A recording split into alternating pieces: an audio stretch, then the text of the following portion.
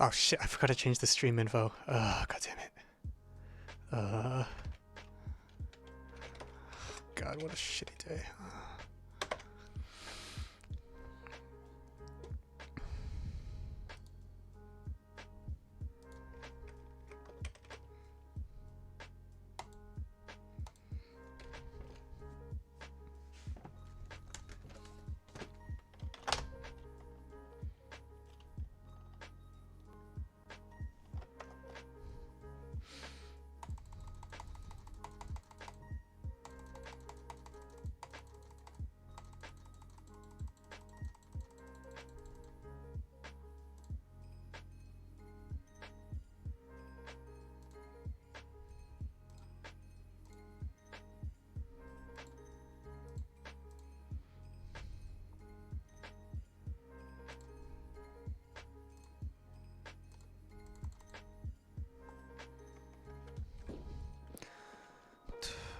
Good morning.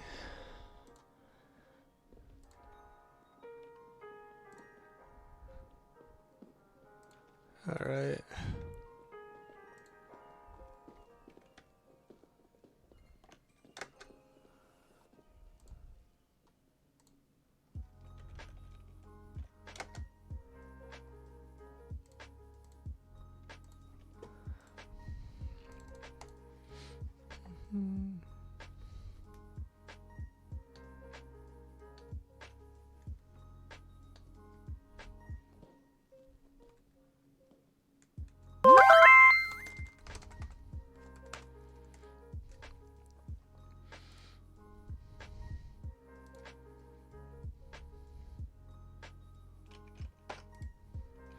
Oh, I need to refund the ones from last time, huh?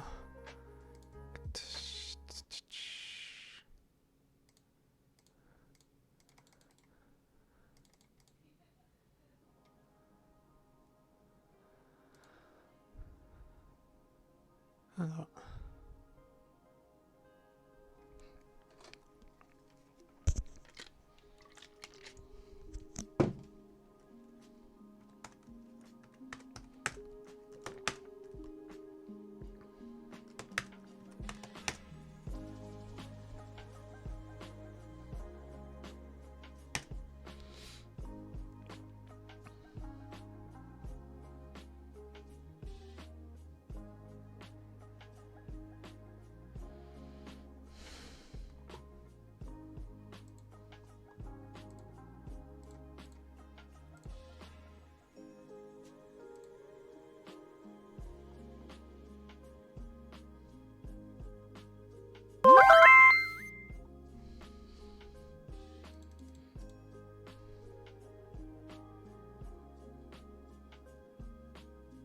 How do I prepare for the JMO?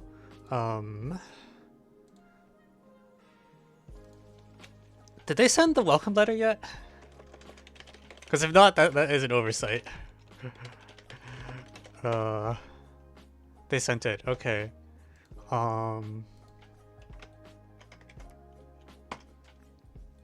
Yeah, I mean, the welcome letter is basically written to answer that question. If you want a more specific answer, then you want a less generic question. They did. Okay, good.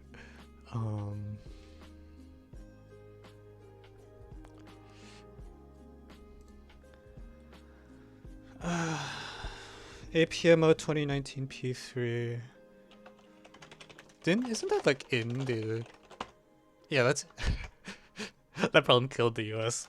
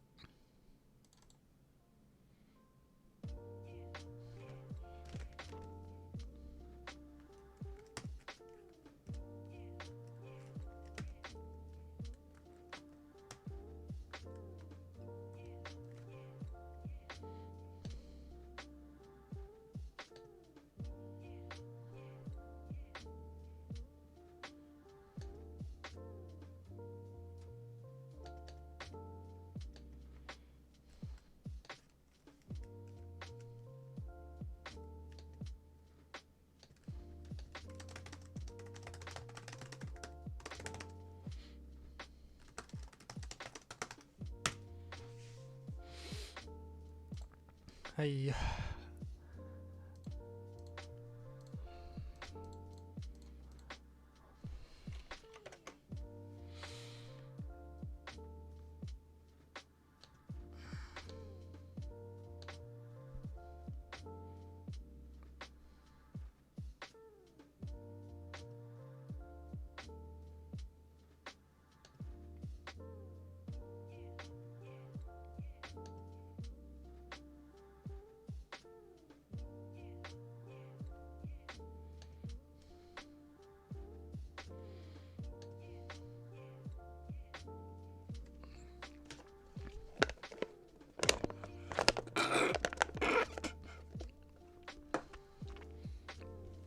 Is USMTS level higher or lower than Amy?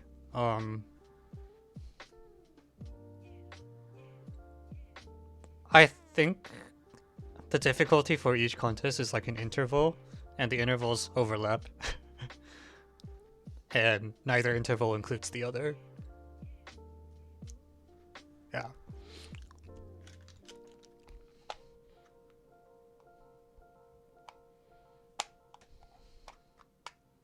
Yeah, I think the hardest USMTS problems are actually probably genuinely hard. And then some of them are just easy. So, shrug.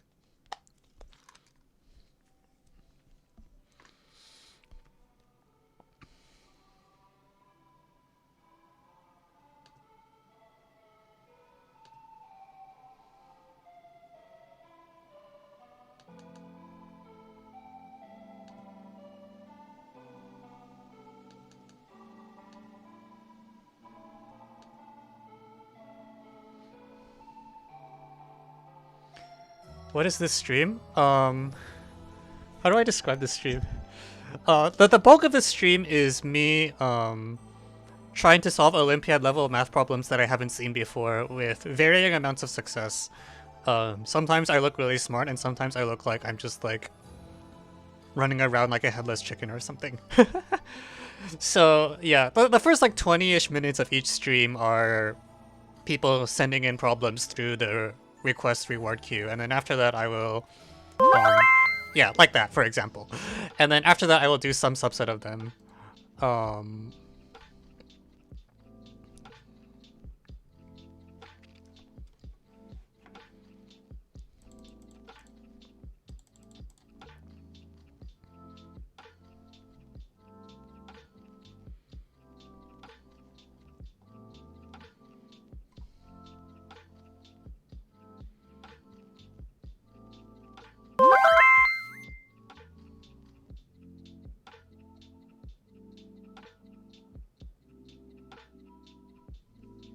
Find all continuous functions R to C. The heck is this? What?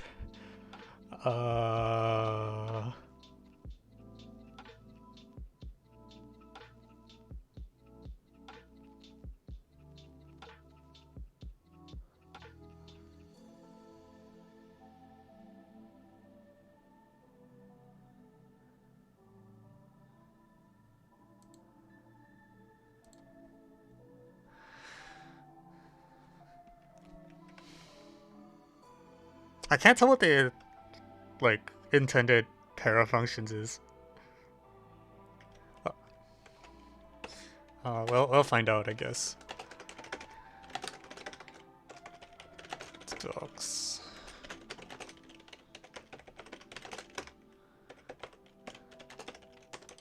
Are 2 years enough to go from basically e to the cx for C complex? Oh.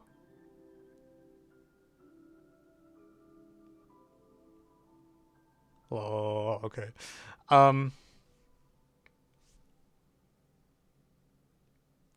Depends on which country, but also like probably yes.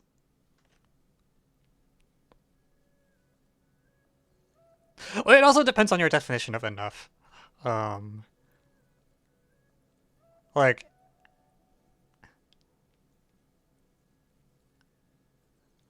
I think there's no theoretical lower bound on how long it takes you to get to so-and-so level.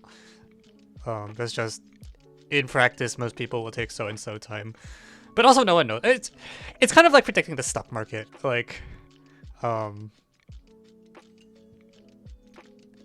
you don't expect every stock to simultaneously crash the next day, but like, also beyond that, it's really hard to say anything useful. Yeah. I know that's not the answer you want.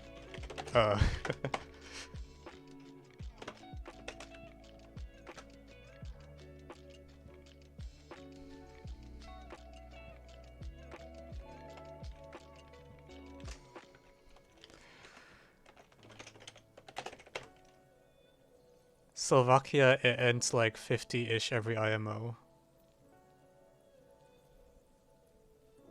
I can't parse that sentence. What is it here?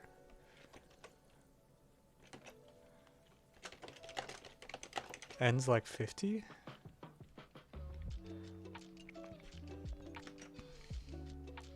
Mathematical Information Olympiad.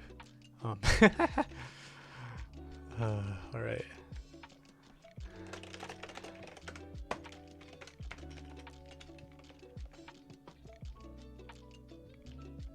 Oh, Slovakia ends around 50th place. I see.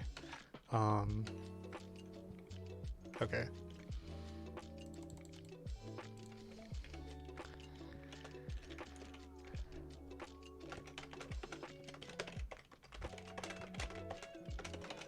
Oh god.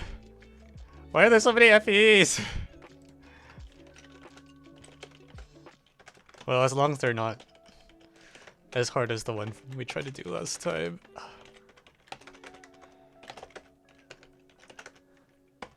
Can I just say I hate double dollar signs? That is all.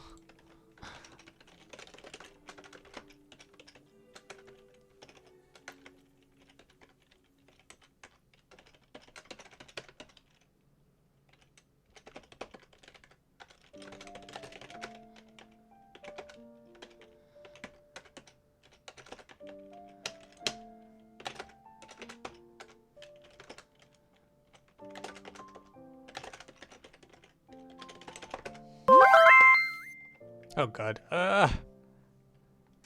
Wow, there's a one variable inequality. Alright. Alright, today's algebra day, everyone.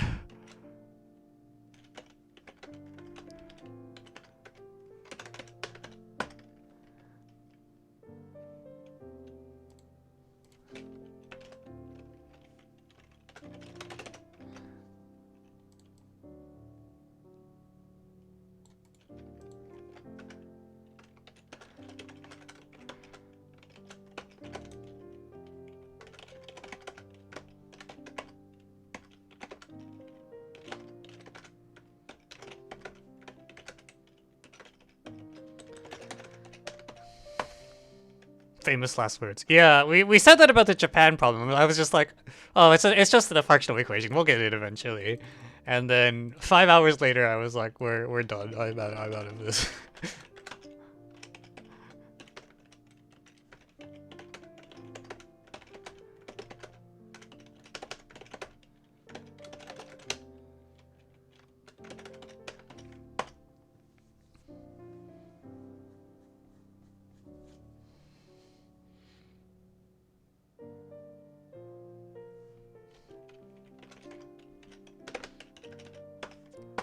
No, I am not sorry.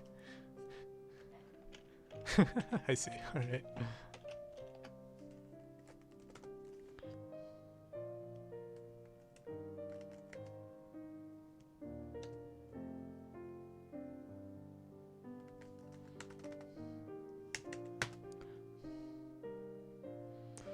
Okay, any more problem requests?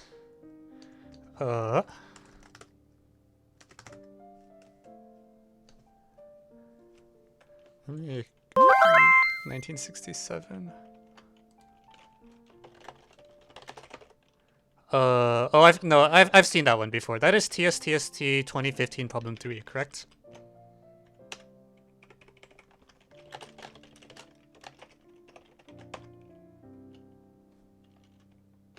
Yeah, I've done that one before, so I'll refund that one to you.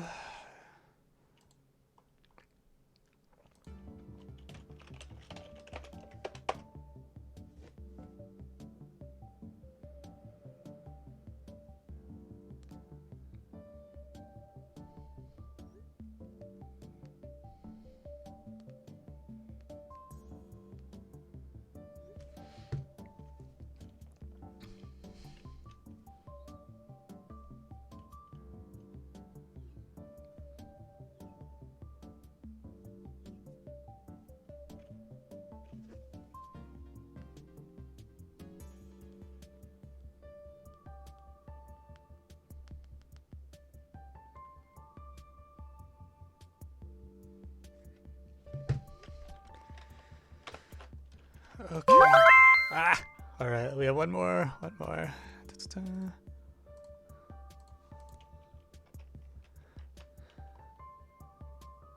Also suggested.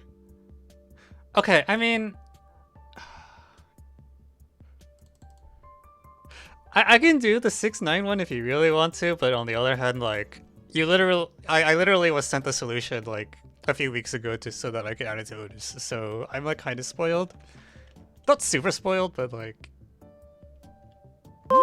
kind of spoiled. And then what is that?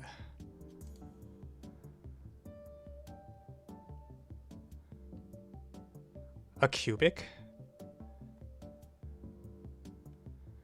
Okay, alright.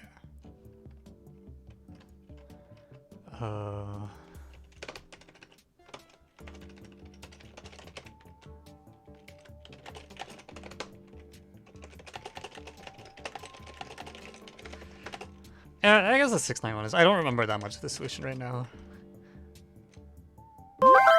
Oh my lord, what the freak?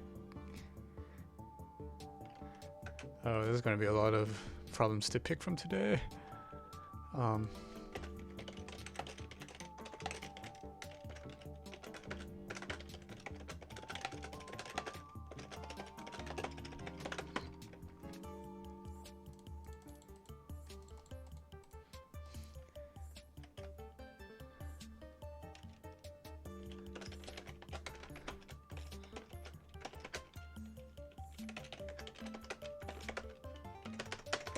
But what am I supposed to do with like a cubic? Well, we'll find out if we do it. Yeah, today is algebra day.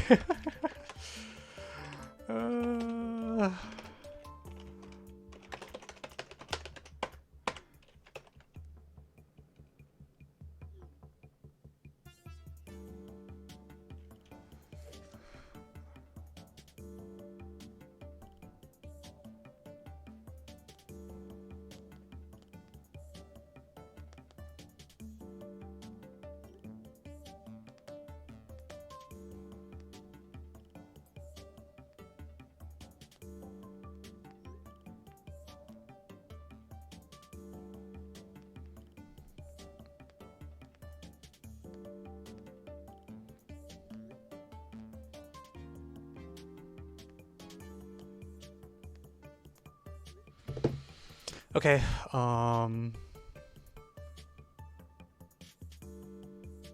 maybe C+2. Okay, sure. Okay, I want to start the poll because oh god, that's a lot of problems. Okay.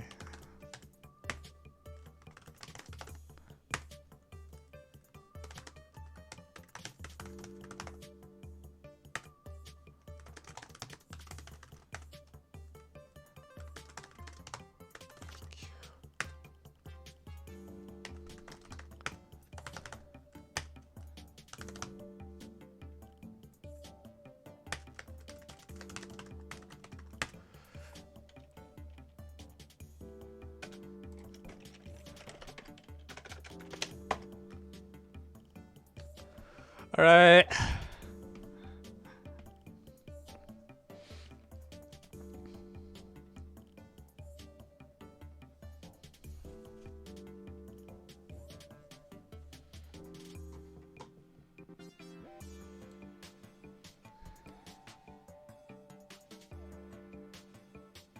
Wait, did it sort the... Oh. Huh.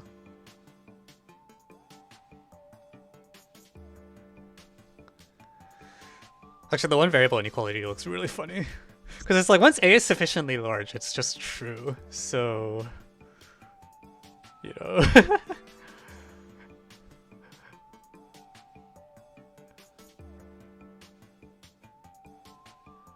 There's a pretty small interval for that you actually need to verify it for.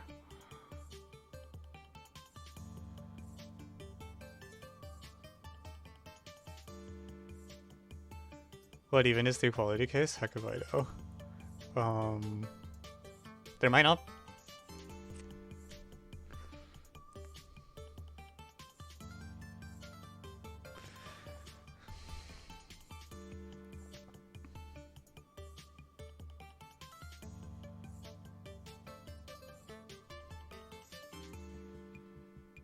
People want to do the 691. All right, that's fine.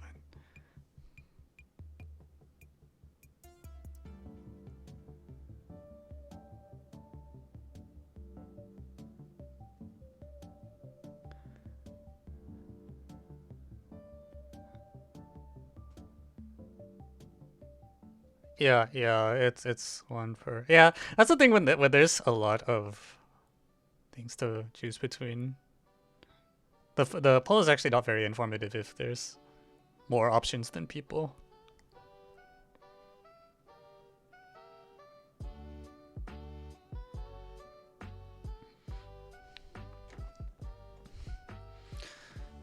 Okay.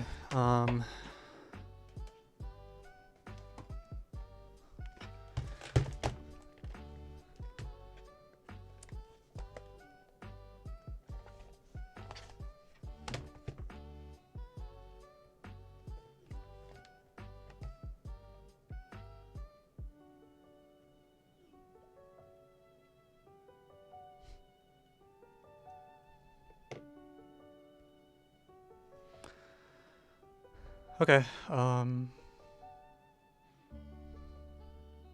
Oh no. I have to do the Z to ZFE.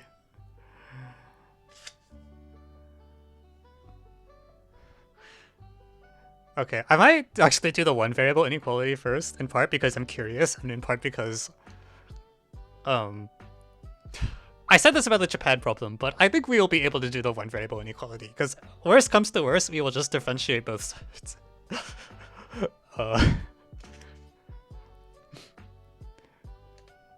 But yeah, 69696 and Z to Z are the two that have more than one vote.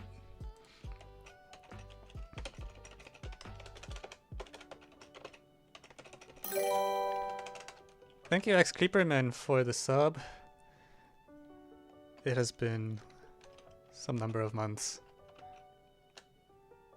3 months? Yeah.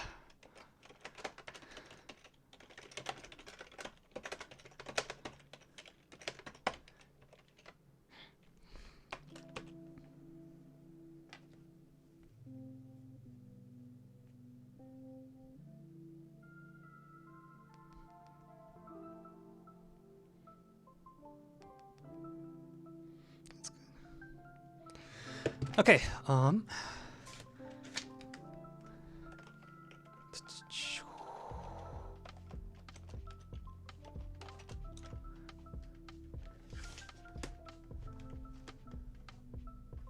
there might not actually be an equality case. We'll find out. All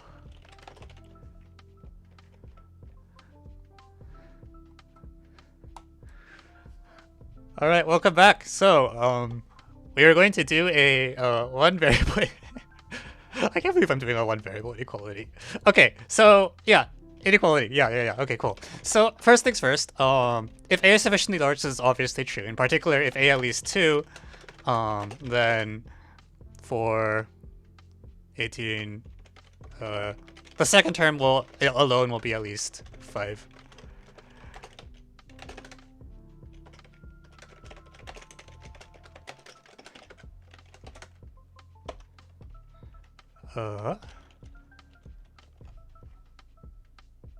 Okay, we have another person who gets the ban hammer. Freak. I don't remember where the ban button is actually. I never do. Boop.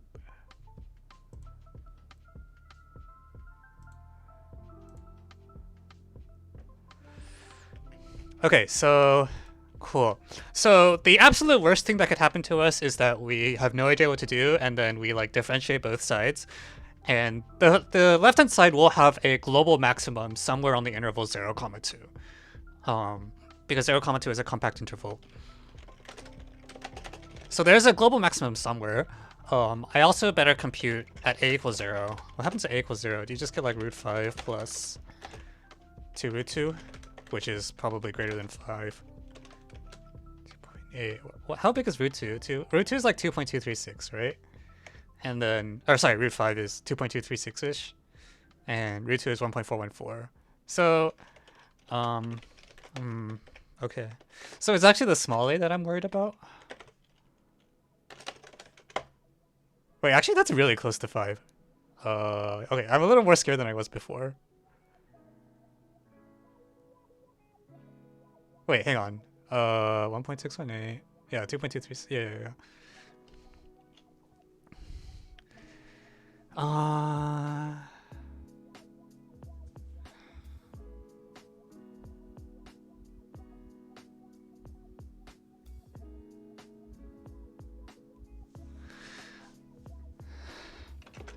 so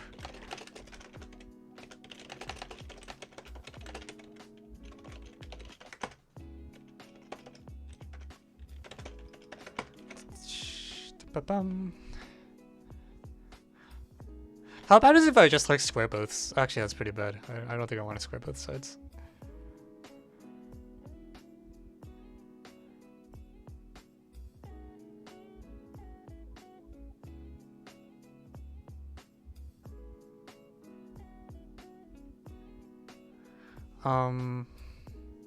Root a squared plus 6a. Root a squared plus 6a grows like how quickly for small a?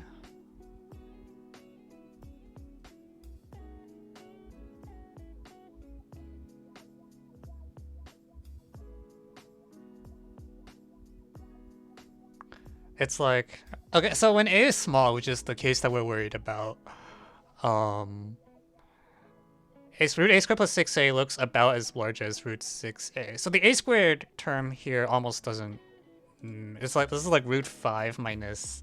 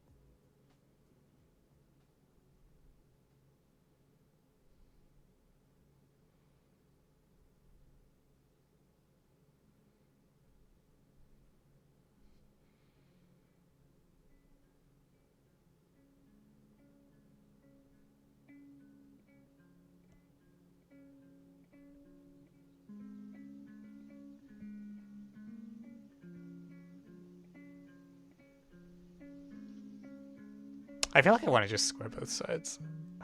Like move the.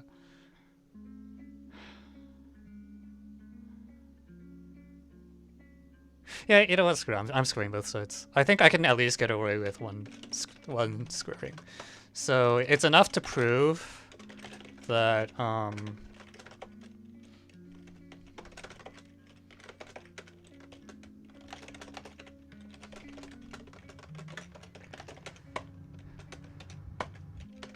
so it's enough to prove this inequality for like a less than or equal to 2 or whatever.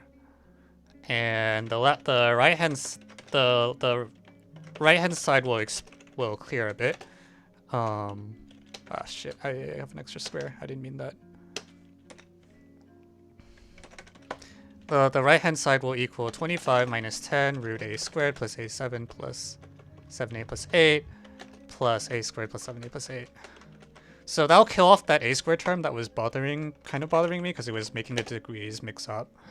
And so now I want to show 20 plus 10 root a squared plus 7a plus 8 is at least... Shit, no, 20 is on the other side. 20 plus root a squared plus 6a. Oh, shit, no. Constants.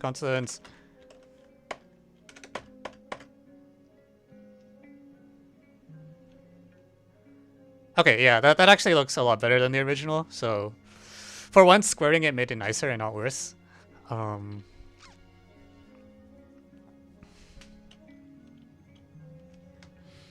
and then when I plug in a equals 0, I get like about 28.28 on the left-hand side.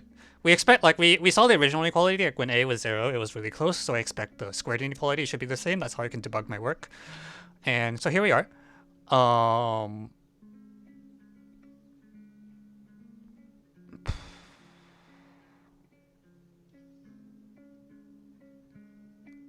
There's going to be some...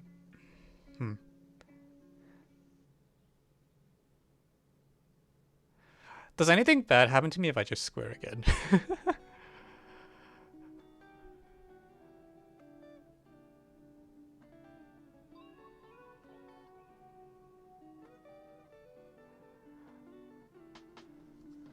I kind of want to just square. There should be a 7 on the right hand side? Fuck.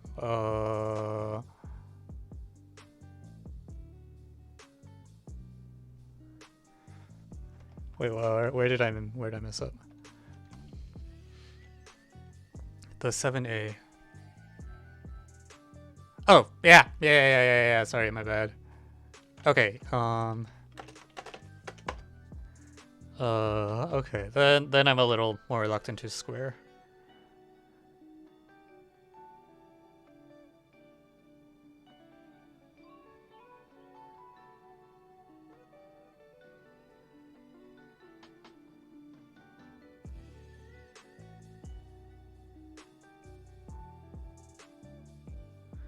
When I plug in a equals 1, I get 40 at least 35 plus root 7. Okay. And then, okay.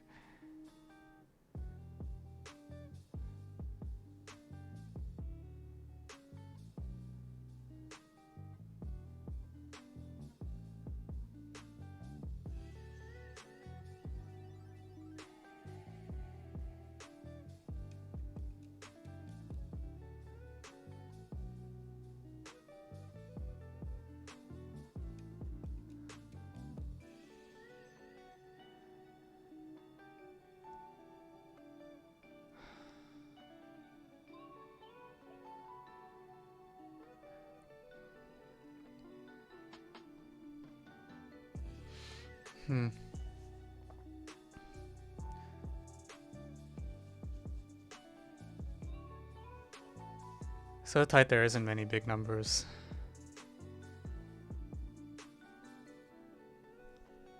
Which constant term?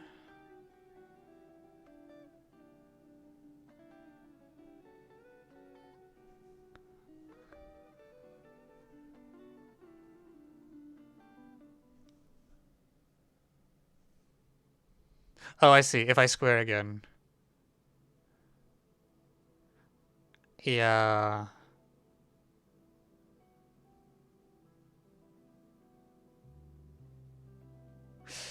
So should I just square again?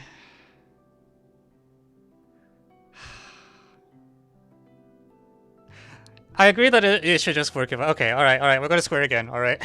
We'll give the people what they want. All right.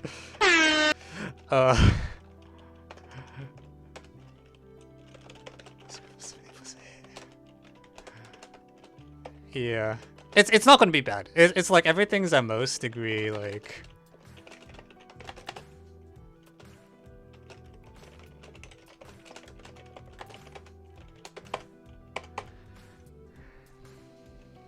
So if I square both sides again, yeah, that happens. So we'll expand the right hand side. It's like 49a squared plus 196 392a plus 784 plus a squared plus 6a plus 2. I'm just going to factor out this. So 50a squared plus y, something's wrong. Did I 196? Really? There's that much stuff left over? I find that a little hard to believe.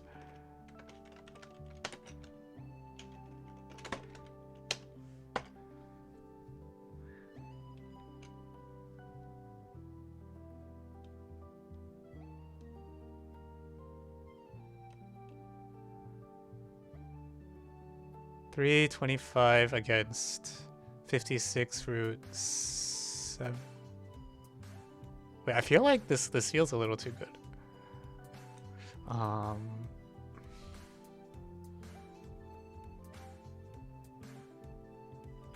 The cube of a trinomial. Wait, what?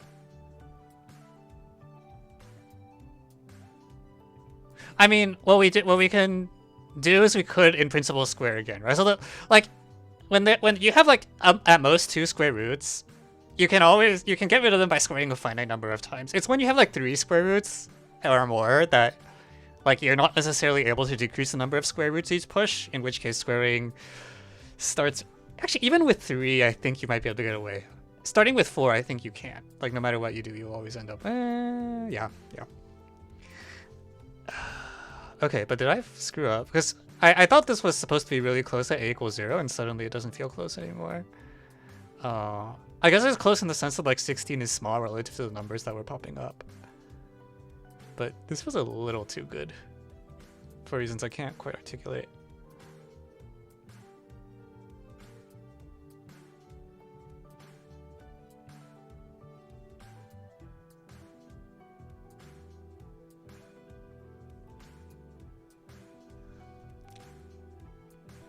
It is 16 at least 14.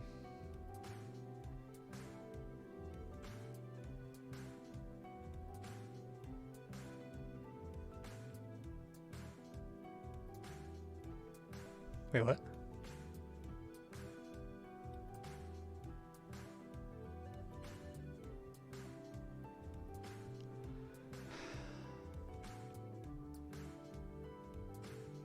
Okay, can someone tell me if I messed up yet?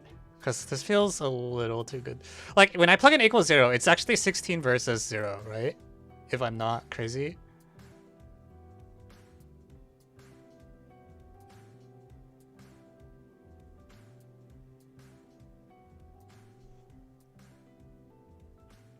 This seems correct? Okay. I mean, it is also true that squaring both sides like amplifies the difference between them, so maybe it's okay. It just, I don't know. This felt a little too good to be true, but maybe it's fine.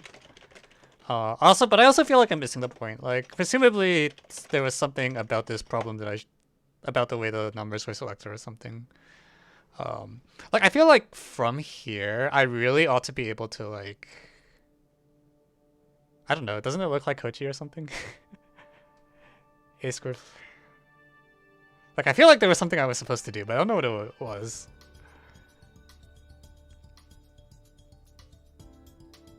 This is such a good problem. I don't know what the trick was supposed to be. I feel like there was supposed to be a trick, but I don't see it.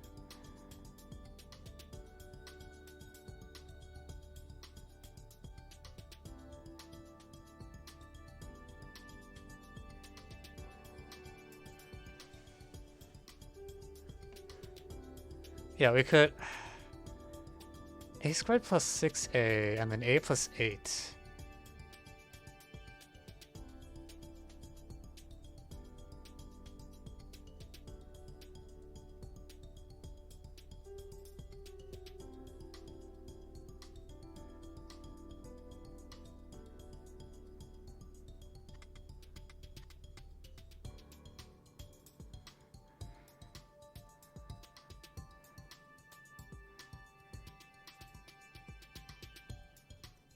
I want to know what the trick was, though. 7 is like 49 plus 1, right?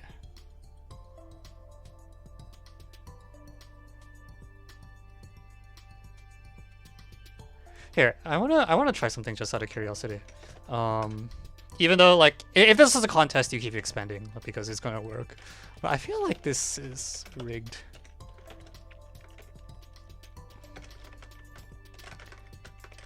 So, like, very roughly the thing you wanted to prove was this. And I'm gonna clear the 50s. I'm gonna multiply it by like 50 here or something. And then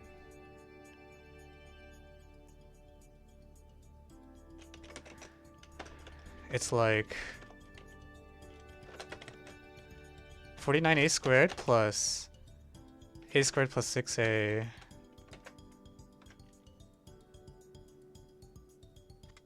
I don't think this is... Like, doesn't it look like it wants to be Kochi or something?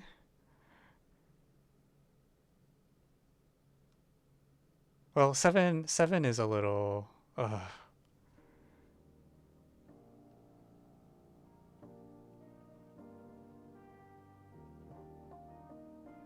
Like, it looks like it wants to be Kochi, right?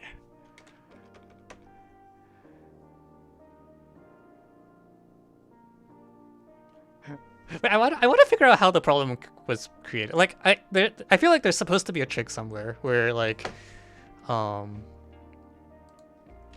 me pull the 100 back out. Oh,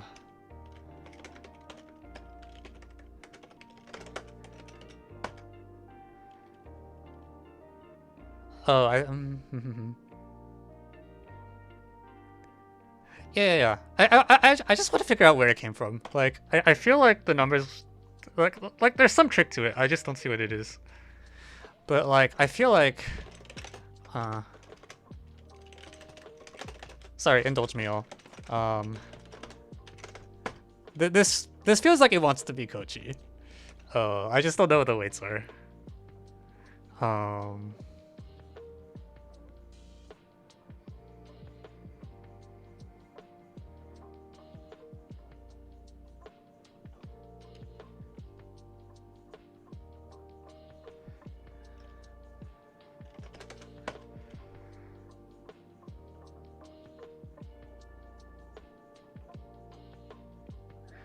So we know we need an a squared plus 6a somewhere, right? So we want like, there's like a squared plus 6a times something. So by scaling, I can assume this is like 1, right? And then something plus, and then something.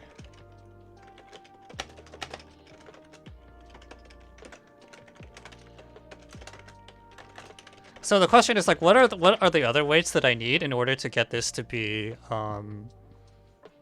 28 plus 7a? If I have like a 100 that I can break up somehow.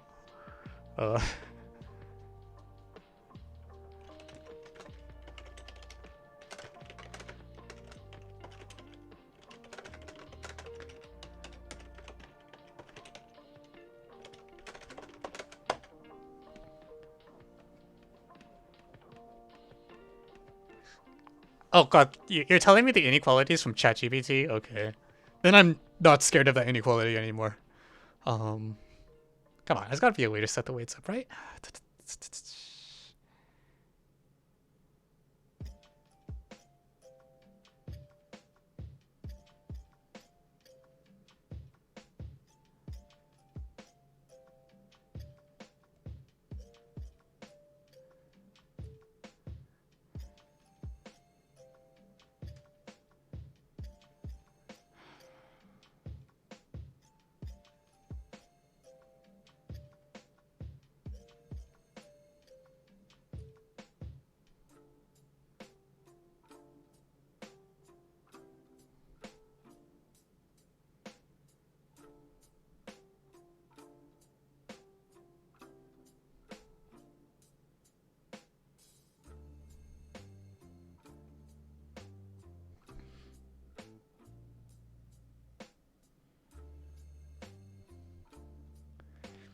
A squared plus 6a is so much bigger than a plus 8. Well, I think the point is that you break the 100, right? Like you do like 2a squared plus 14a plus 16 or something, and then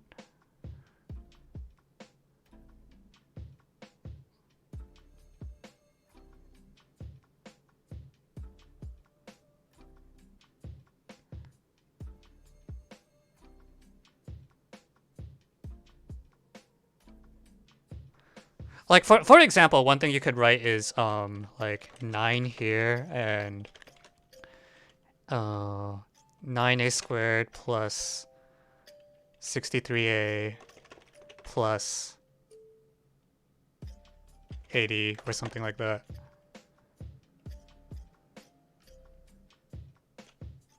Which actually doesn't.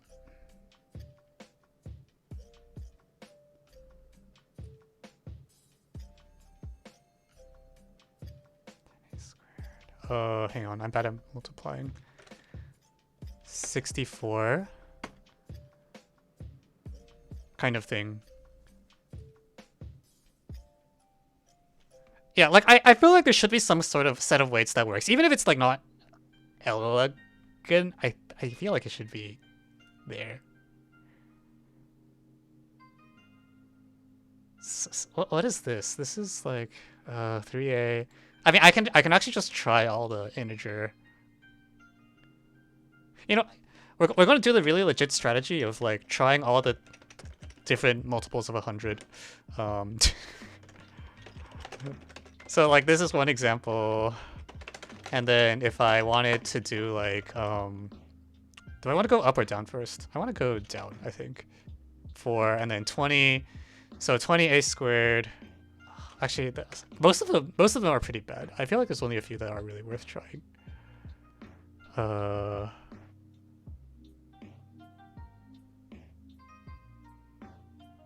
Yeah, I get like if you square a lot. Spoilers on Twitch are fine. Yeah. Yeah, if you want to just give me the weights, I'm totally okay with that. Because I feel like I know what's supposed to happen, and then it's just a matter of like throw shit at the wall until one of them sticks.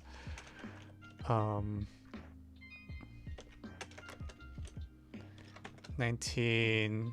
Okay, so 20, 140, 134A. Yeah, no, the 19 is pretty bad. It's 49? I thought I tried that. Fucking. Wait, I thought I tried the 49 in my head. Oh, okay, alright, well, there you go. 2a squared. Oh, yeah, that's beautiful. A plus 4.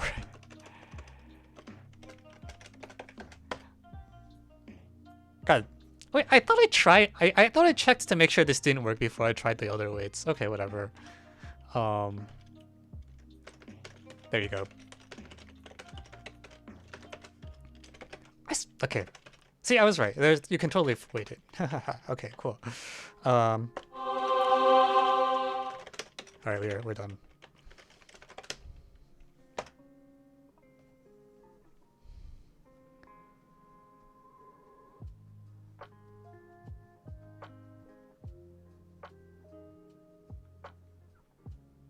Seven, A plus 4.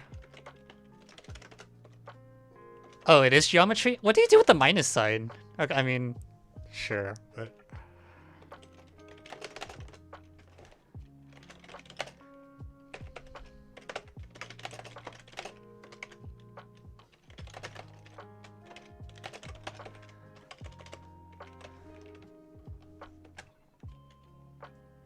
Oh, you shift it. Ah, okay. You shift it, okay. Very well.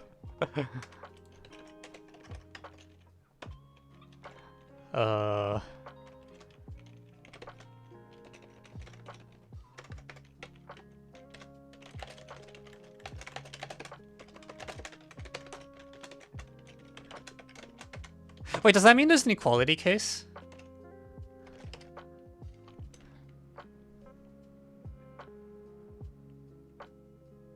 Or no? Our aim, like, does exist. Okay.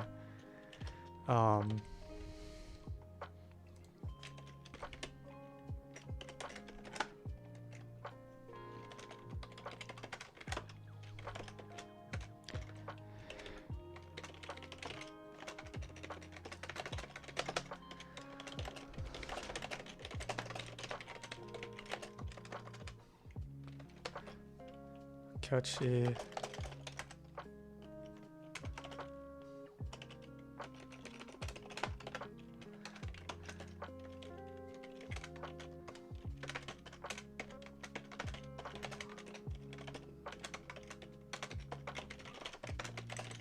Two approaches.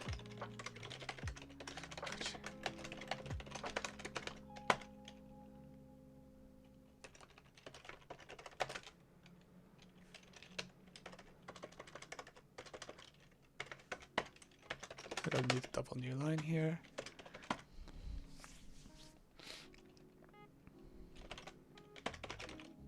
Yeah, I was literally about to try every divisor of 100, so, you know, it was gonna work, but also, I swear to God I tried the 49 thing. Ugh, whatever.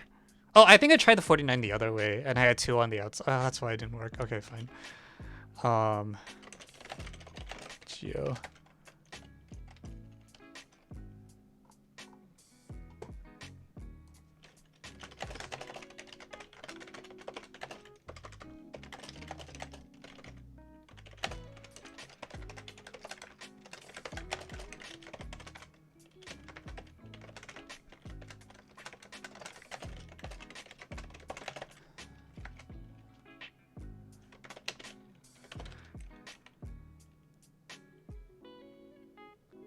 So you want 3, comma 1, A, comma B, and minus 4, comma 0. Okay. Geometric argument. Which, okay, this is also a form of Cauchy, right? You can always get these kind of triangle inequality, whatever. Cool.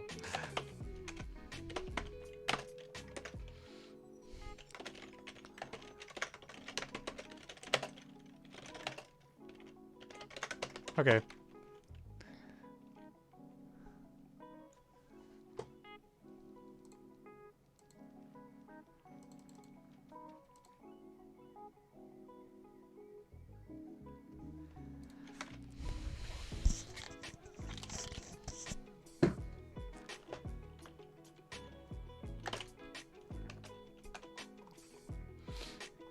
Okay, what did we say we were going to do next? I already forgot which.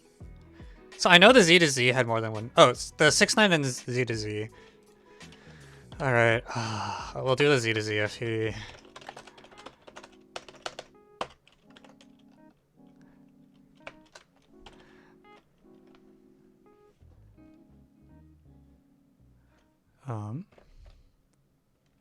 Wait. What happened to Twitch chat?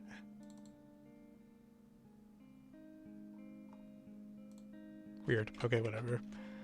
Alright.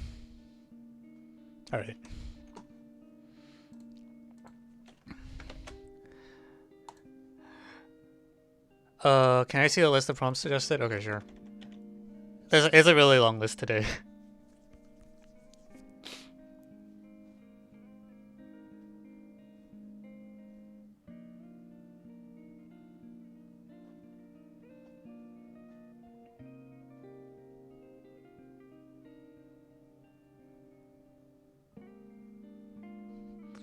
Yeah, alright.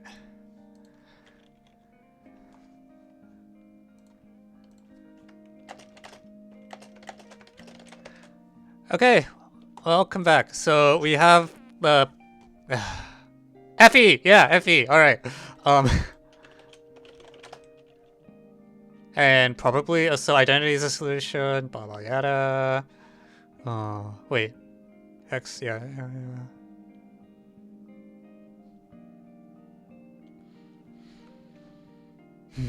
All right, whatever. We're just gonna throw shit at the wall for a while.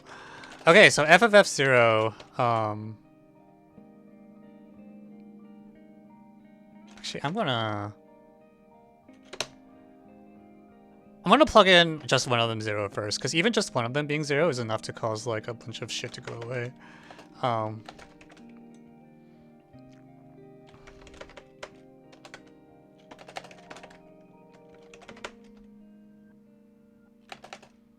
I squared f0 plus x. So, like, okay.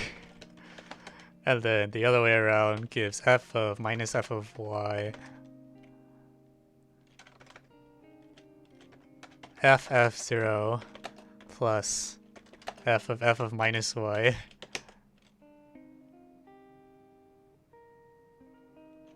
Equals, boom, y f minus 1.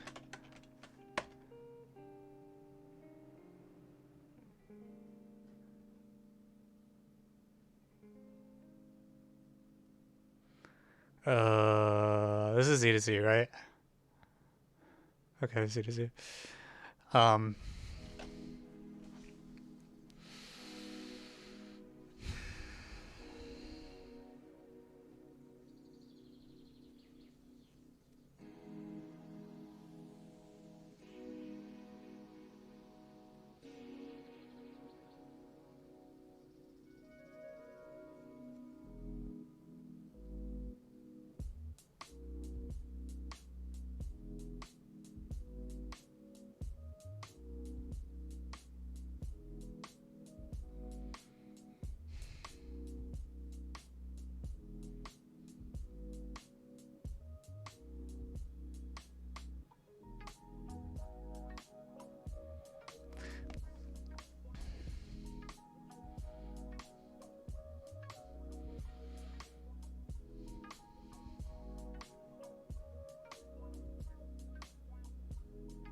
the nesting on the left is really obnoxious, actually.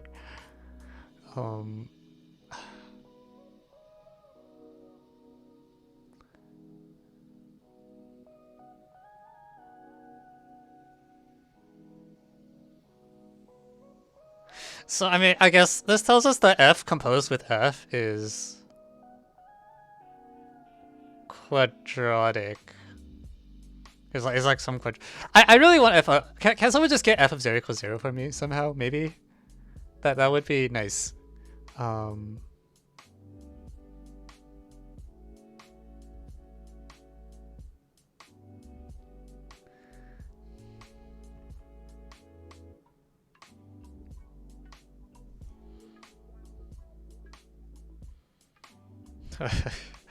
Yeah, I don't know why I'm doing this problem either.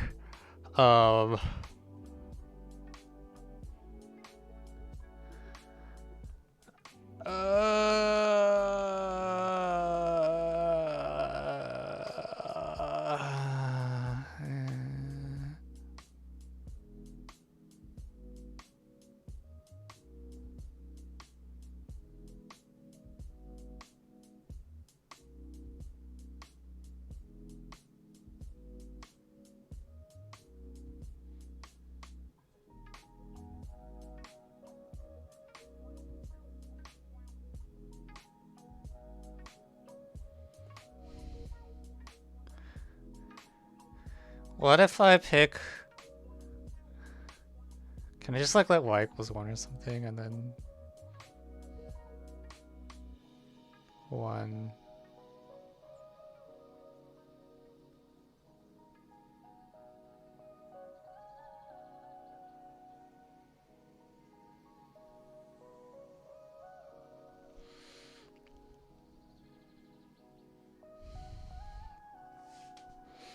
It's the nesting on the left that's really annoying. Like, because they're just so... Their expressions are so bad. Like...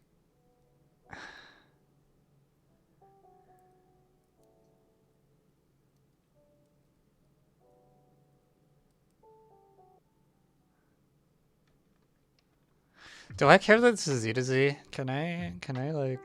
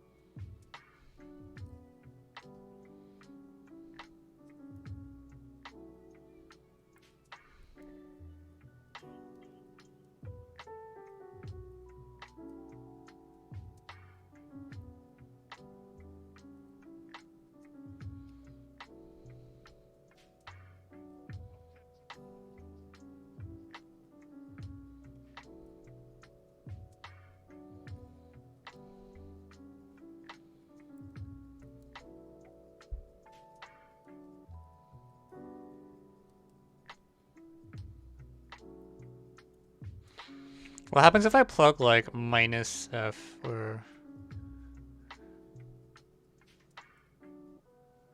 If I let like x equals minus fy here?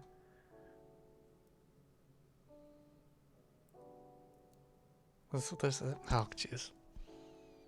Oh, God, this looks so bad.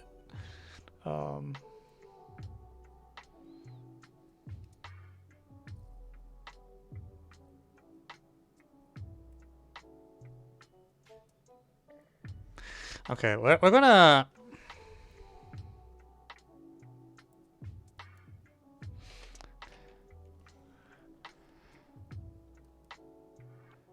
We're gonna use the second equation, right? So write the second equation as saying f of minus... We're gonna just live with the minus sign because it's for AB. Then... So rather than doing triple f, I need to mix the signs very carefully. So I think this is what I want. F of minus ay plus f. Actually, this is actually still pretty bad.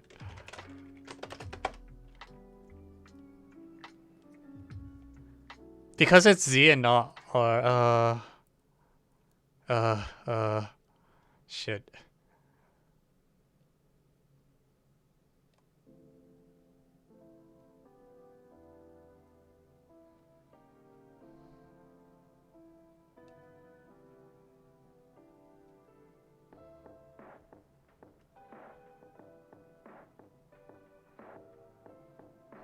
Yeah, that's still not great. Sorry, you're right. Yeah, this should be a minus sign.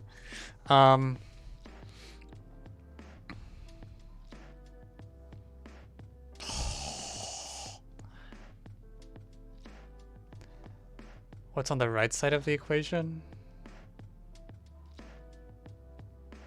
I was this A and B are these like crappy constants, right? I don't.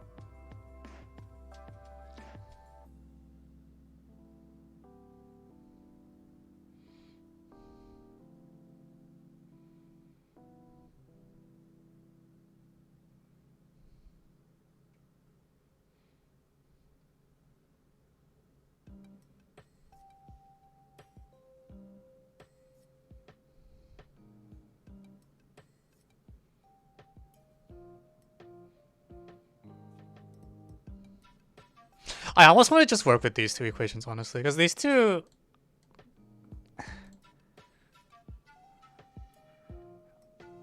They're kind of weird because one of them's quadratic and one of them's linear.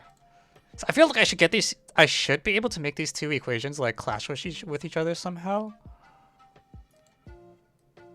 I'm not sure exactly how though. What if I do like f minus ff or something?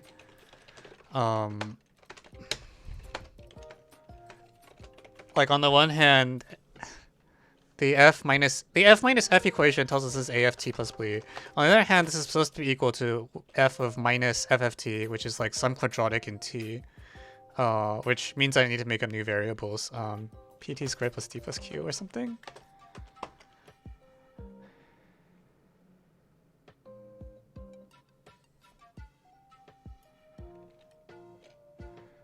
And if I like negate both sides and then take f of both sides, will something happen?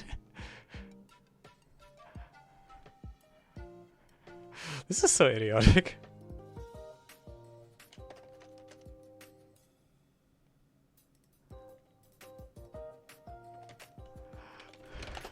Like, okay, so minus aft plus b is equal to minus this. So now if I take f of both sides, then I can do something. I'm not sure exactly what. This is like minus a fft plus b is equal to f of... Okay, so f and minus f is like a minus pt squared plus t plus q plus b. So someone stop me if I make a mistake, because honestly, if I make a mistake, there's no way I'll be able to tell. Because these equations are so unnatural that it's like. And the double F is so okay, we're gonna make up names for this, right? F of x is px squared plus x plus q. Shit. Why did I negate the thing in front of p? I should just keep the signs all consistent, right? Minus f is like ax plus b. So put. So we're gonna get rid of the minus signs in front of the q because they're just confusing me. Okay, so I think I killed off all the f's. F of t is like pt squared plus t plus q. So what is this? So this doesn't tell us anything about xy minus 1 and xy plus 1. So negate. There's sign errors on the left, maybe. Probably, honestly.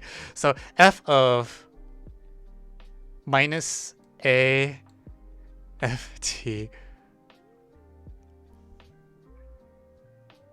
Negate inside the f on the bottom. God damn it. What? Ah!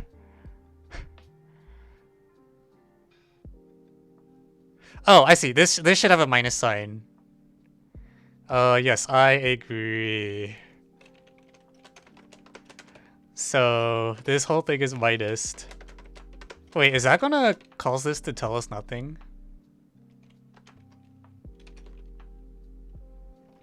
Wait, did these commute? Are you serious? You're kidding, right? Oh, come on. Oh, that's just rude. No way.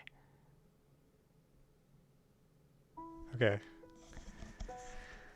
Okay, well, that was worth a shot.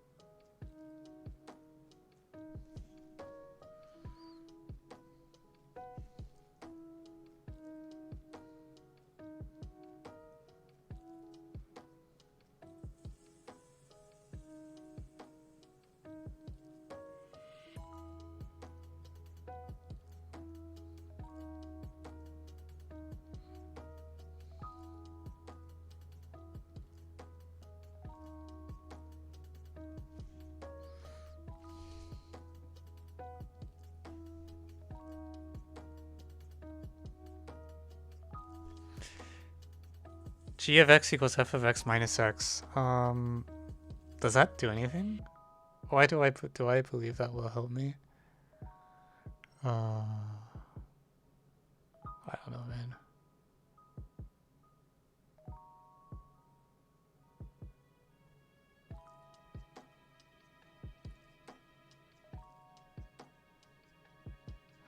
So okay, this equation is like minus f of y is like ay plus b or something.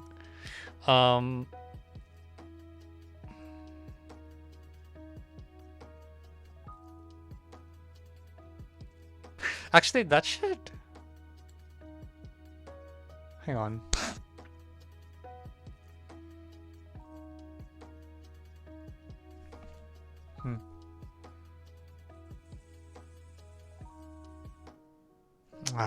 Goddamn. Like, these two equations should not be compatible or something. Like, I don't.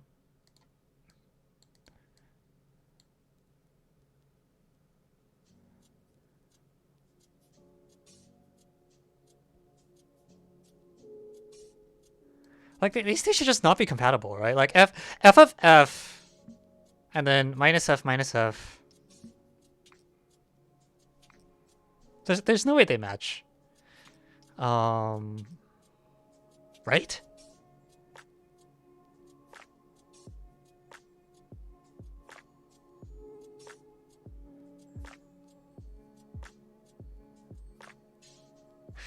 So like the solutions to,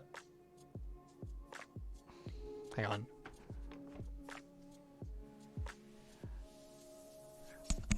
These don't match, right? Like the solutions to f of f equals px squared. That tells you like the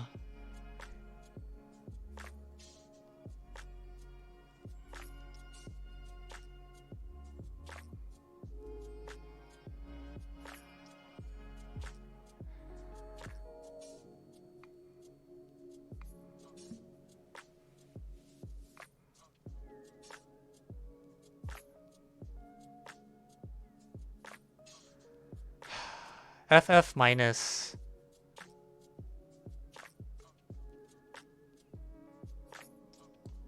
the set of solutions to f of f equals px squared plus x plus q should be possible to describe pretty explicitly, I think. In particular, okay, this equation says that f is injective unless a is 0, right?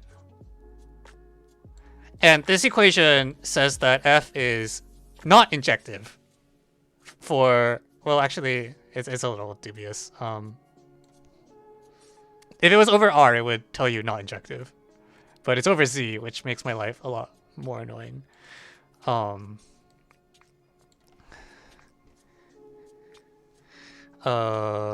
P minus U.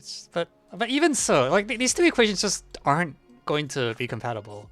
Like there's just no way.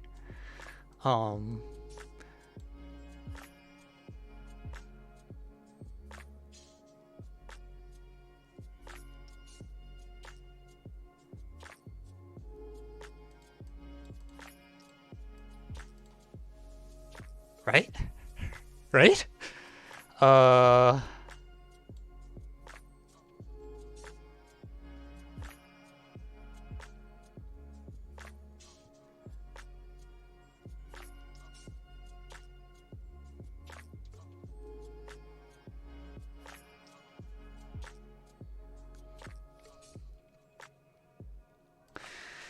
Okay, I'm gonna... Yeah, f of 0 should be 0, is what we think is gonna happen. What? It's just like, I feel like I know, I can actually describe completely the set of solutions to f of x equals 2x, for example. And they do not look like the set of solutions to f of x equals x squared. Like they don't look the same at all. Which is why I just don't... I feel like this should just not work or something.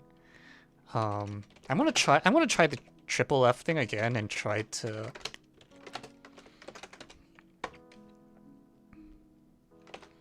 Right, like, okay, so f of at plus b is minus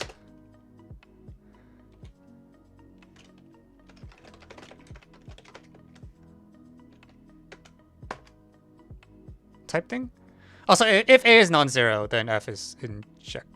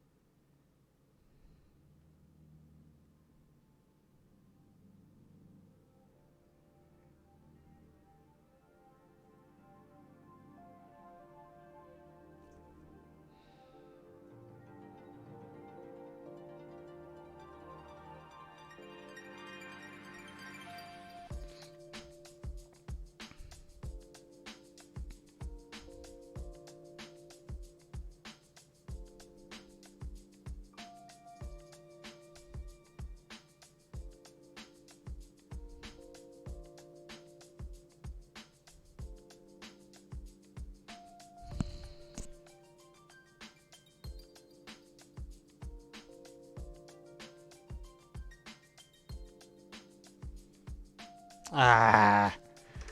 This is so stupid. I could actually try to like do normal algebra theory. I just feel like these two equations should be enough to show that f is not.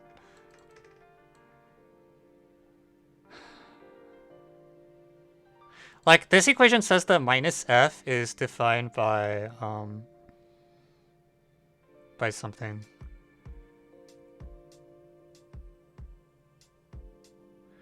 At the very least, it gives us that if a is non-zero, then f is injective.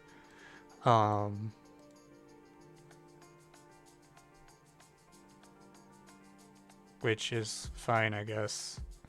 And if f had been real valued, that would have been pretty good for us, actually, because this thing kind of shows f is not... If it had been over R, then this would show that f is not injective, because px squared plus x plus q is not an injective function for non-zero coefficients p. But sadly, we're over z, so my grand plan is not going to work.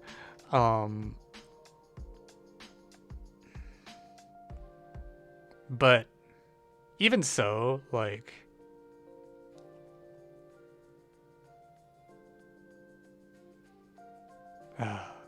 I would legit be basically done if this was over R instead of Z, which is infuriating because the original equation doesn't look Z-ish. Like, I don't know how to describe it.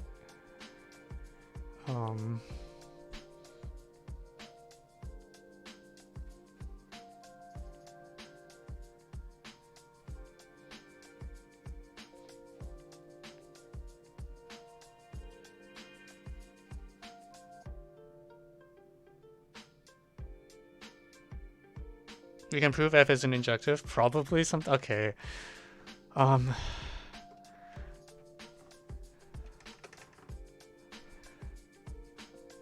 Okay, so the proposal is that I should take this stupid thing and then let t equals minus f of s. So we're gonna pump it again.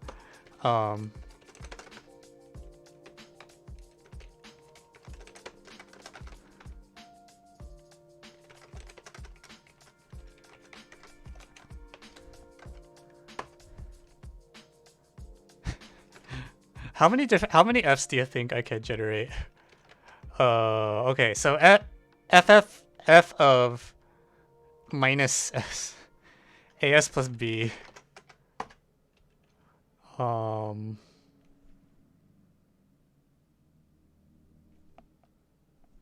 was f of quadratic in f.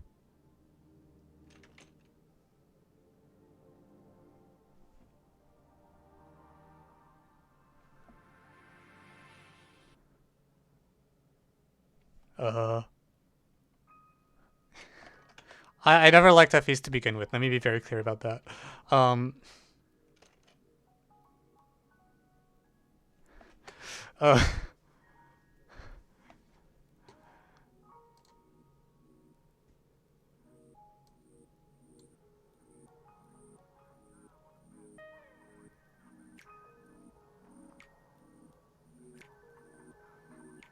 God, why is the Z to Z? Who does that?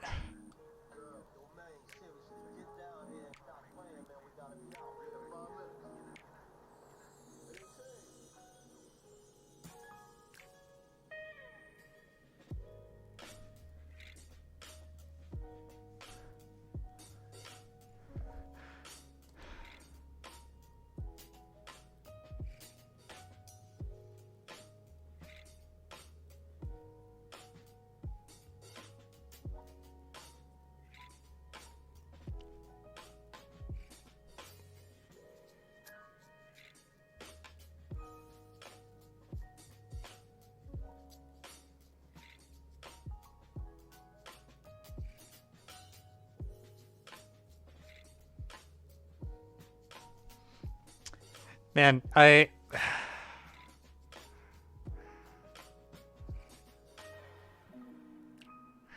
So, over the integers, I guess for p greater than 0, px squared plus x plus q is actually an injective function.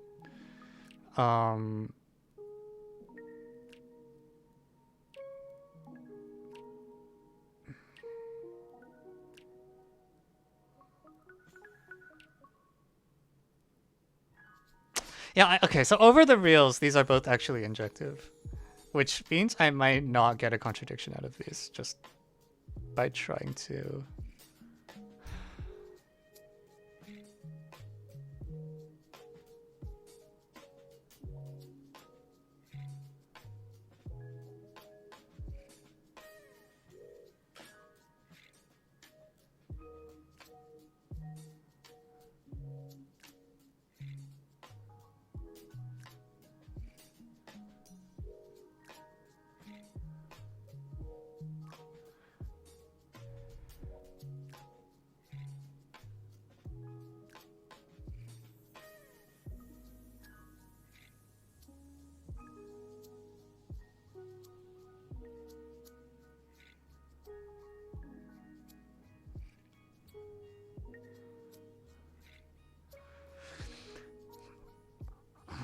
So P is actually equal to negative B is the other thing. So I could, in principle, like, try to exploit that, maybe.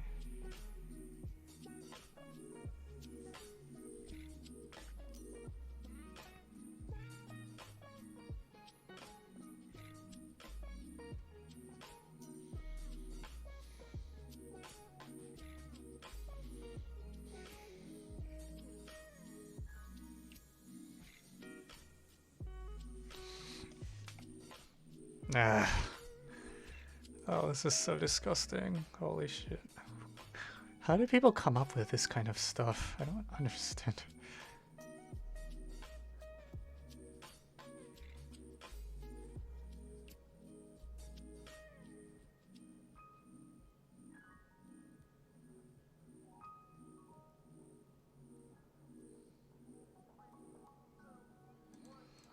Why is this not over? Oh, we could be almost done.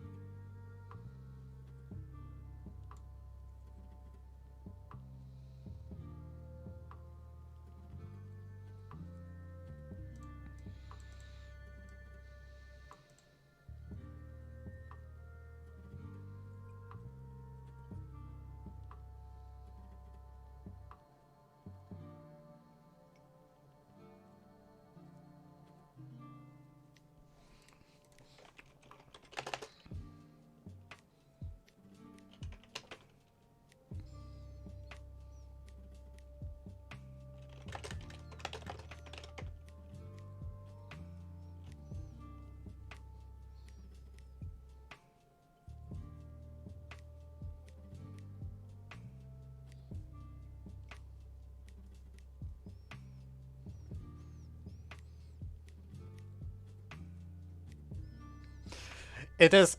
So, okay, like, if A is non-zero, F is injective, that does actually tell me P is not equal to, 1.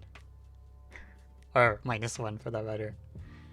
So, it is something. If f of -1 is non-zero, then f of 0 is not plus -1. I don't think that's what I'm supposed to be going for, though. Oh, come on.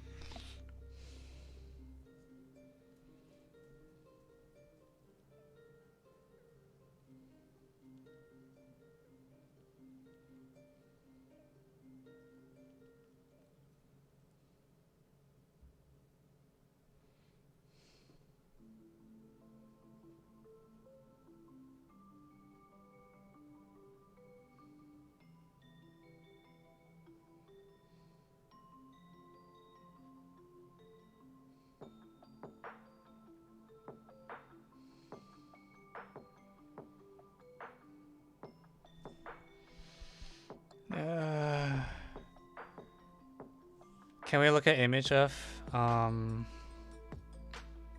So the image of f contains all the things which are b mod a, or b mod absolute value a. Hi, Anurag.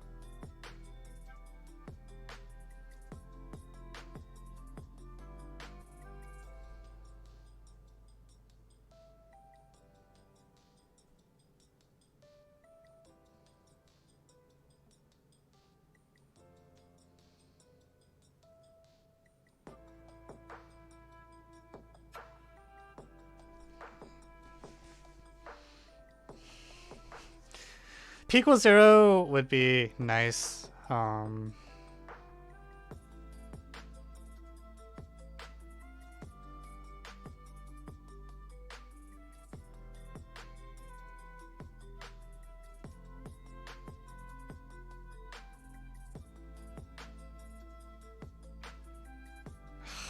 my freaking.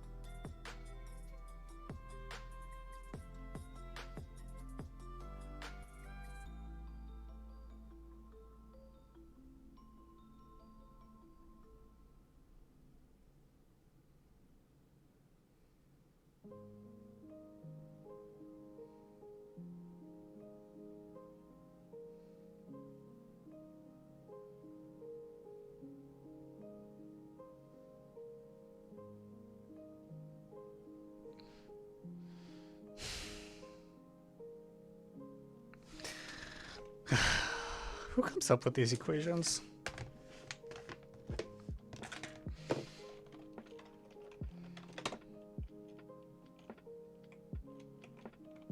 Oops, I didn't mean to do that.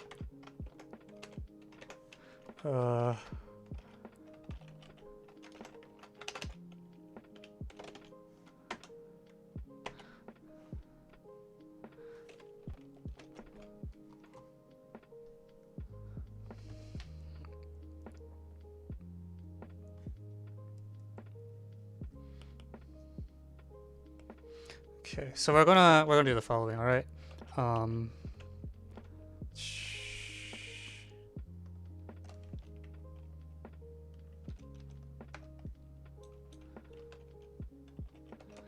So we're gonna let you well,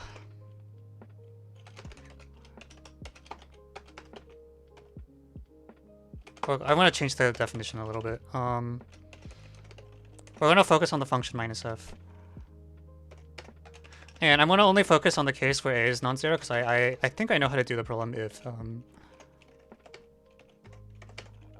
I think I know how to do the problem when a equals to 0, because then things should just burn.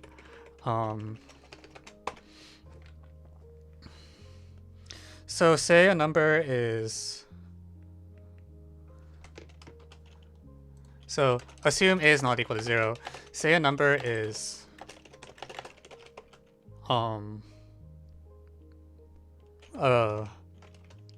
basic, I don't know, if it's not b mod absolute value a.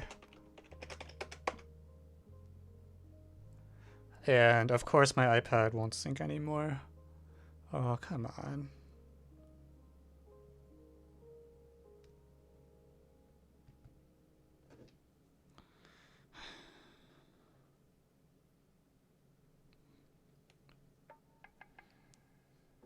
So there's the world of basic numbers.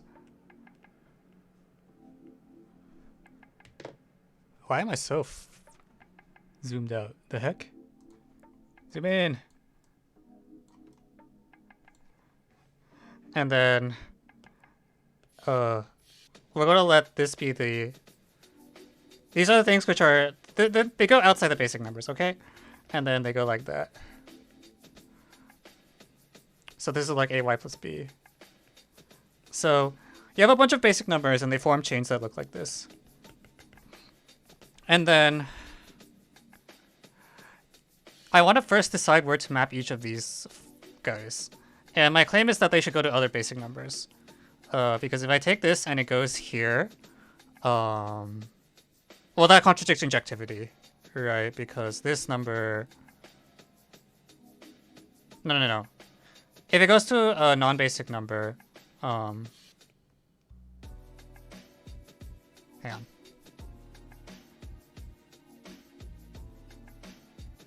I think it looks like this. I think the arrow's picture has to look like this. Let me stake that claim.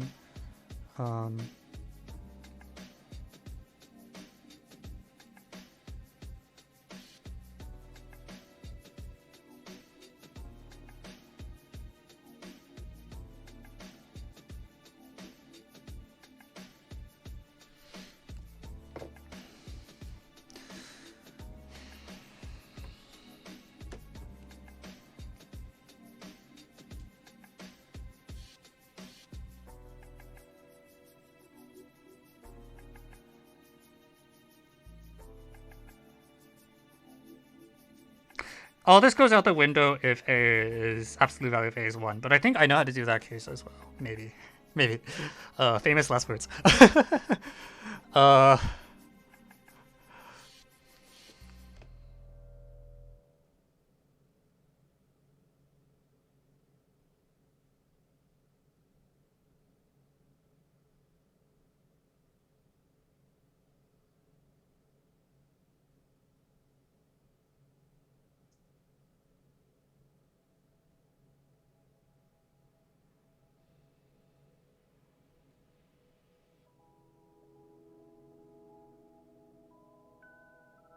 Is this true? I think the picture has to look like this, where I pair up the basic numbers, and then, like, they look like that.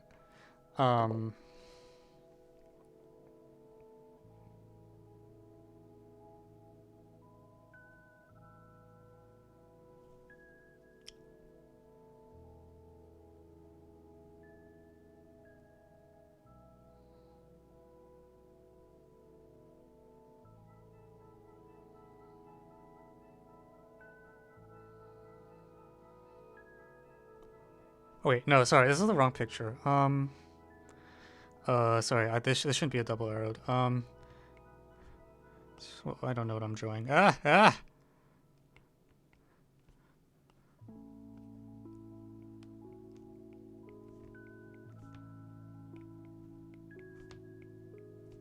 think it looks like this.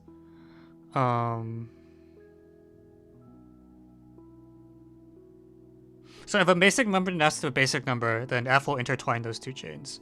And then conversely, if I have an arrow that looks like this, then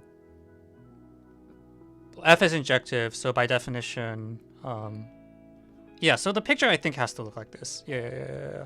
Okay, that's fine.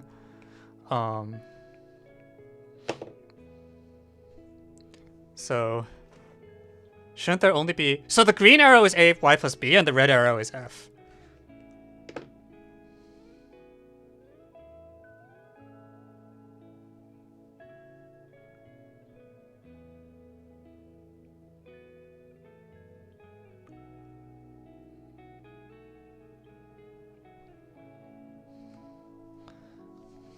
Or sorry, the red arrow is minus F.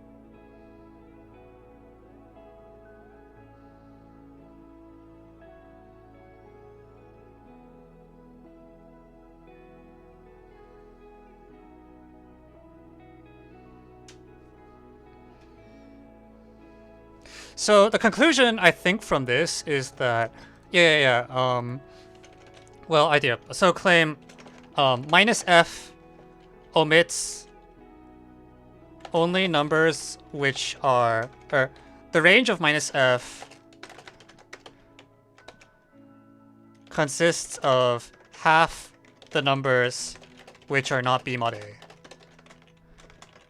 For some really warped definition of half. Meaning, you take the set of numbers which are not B mod A, and then you draw a bijection, you pair them up like this. And that's the set of numbers that are not in the range of f.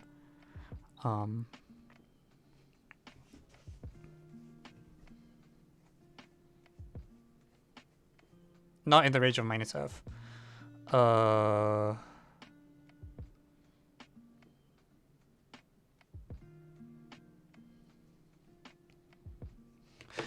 But by the same token, why does this feel extremely sketchy?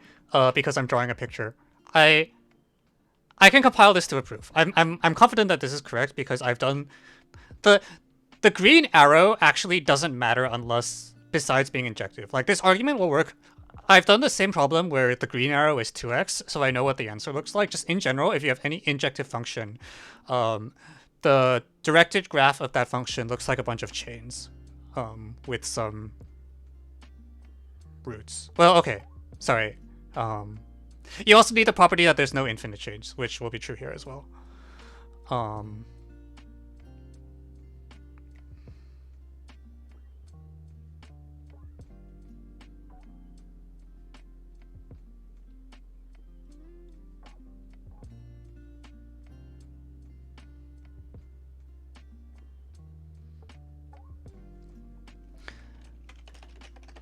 And meanwhile, the range of plus f, oh Jesus, what the hell? Y equals minus x da da da equals x cubed plus ff. Oh lord.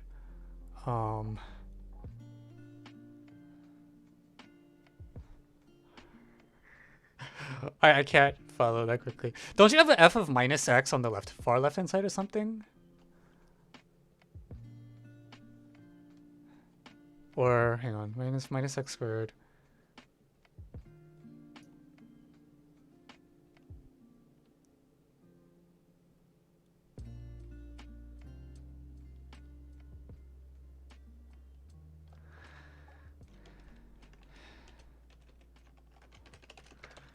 Oh, so the range of minus f omits precisely half the numbers and maps each of them to the other half. Meanwhile, the range of f consists of half the numbers which are not of the form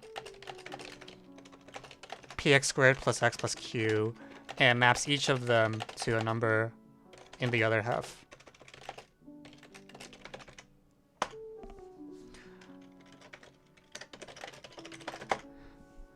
Okay, and this should burn. This should not work. Because the set of numbers of px squared plus x plus q is much less dense than the set of numbers which are b mod a.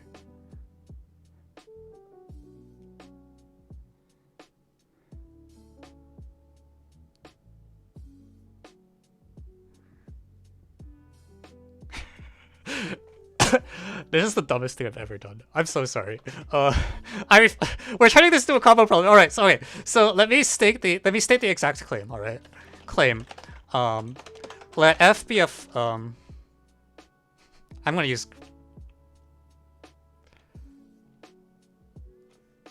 It should work. I have faith. All right, we're gonna have faith that this is gonna work. All right. Okay, we gotta believe. Yeah.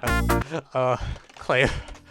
Okay, so let psi and iota be two functions from z to z. We're also assuming p is non-zero. If either p equals 0 or a equals 0 / plus minus 1 or whatever, then we're going to handle all those cases separately. So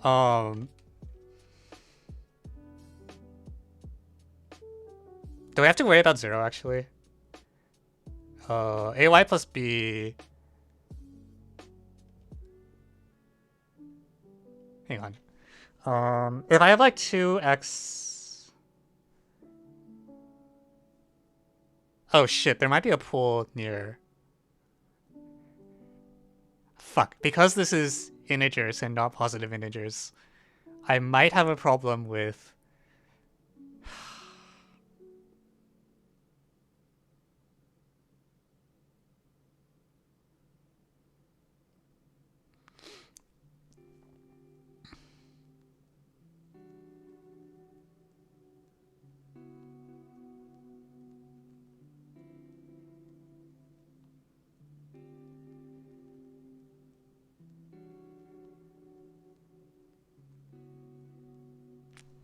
Alright, hang on, I need a picture again. There might be up to, for the green thing, there might be up to like one thing that looks like that.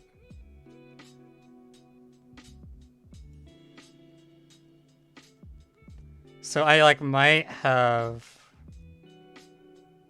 No. I think it's fine. I think that then the red thing has to do that as well, right?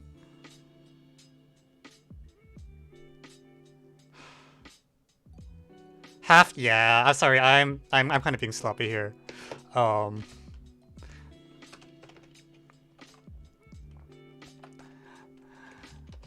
So let psi and iota be two functions from 0 to z. Assume iota is injective with up to how many exceptions can I have? We're gonna say one exception. I think. Wait, oh, fuck this.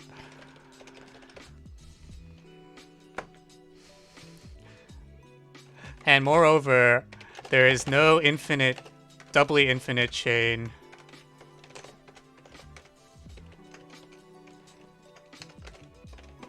And there's, moreover, no doubly infinite non-constant chain of numbers t minus n, tn. So there's no chain that's like goes downwards forever. T of iota tk equals iota.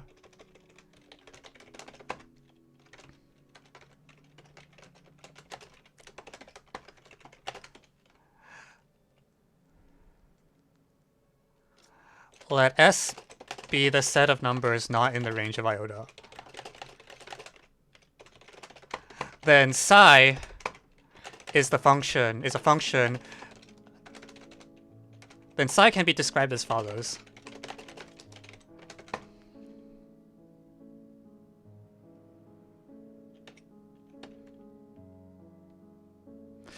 Psi of, take a partition S equals A, disjoint union B, and then psi is a bijection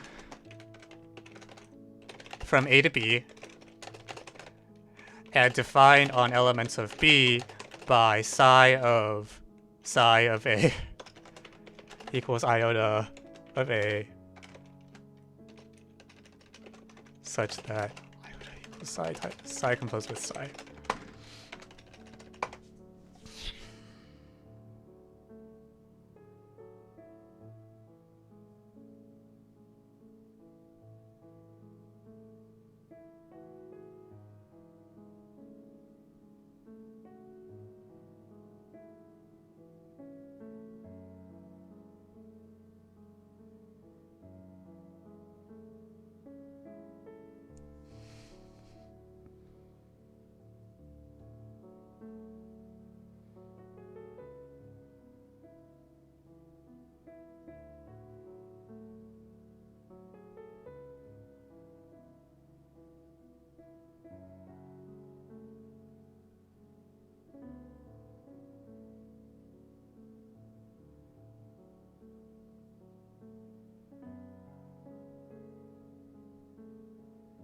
Okay, No, when I say half, I don't literally mean half. The absolute value statement is not true. because there's no notion of size in this statement, right? Like when you look at this statement, the size or the names of the numbers don't matter. The only thing that matters is the picture with the arrows. And you don't have any idea what the numbers themselves are. You only know what the graph looks like. Like that's what happens with the, it's a purely combinatorial thing at this point, the main claim that I'm making.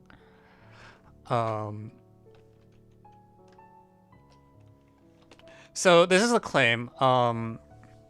There's an edge case I need to deal with in case ay plus b has a fixed point. Because of the integer shit. I mean, it's still injective.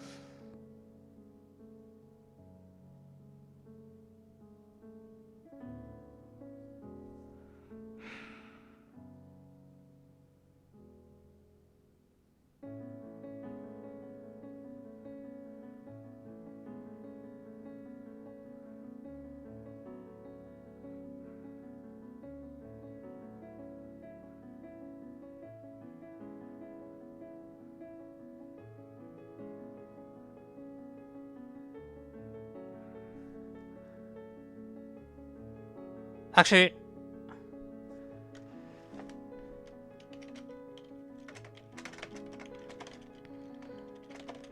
except for a finite number of fixed points. So in the picture, if you have a fixed point, all right, of iota, then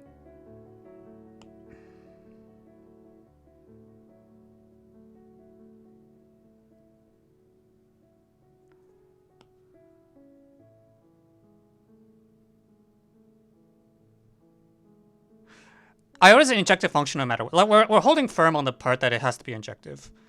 I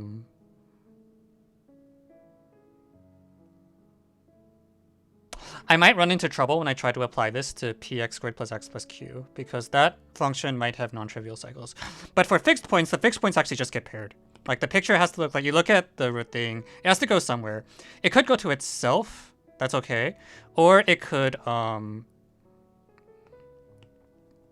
look like this, and that's also okay.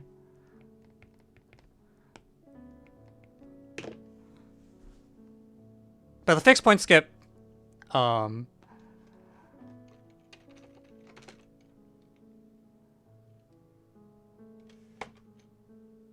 yeah, okay. That I'm happy with the claim.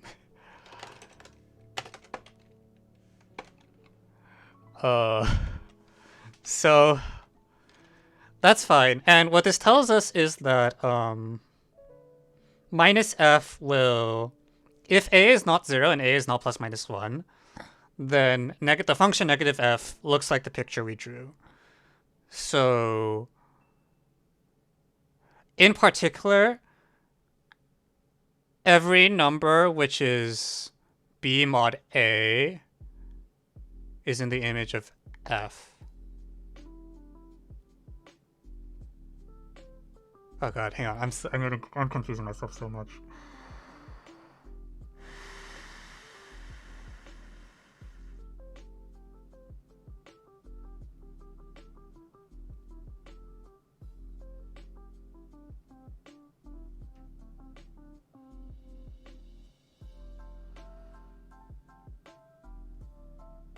This is the dumbest thing I've ever done.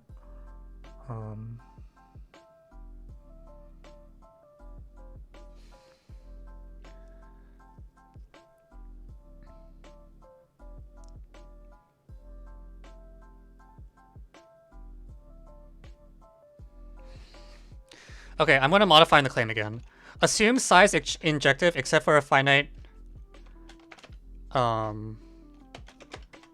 Also, assume there are finitely many elements in some cycle of iota, which is good enough for our purposes. So the stuff that's in the cycle will map to itself. We understand how in the picture, even if I have a cycle that looks like this, then every element of the cycle has to the cycle stuff and the chain stuff can't talk to each other, I think is what's happening.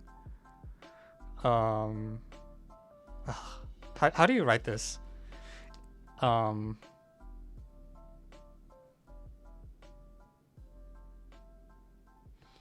So this has to go somewhere.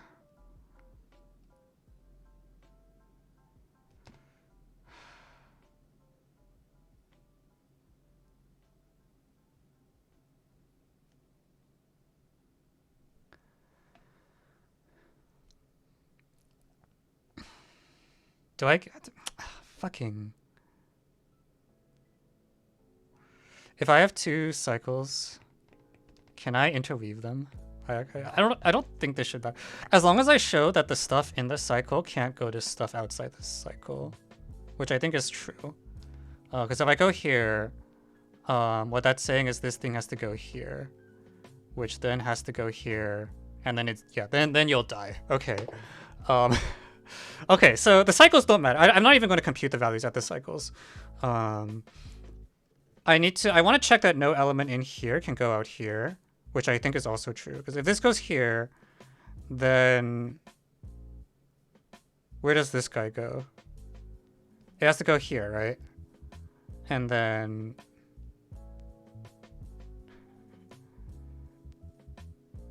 yeah, then you're going to blow up again on injectivity.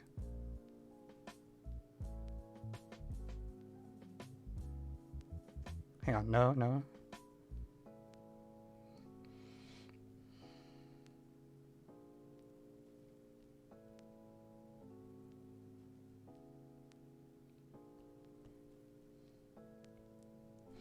Okay,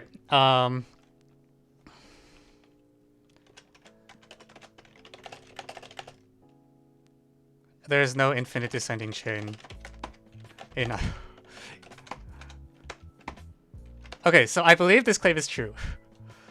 And we're going to use this to show that we're in a happy situation or something.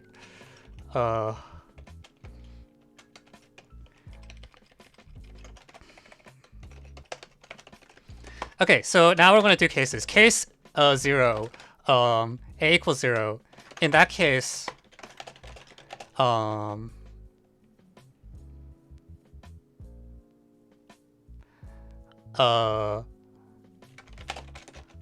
f of minus f. So then f of minus ffy, which is supposed to be pf of t squared plus t f of t plus q, which is also equal to f of b, means that ft takes on at most 2 distinct values.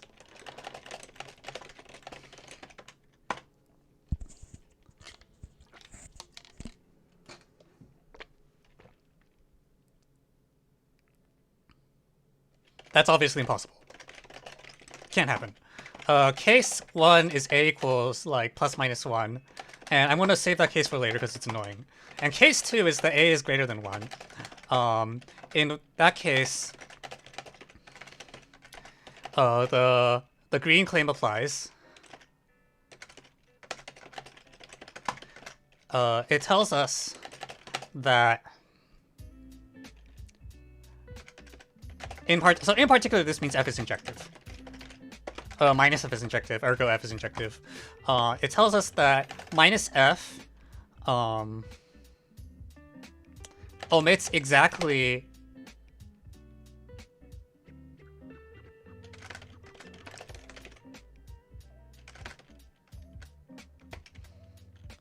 omits only numbers of the form not equal to b mod a.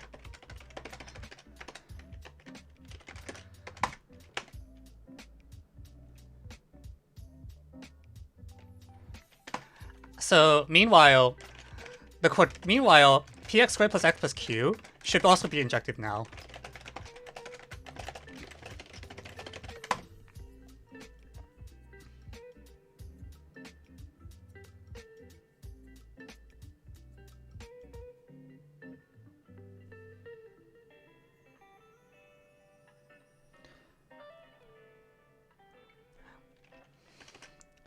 So, well, okay, we'll call a number basic if it's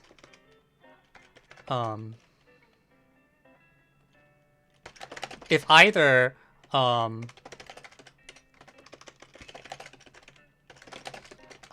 is not in the range of minus f, or n is equal to f of t for some t which is not in the range of f. Then with finitely many counterexamples, okay, then the basic numbers are exactly those which are not B mod A modulo a finite number of counterexamples.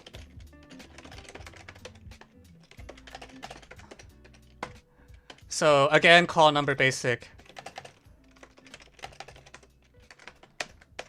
Okay, so now I have to worry that the minus signs are going to screw shit up. But I don't think they will. So apply the same claim. Px squared plus x plus 2 is a quadratic.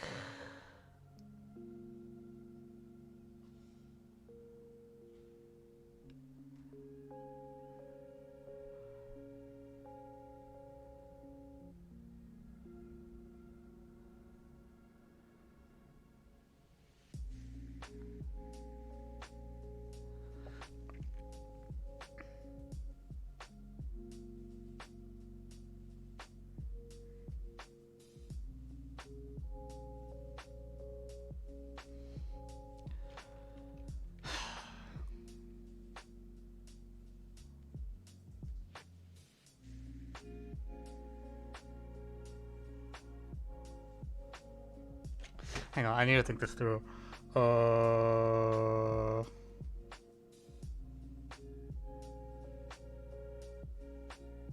If I negate everything, how much does the negation change things? It really shouldn't change the picture very much, right?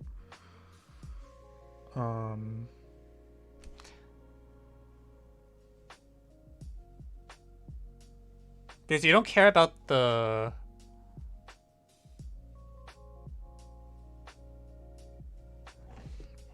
Yeah. So I think this case will also die for the same reason.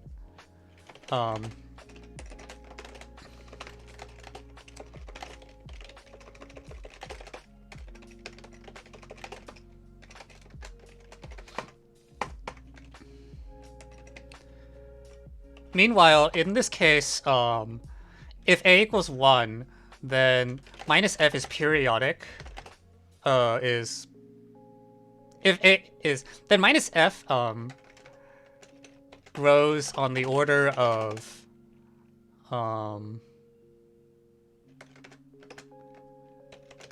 equals ax plus o of 1. Because what you do is you unless b equals 0. If minus f of x equals x, do I? Shit. X minus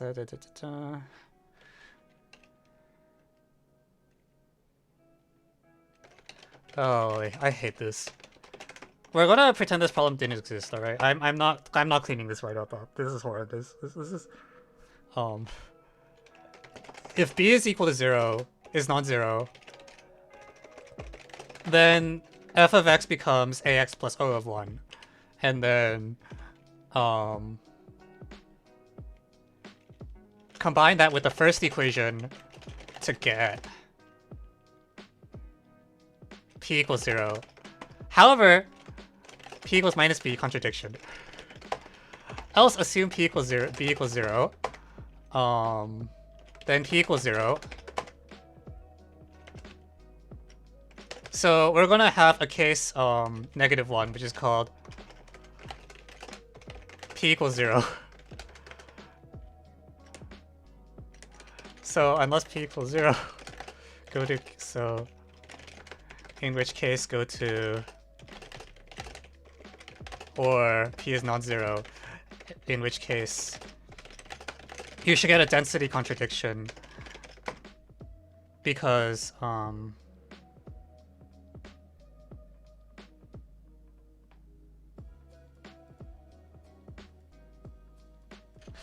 Wait, I need to make sure this density stuff actually works.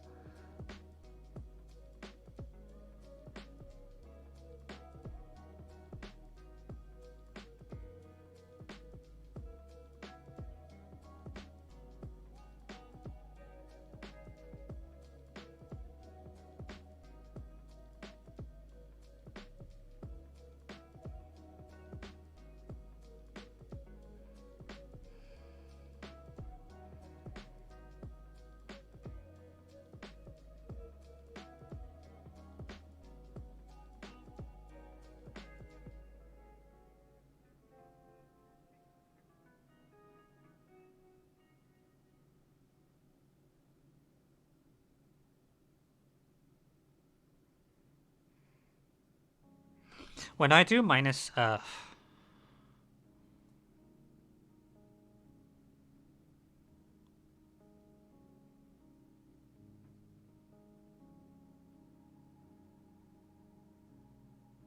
it's like, well, like what's the relation between minus f and f? It should still do the same thing, right?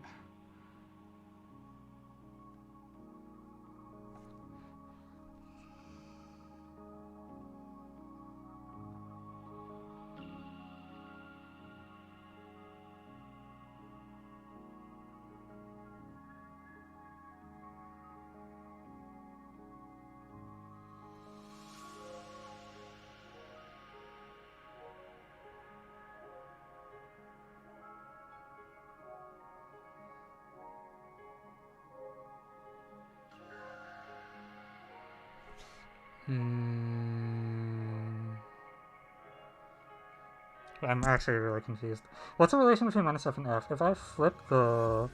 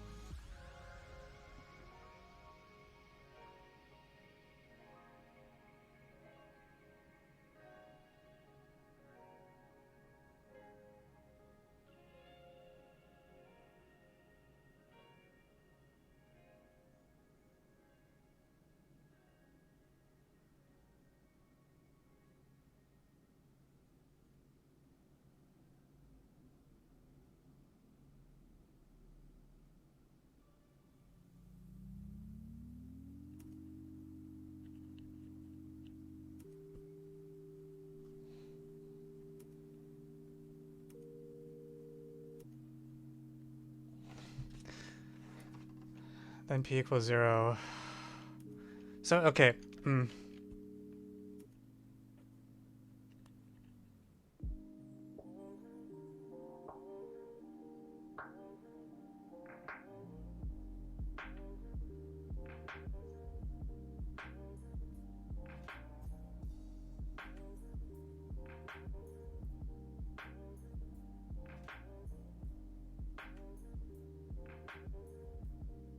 God damn it.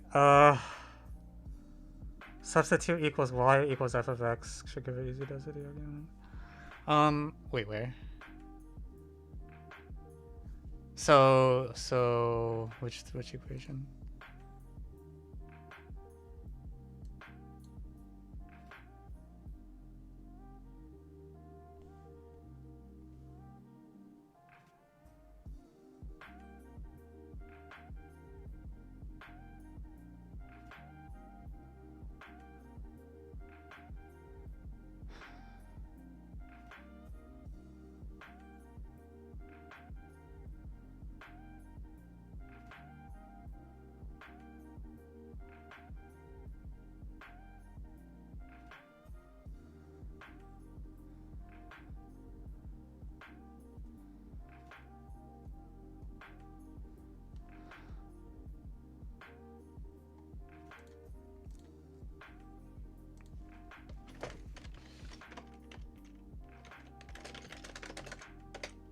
I want to plug the less dense thing into the... So assuming P is not 0, the claim gives a description of F.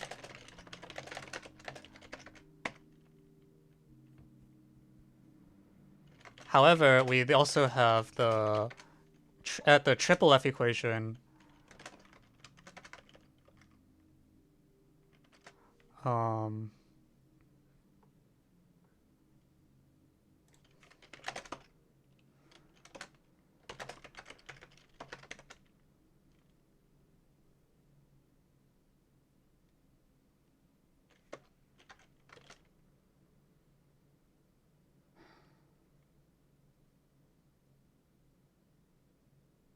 No, hang on. No. Fuck.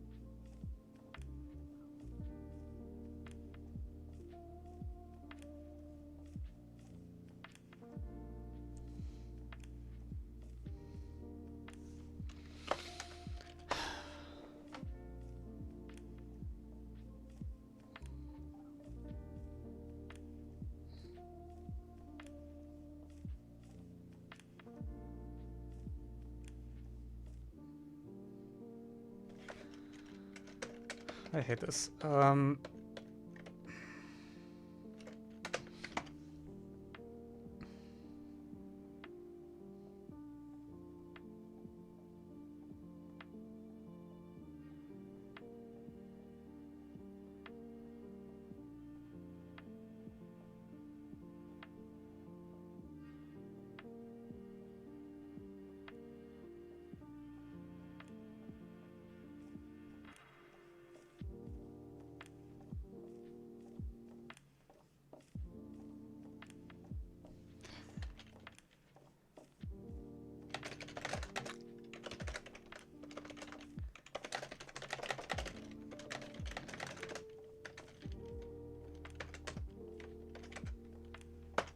Every minus b mod a number is in the range of F. Wait, actually, I'm not sure this is enough to kill it. Oh, fucking hell.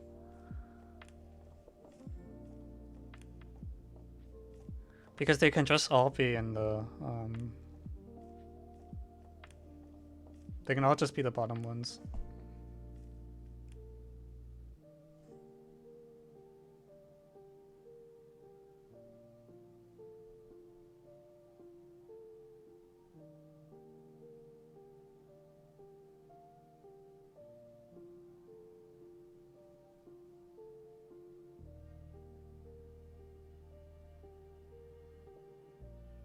Still, in the quadratic case, when you apply the claim to the quadratic, it's like... Or, sorry, when you apply the claim to the linear thing, it's like almost every number that is... Oh, jeez, I can't think about this.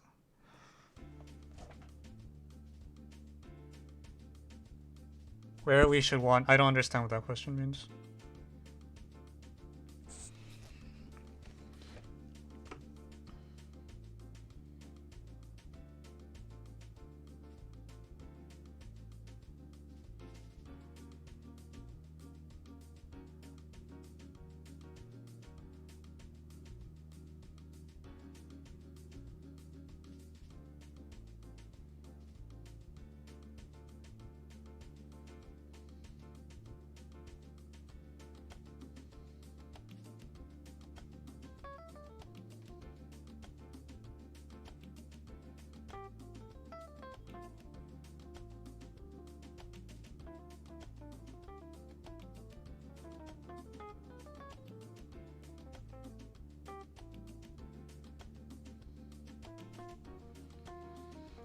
Almost every b mod a number should be in the range of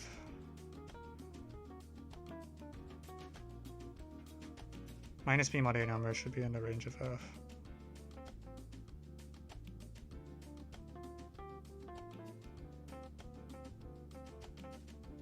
I guess the problem is, like, I don't really know where... The minus thing can just do whatever the hell it wants, right?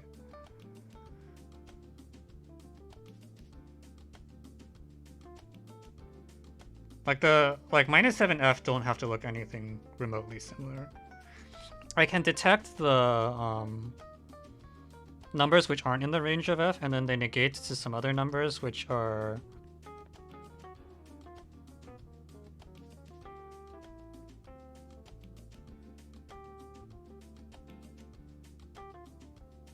Yeah, this might be kind of fucked. The minus sign is going to kill me, I think.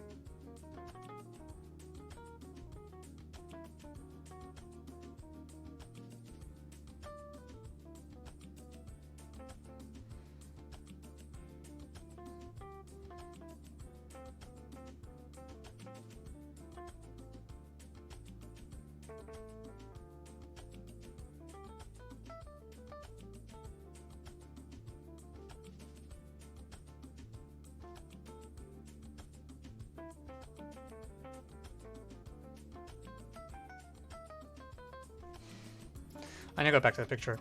So the thing about the quadratic is, so almost every number that's out here, all of these numbers are not in the range of the quadratic. Almost all of them. Like, a quadratic gets very sparse. It only hits a few of these numbers. So almost all of these numbers have the property that this number out here is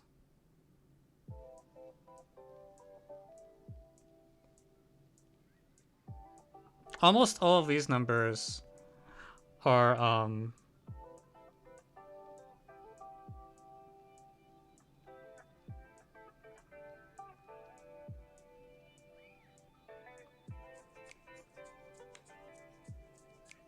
what's the notion of basic I want?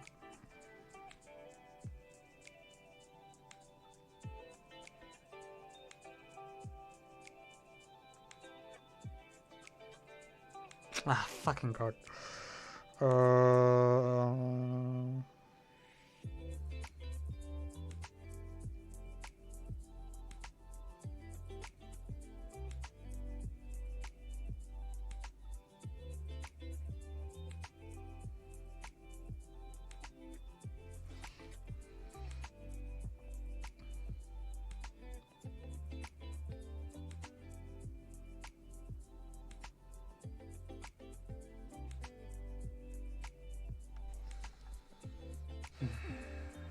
This is so hard to think about. The numbers that are missed by the quadratic.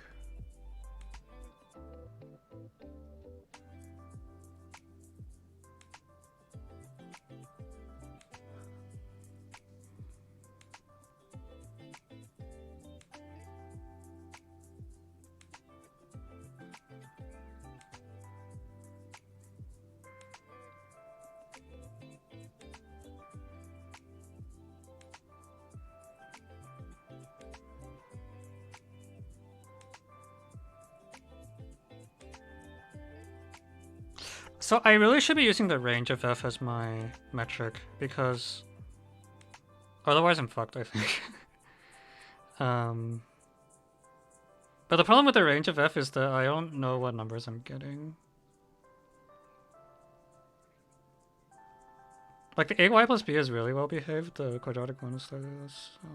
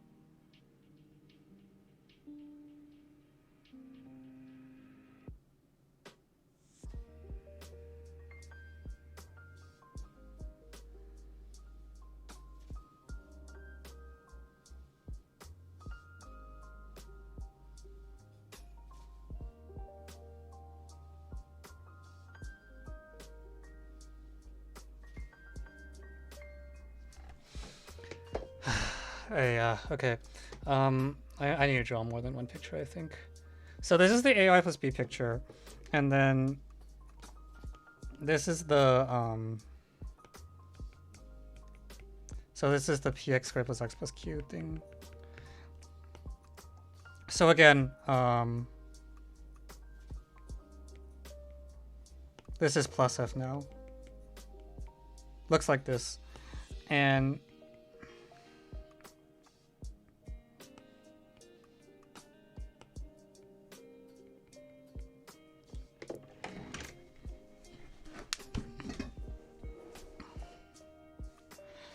so for, I think what this says is for, like, for any integer m, almost all elements of are either not in range f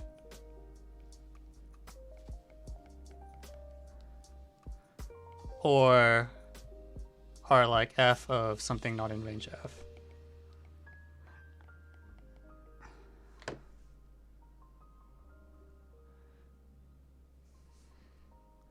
So when I negate that,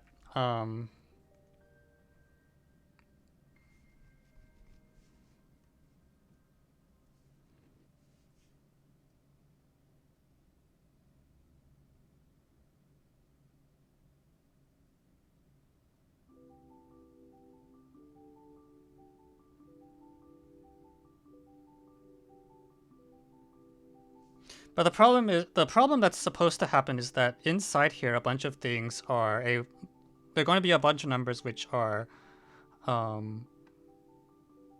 minus b mod a, and if it's minus b mod a, then it's equal to f of something which is not b mod a, or well, it's just equal to f of something.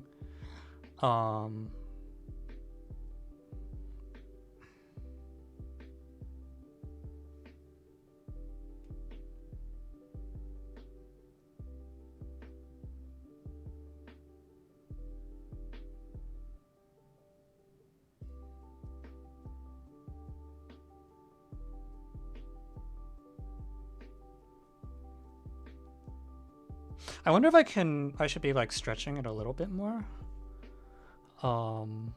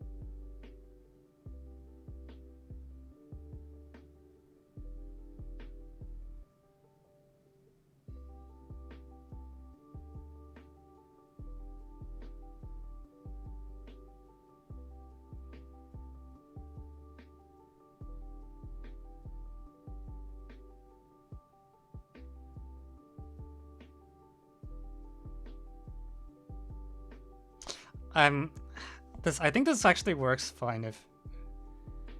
So because I have an explicit description of the green things, if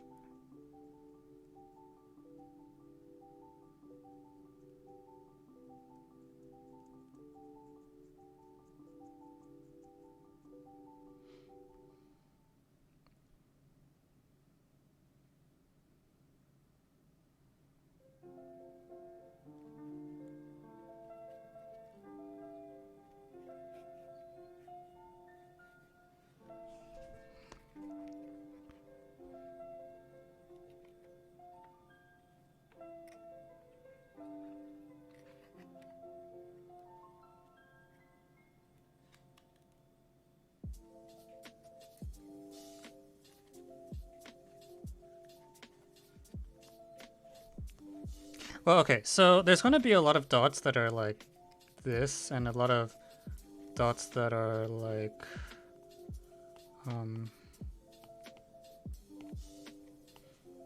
why am I doing this? So this is not minus b mod a, and this is b mod a, and if the ones that are b mod a,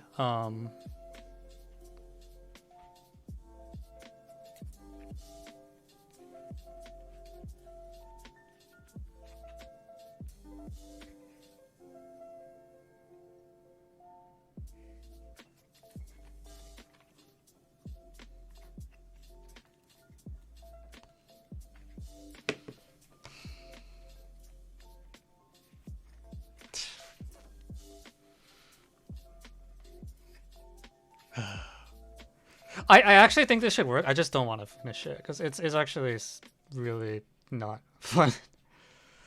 um,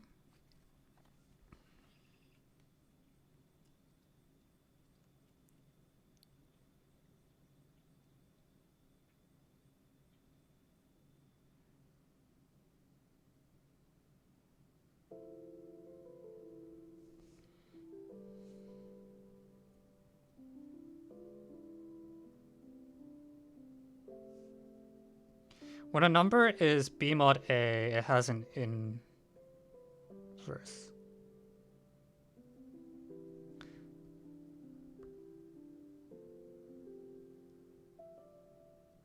I really don't want to split into whether. So there's like a weird case when b equals 2a, in which case, sorry, 2b equals a, in which case minus b mod a and b mod a are the same thing. That's the easy case, I think, because then this picture just completely dies. Otherwise, what I want to say is that like, in this picture you take the, but I don't know which way they'll point. Either way though,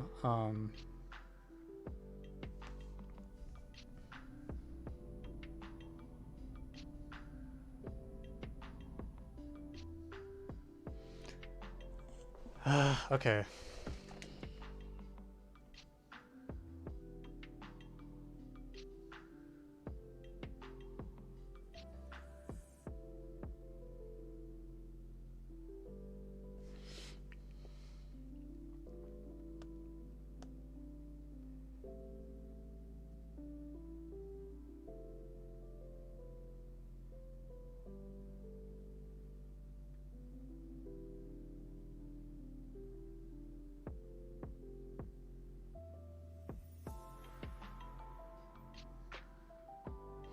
Do I want to take the top picture and stuff it in the bottom picture, or the bottom picture and stuff it in the top one? I can't tell.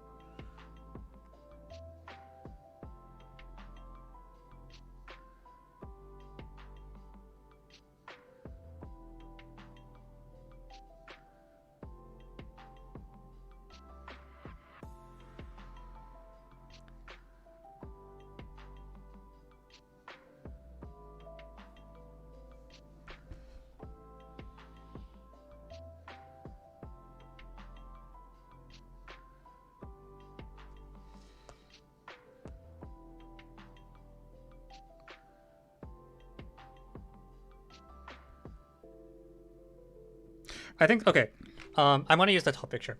In the top picture, what happens is that for density reasons, there will be a lot of elements in, let's take this column, all right? There's going to be a lot of elements with the property that this number is not in range, is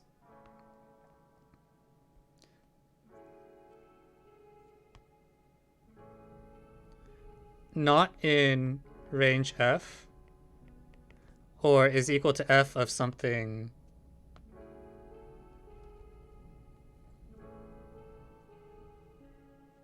not in range f, or something, or whatever.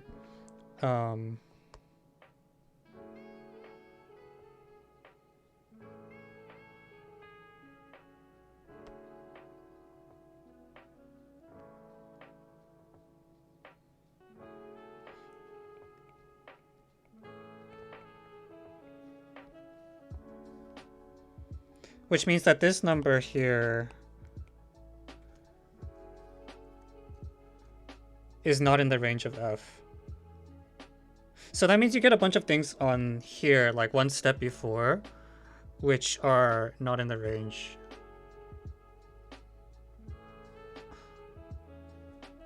of f.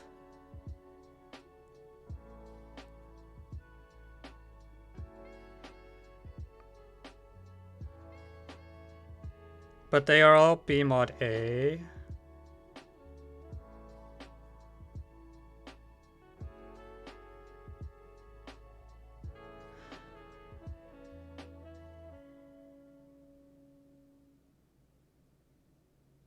Shit.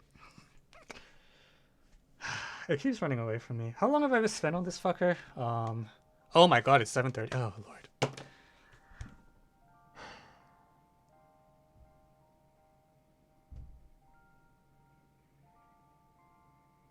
Okay, I'm just gonna cut the problem off here. I think something like this should work. I just need a lot more paper than I have, and also screw this. Something like this I think should work. It's just I really don't want to deal with all the cases. Because when you do this argument, there's a case where like if 2 times b equals a, then the negatives do some weird fucking crap that I don't want to think about. Yeah, okay, screw it. I'm not gonna finish this. I'm gonna move on with my life. I forgot what the other thing that people wanted to do was.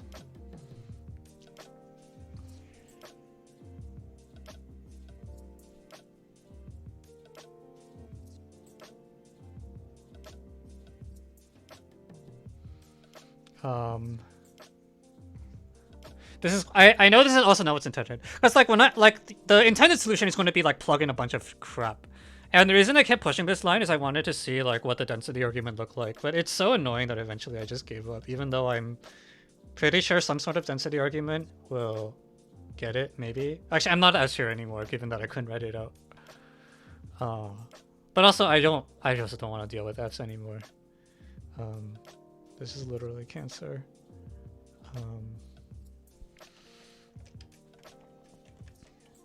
Weak. I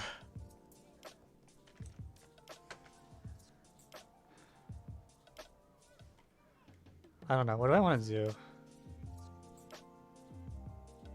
Do I do that? Can I kill the ChatGPT inequality? Do I believe I'm good enough to do that problem?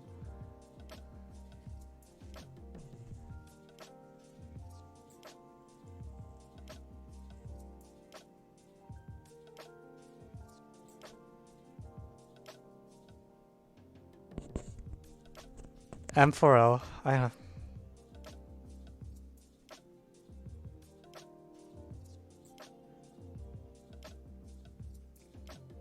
I don't know. I'm sorry.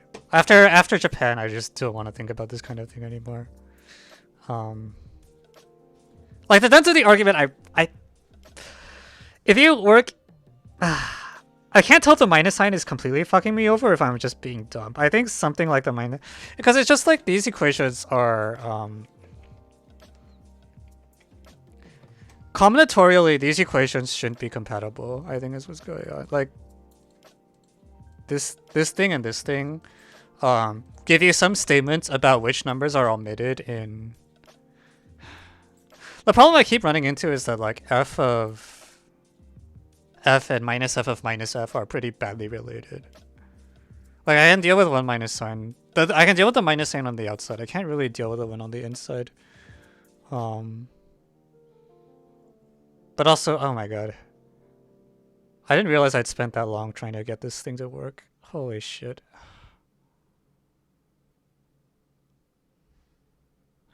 I think from now on, I'm gonna quit any FE if I'm not done within an hour.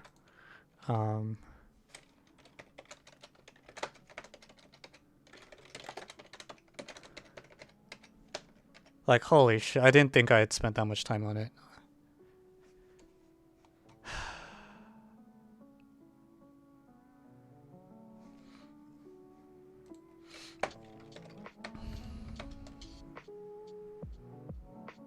Someone else finish it, the density argument for me, because I don't care anymore. I've had enough of this problem. Moving on. Alright.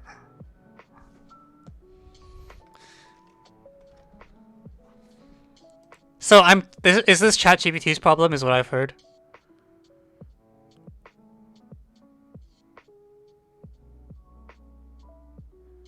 We spent about 5 hours on the Japan problem before I decided I had enough. But the Japan problem had the property that like there was like a reason that I kept getting like running into a wall, which was that the equation was vacuous for like a lot of values of y. Namely, any fixed point of y would give you an equation that was 0 equals 0. So there was like some conceptual reason why like a lot of substitutions were just not going to work. So I was just like, okay, well, like here the problem was I just didn't want to do the problem. I was just like, there's too much garbage, and I have this conceptual reason why.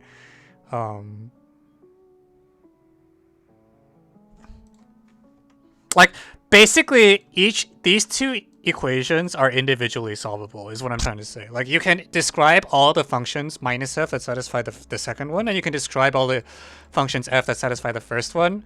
So you only need to show that like they're not compatible, and like of course they're not compatible. I just don't want to deal with it.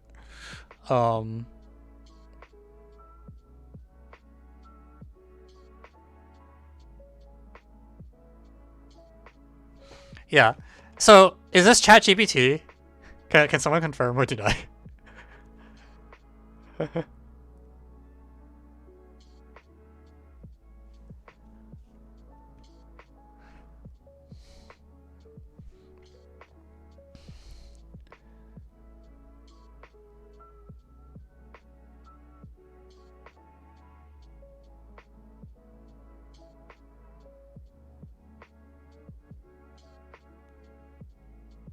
Well, okay, either way, so let's see, which way does the inequality, so ABC is less than or equal to 1, right?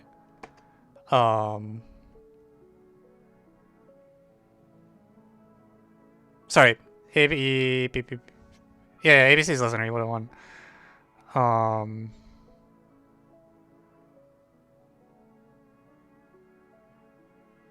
So note that ABC is less than or equal to 1. So therefore, 1 over a cubed plus b cubed plus 1 is less than or equal to 1 over a cubed plus b cubed plus abc.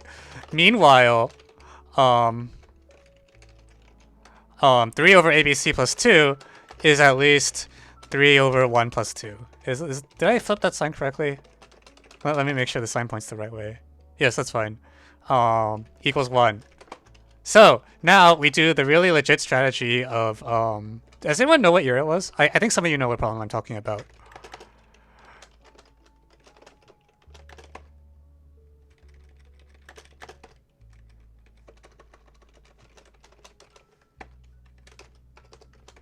Actually, it doesn't matter because we can also just solve the problem manually.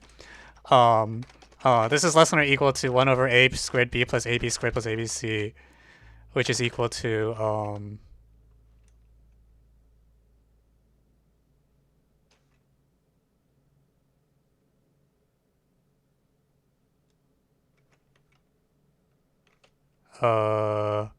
c over abc a plus b plus c. Oh shit, did I fuck up the normalization factors?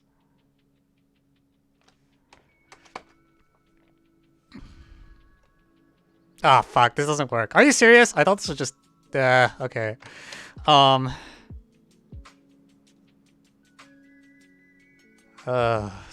Today is not my day. So this is at most 1 over ABC. I think I flipped the sign. Yeah, this flips the sign. God damn it. Alright. Never mind. So... the thing is, this thing is so goddamn weak that I just don't... Because a cube plus b cube is like as large as the left hand side could possibly be, right? And then the right hand side is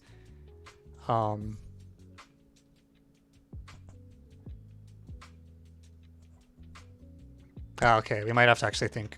I was hoping I could just quote the ancient problem.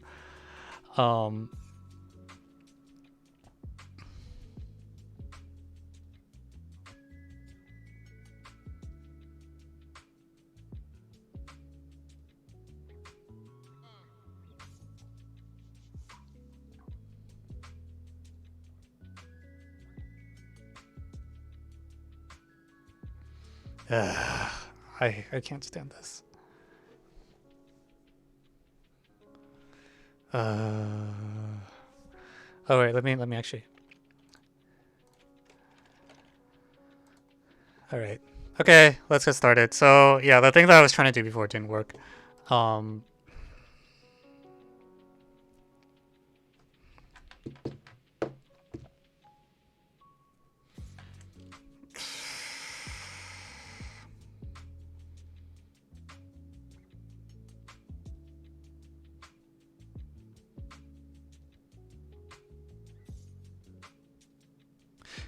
Wait, so if I replace a cube plus b cube plus 1 with a cube plus b cube plus ab...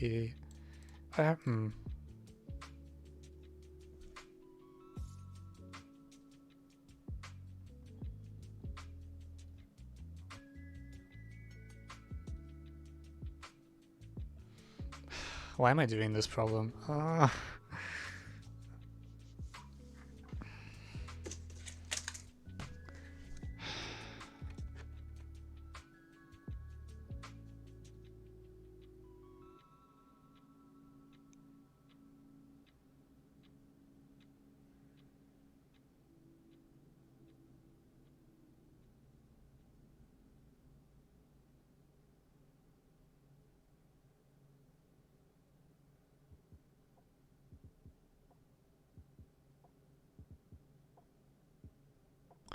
So like the naive estimates are like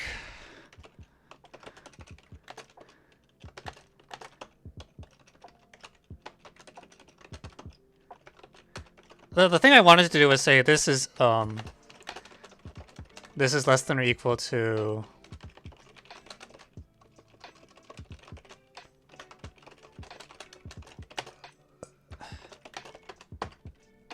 which is less than or equal to 1 over a cube plus b cube.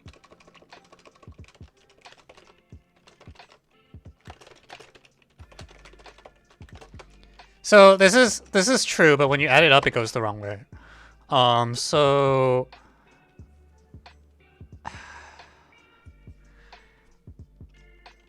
it might still be true that... Okay, so here's a question. Is it true that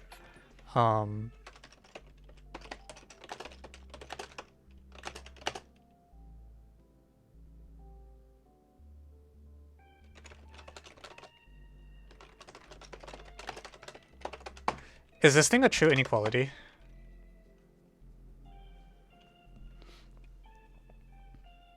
Wait, hang on. Sorry, that's not what I meant to do.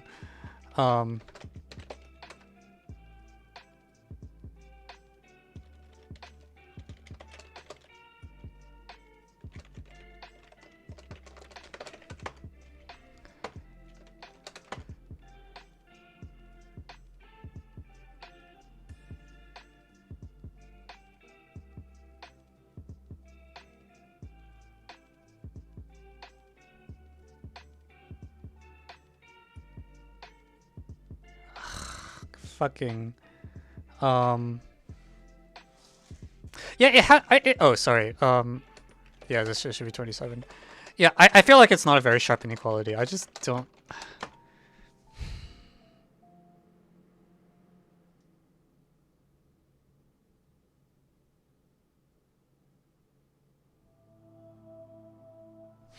Here, the other option is that we can do something shitty like a squared plus ab squared, alright? Plus 1.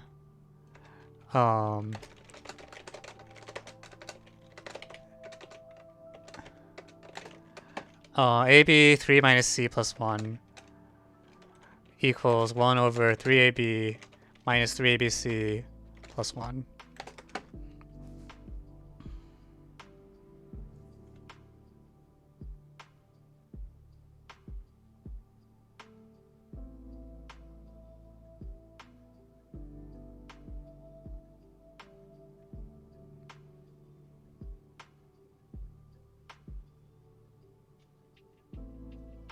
Sorry, plus 1 minus abc. And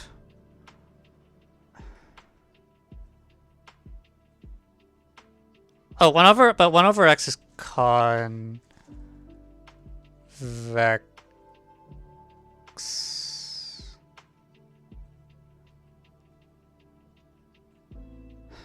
Okay, bah.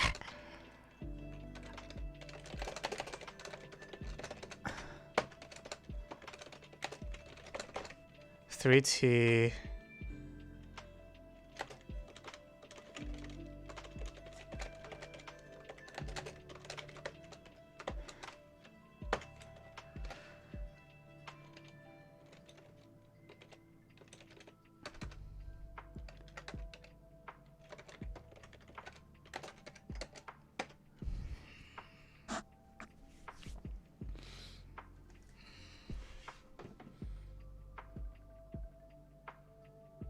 So when t equals 1, this is actually just c. For other values of t, this is I don't know. This is actually, but the question, I guess my question is that function convex or concave for like random constants?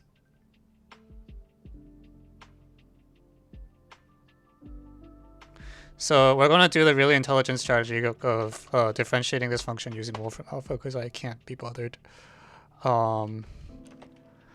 Second derivative of 1 over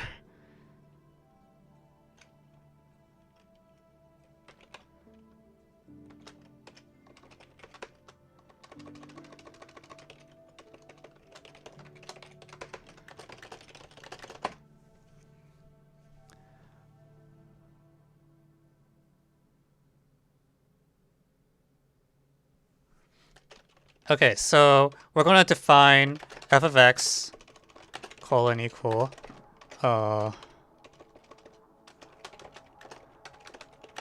you know, whatever the hell this thing is. So this is 3t over x plus 1 minus t, and then a really annoying computation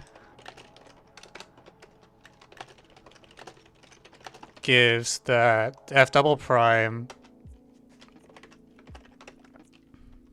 is equal to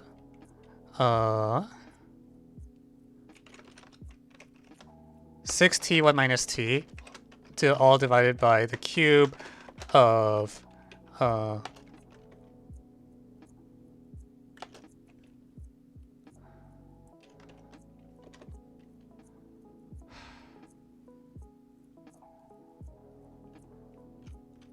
minus t x plus 3t negative.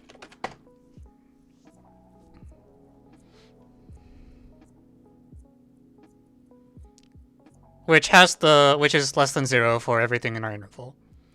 Let me confirm this with like t equals up.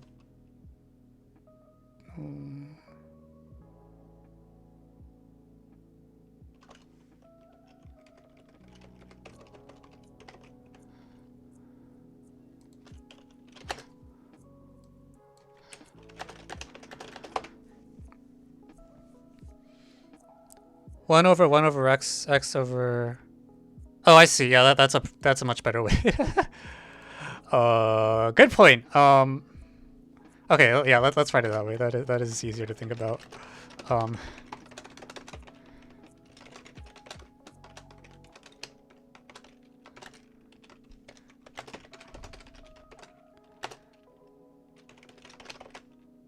x over 3t plus 1 minus tx. So this is equal to 1 over 1 minus t times 3t minus...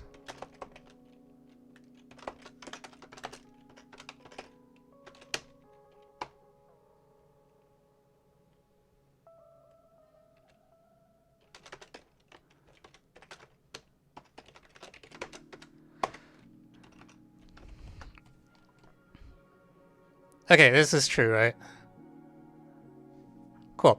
So when I write the function this way, which is obviously concave, so Jensen applies, and we get so f of a plus f of b, and we hope that we haven't broken the inequality.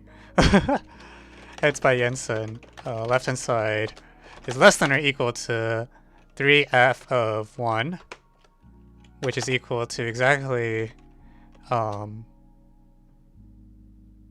over 3t plus 1 minus t, which is equal to 1 over 2t plus 1. I think that's bad, actually. That's actually too big, isn't it? Shit, this isn't good enough? Seriously?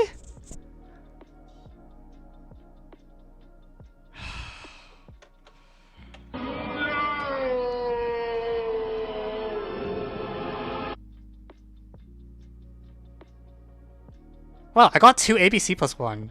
That's not good enough.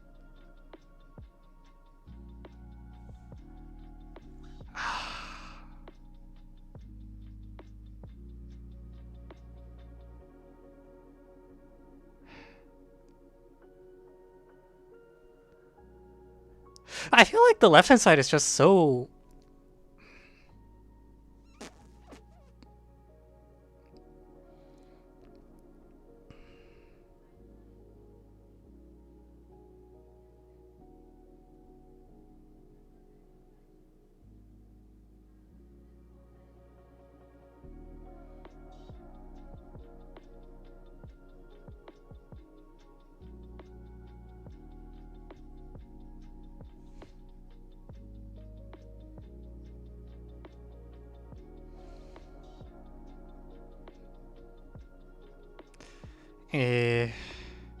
Yeah, I guess the sentiment is like maybe we should try to rig f such that it gives us exactly the right hand side, and then we can try to apply.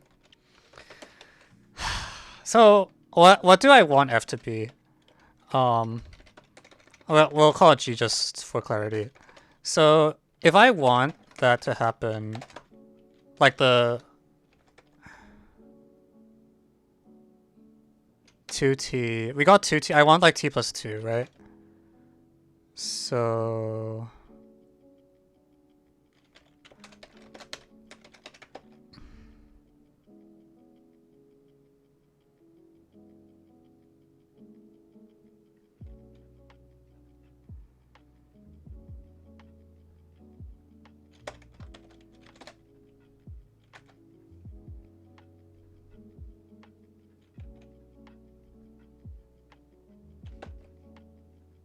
like that. So if I did that, then the Jensen would work. And it would give me t plus 2 exactly. So we would like for in order for that Jensen to work, we would need 1 over aq plus bq plus 1 to be less than or equal to 1 over so t was equal to abc. So 1 over ab plus 2. This is the thing we agreed wasn't true, right? Why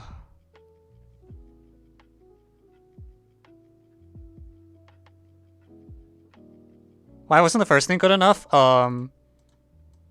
You got 1 over 2t plus 1, which is larger than 3 over t plus 2 for t less than 1. Wait a minute. No, hang on. Did I flip a sign? When t is small. Wait, hang on. Now I'm confused. We wanted this to be true for... Oh, never mind. There's a 3, right? Or no, hang on. 1/3. It's 3 over 2t plus 1. Yeah, okay. 3 halves. Yeah, that's why. Why must you choose x equals c? I don't have to. I'm trying to use a plus b plus c equals 3. Might not really be true.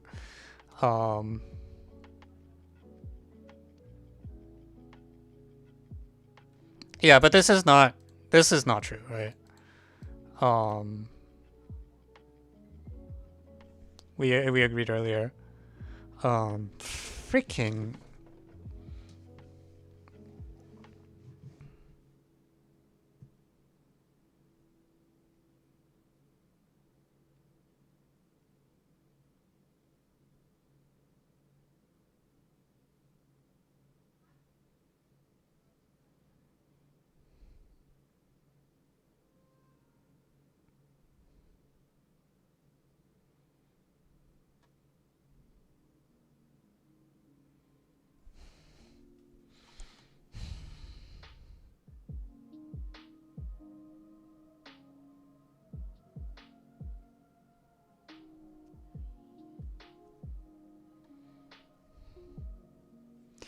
It's also possible, like, this might still be true even...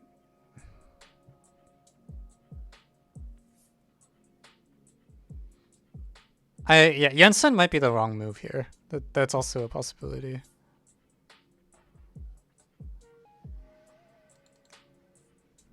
I don't know, man. Fuck.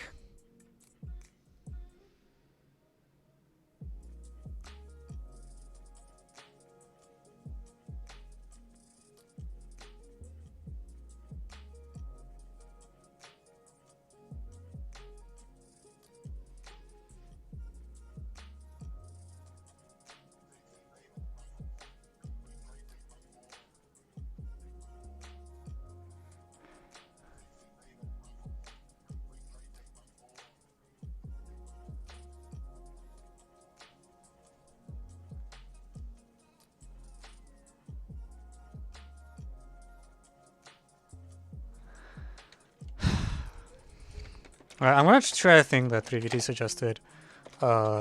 Claim, which is that 2 over a cubed plus b cubed plus 1.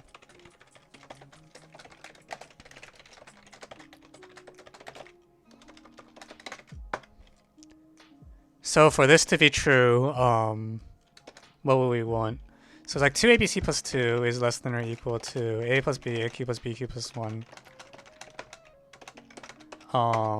Where a is equal to... So c is just 3 minus a minus b. I feel like this is so not homogeneous that I don't really expect it to be true, but we can try.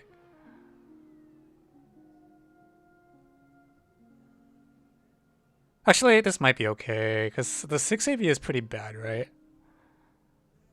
For the...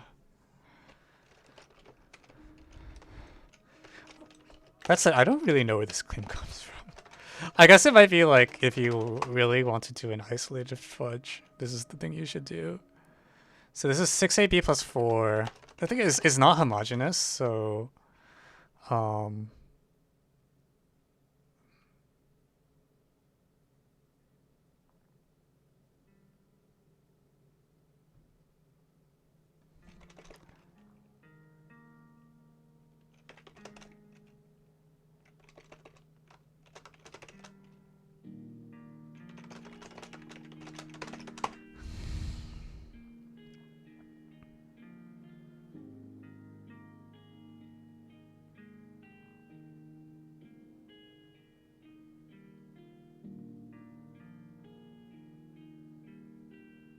Do I believe this? A equals B? Yeah, okay. Yeah, I figured that it couldn't be true because,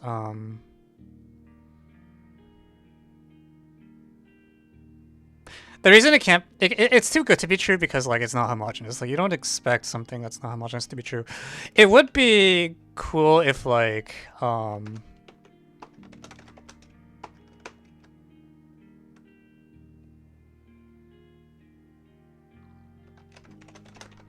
like something like this would be true. There might be a constant lambda such that lambda plus 2 over 3. Like then you have a parameter, right? So it's like you can pray that it's okay. So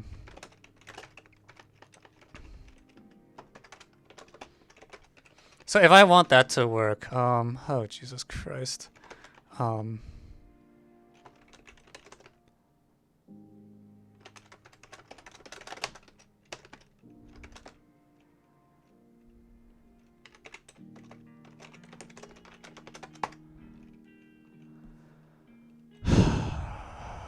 plus 2.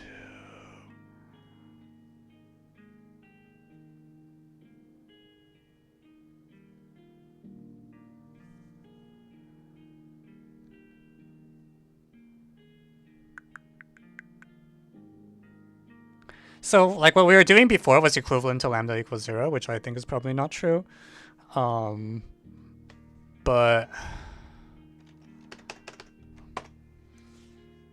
I feel like for some lambda, the inequality might be okay.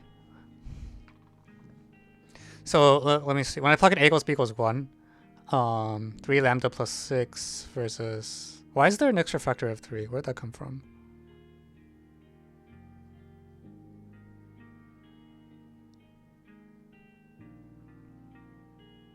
Ah, shit, I'm bad at this. 3 lambda plus 6.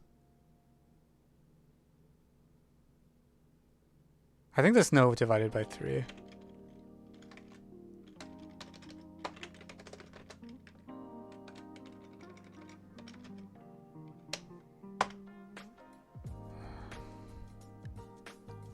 Yeah, sorry, it should be lambda plus 2. That way, so when you cyclically sum, you get the thing you want.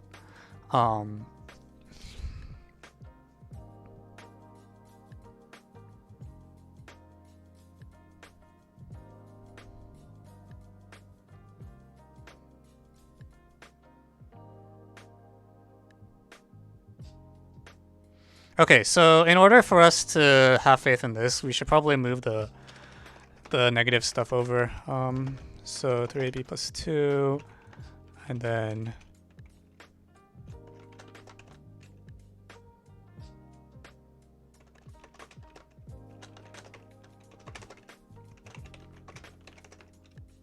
do we expect lambda to be positive or negative? I have no stance on this. Like negative is just... Actually, if it's negative, you'll run into trouble if you take a and b to be very small, because then your right-hand side's negative. So, yeah, like from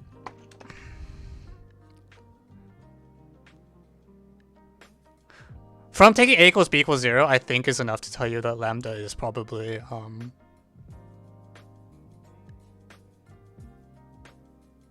actually, what does that tell you? If I take a equals b equals 0, 2 lambda plus 4 is...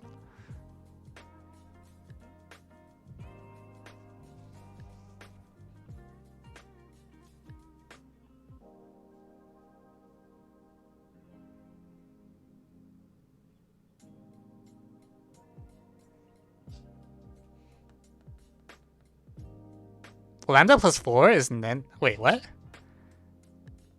I want... It would require 2 lambda plus 4 to be less than or equal to lambda. Wait, so is this approach just screwed?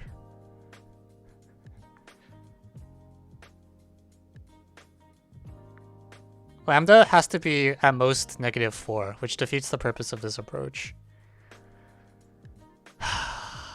Okay, that's not good. Shit.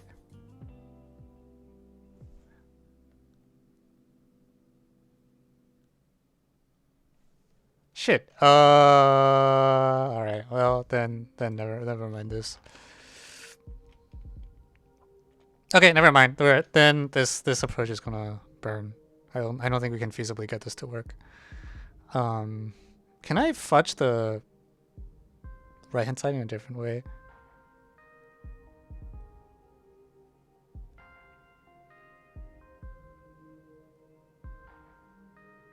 Like, can I do like c plus lambda and have a lambda plus 1 here or something? So that it's like plausibly true for...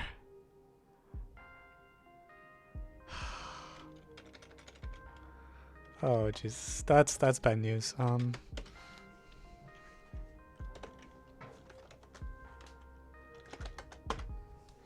Are there values of lambda for which I believe this?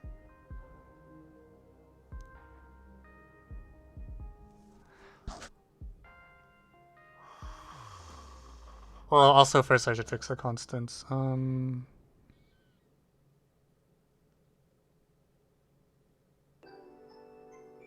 Yeah, hang on, I need to fix the constants. Lambda plus... Oh, shit.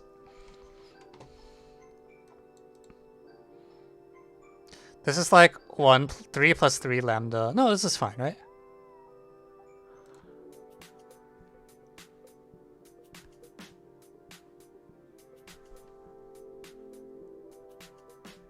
Yeah, so I think I want C here. Because I would do A plus B, it's definitely not going to work. So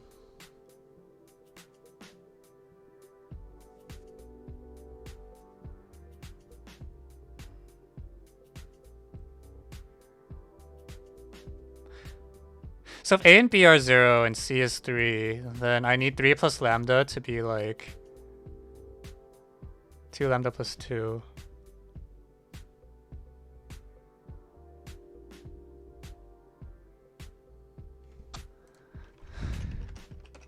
So heuristics. So if I take A equals B equals 1, I get nothing. If I take A equals 1,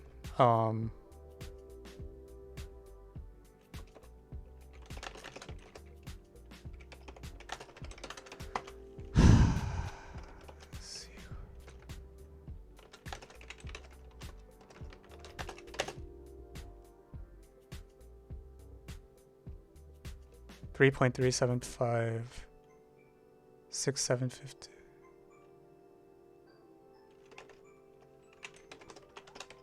So lambda is like some...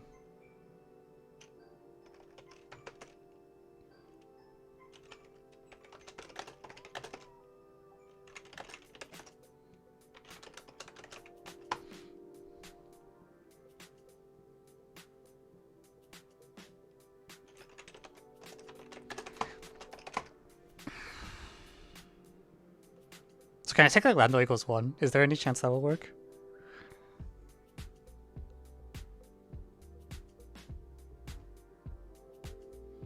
If I take lambda equals 1, hell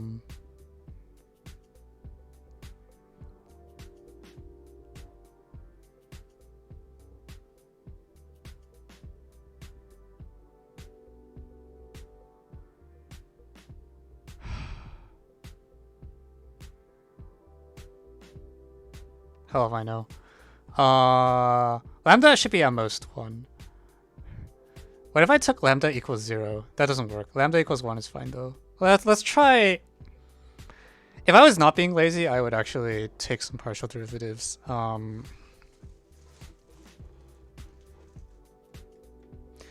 Yeah, and if c equals 1, it's because all the big stuff is on the right-hand side. So I'm not scared of like...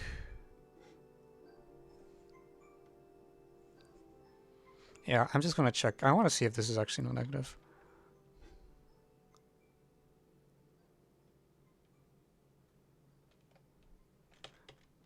Okay, so we have some options. Either I can try to like actually differentiate some shit, or I can try lambda equals 1 and just see if it happens to be true. Any opinions on what I should try?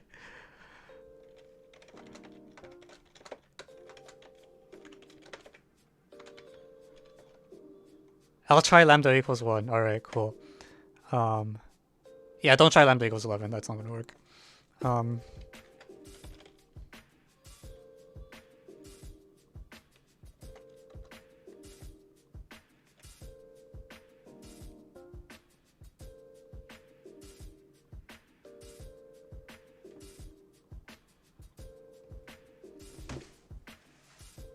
Actually, I want to try lambda equals 1 just because the numbers look so simple that it might just be easy.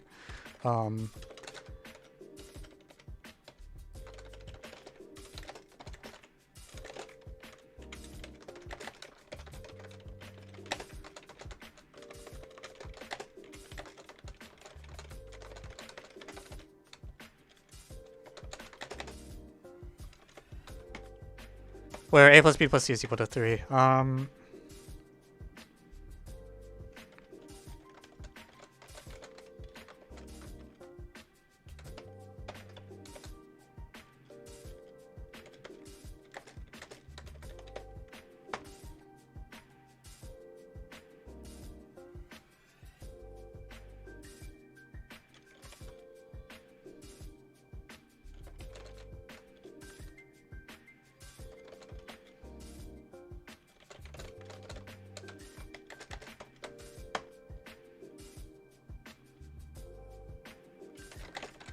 So a cubed c plus b cubed c plus c by AMGM is at least 3 ABC.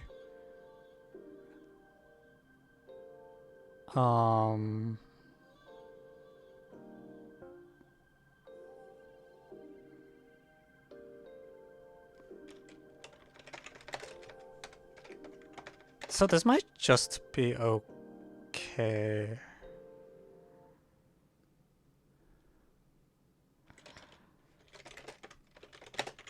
So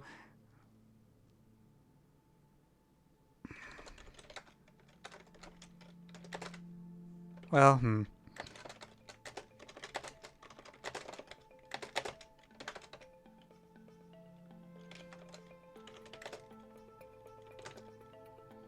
ABC is a really small number, right?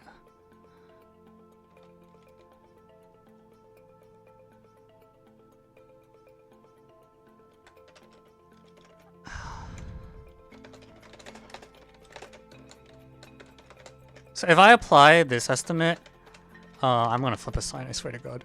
Then it would be enough if 3 was less than or equal to ABC plus AQ plus BQ. I think this is probably false.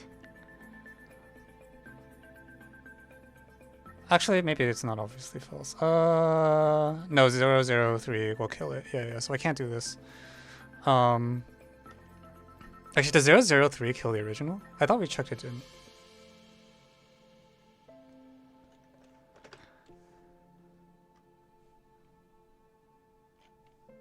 Isn't the claim just equivalent to the original problem? Is it? I think the claim implies the original problem. I don't think it's equivalent to it. If I take A and B small, it's false. Oh,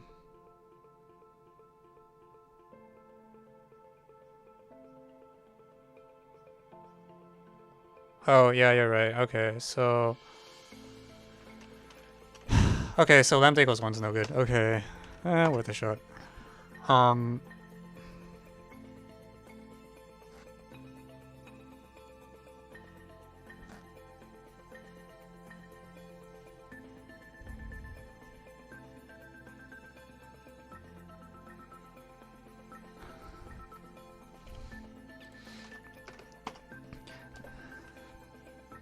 In general, if I let... Okay, so that's actually worth looking at though. So if C is like close to 3 and A equals B are both like some small epsilon, then the...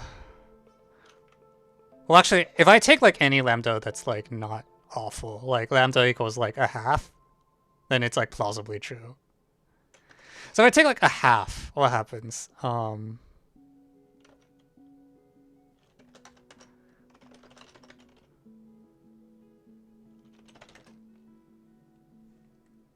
Wait, I thought you said if lambda equals 1, then you take C small, right? Like you take C close to 3 and A equals B close to epsilon. Then on the left-hand side, you'll get like 4 plus epsilon squared. And on the other you'll get like on the other side you'll get like 4 plus epsilon cubed times 2, right? Oh, am I stupid head? Alright, never mind. Okay, let me go back to here. So if I take epsilon to be, or C, yeah, epsilons. Yeah, so you get like, oh wait, it's because I killed C. No, if C is like 3 minus, oh, if C is 3 minus 2 epsilon, I see. Okay, in that case, why don't I rewrite this as this then, so it's easier to see.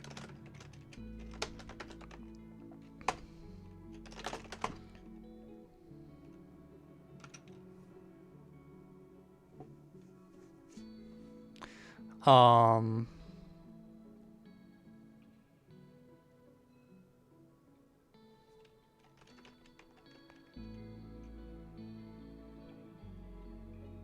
well, this is really a cube plus b cube c plus 1, I guess.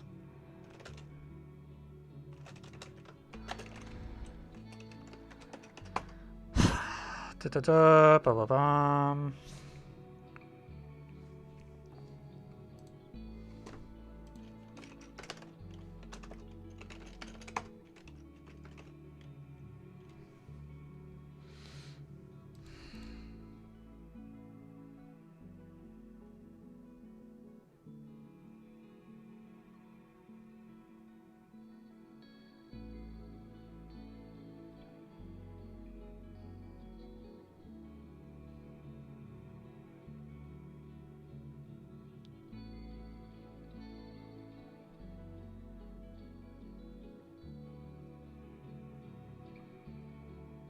Do I believe this? So far I haven't applied an estimate yet. This is just cleanup.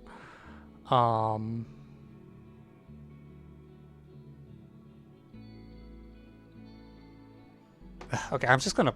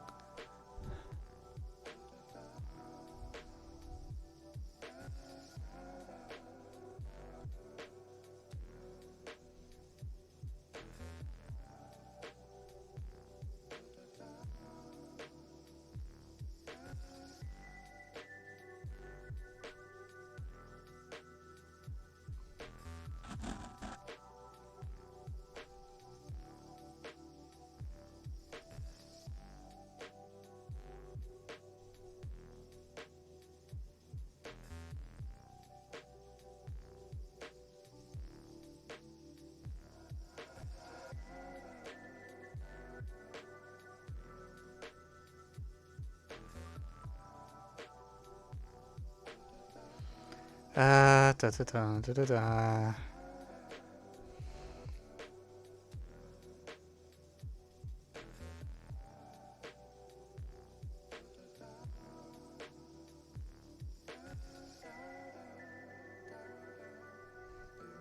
Can I just plug in c equals 3 minus a minus b and expand at this point?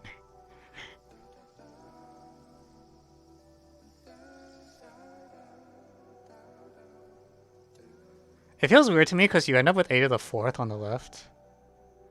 But maybe that's just okay. So we have this condition that a plus b is n equals 3 or something. I don't know, man.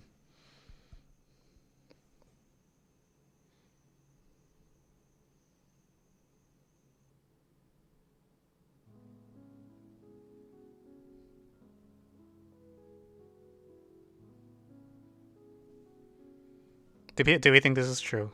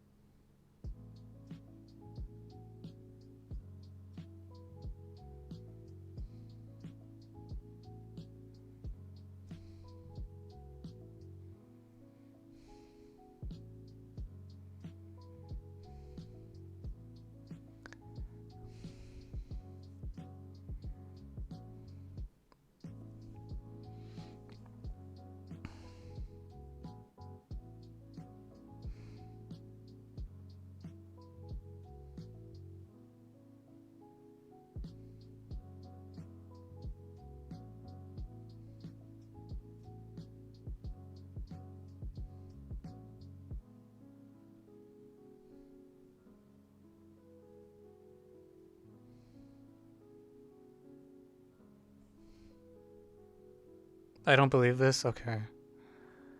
I feel like there should be like some lambda value that makes it true. Like the full brute force approach would be to just let lambda equals like 3, or let c equals 3 minus a minus b and then like full expand. I don't really want to deal with that shit, honestly.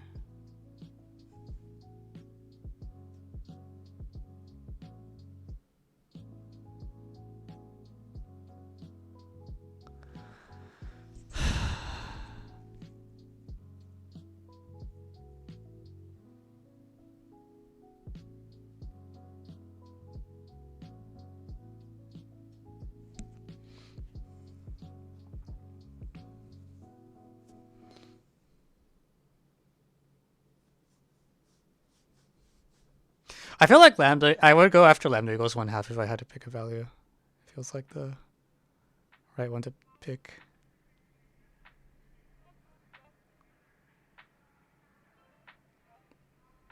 Oh, maybe not lambda. Let's just, I don't.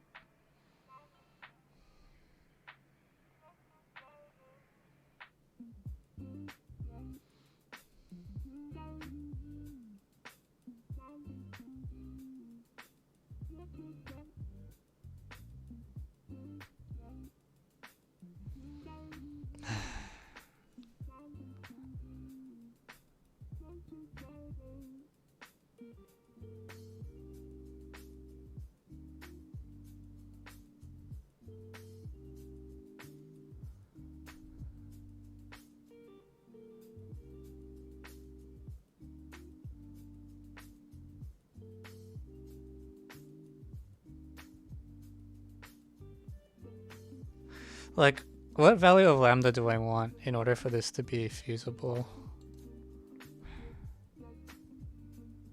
Also, is there not anything better I can? I feel like the left hand side is so weak that like, maybe I can't just fudge it this cleanly. So ABC plus 2 is like kind of what I get stuck with if I have.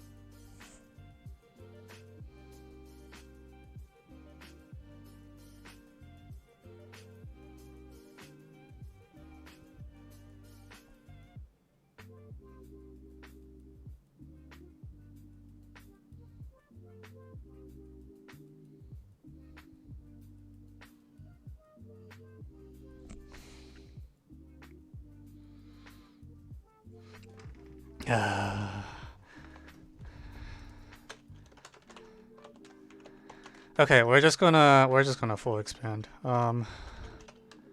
I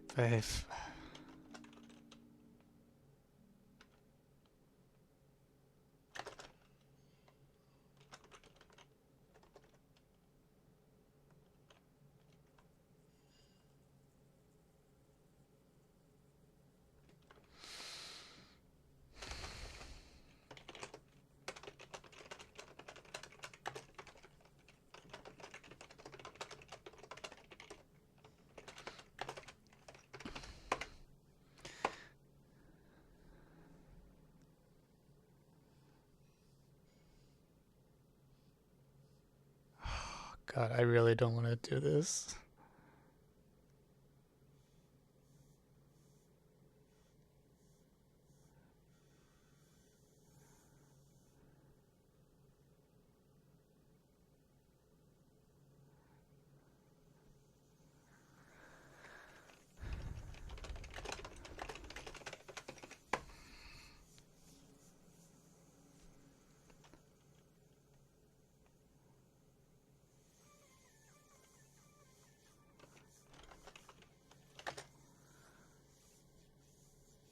Okay, so let's collect all the graded parts.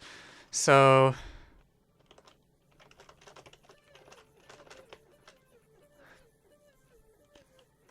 The degree 4 part is minus a plus b. A cubed plus b cubed. The degree 3 part is...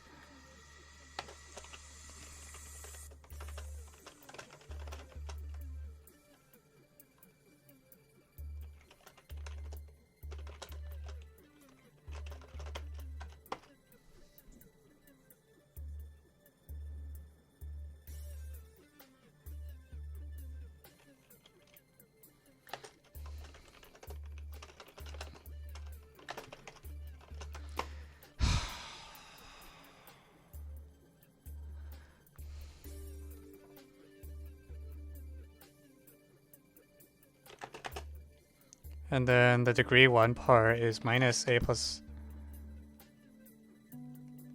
b. And then plus the constant part is lambda plus 3 minus lambda plus 2, which is 1. Did I get that right? It's kind of hard for me to tell.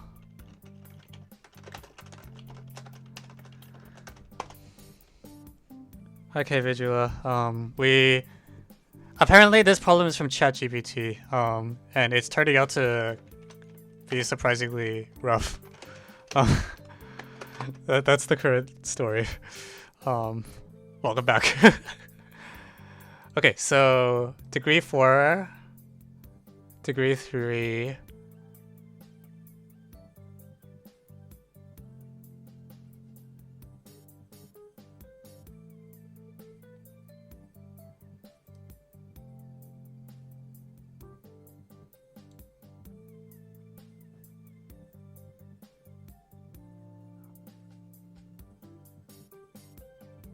Wait, I'm missing some degree 3 shit. There's a plus AB, A plus B, lambda plus 1. Oh my god.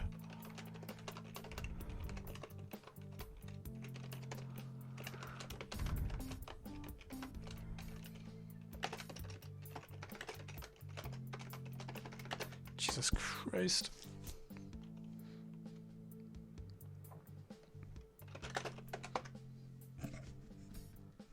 What if we just tried smoothing A and B together? How would that work? Like on this fraction, on this part? Oh, that's a good point actually. So because on here, this is like A plus B, A squared minus AB plus B squared.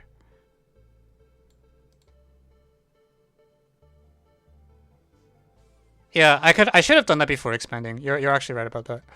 Because if I fix the sum of A plus B and then replace it with the midpoint, then because this is AB,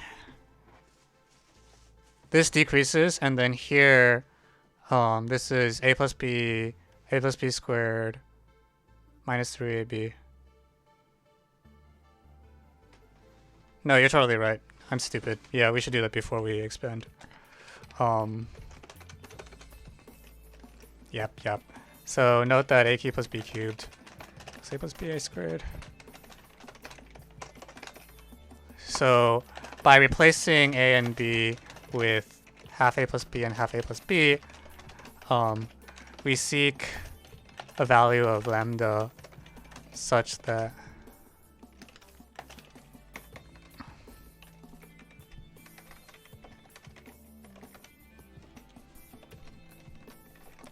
so lambda plus 1, so this is 2x cubed plus 1 divided by 3 minus 2x, x squared, 3 minus 2x, right?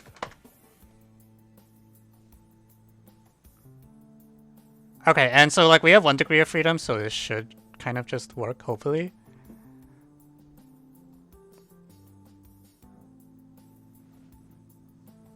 Yeah, I feel like the degree is not high enough for anything to go. Degree is not high enough for anything to really go wrong.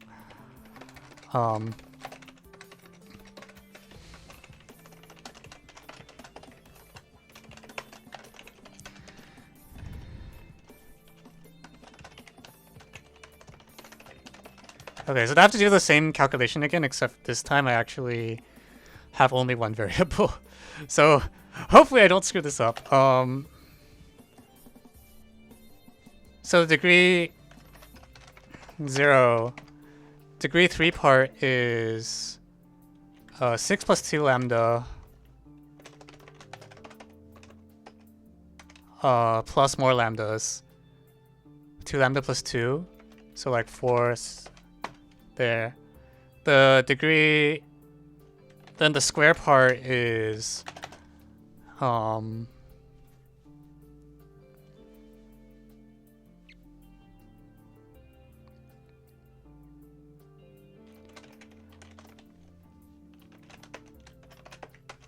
minus 3 lambda plus 3 x squared plus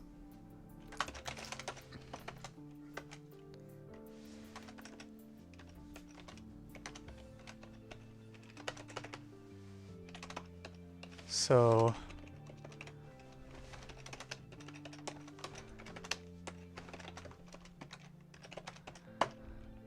okay, and then the linear term, so this one has parts of degree 3, 2, and 0, right? Okay, so the linear term is, we'll get gotten only by the part on the right, and equals minus 2x, and the constant part is lambda plus 3 minus lambda plus 2 equals 1. Okay, so that doesn't check out, because when I plug in x equals 1, I'm supposed to get 0, so I screwed something up. Ah.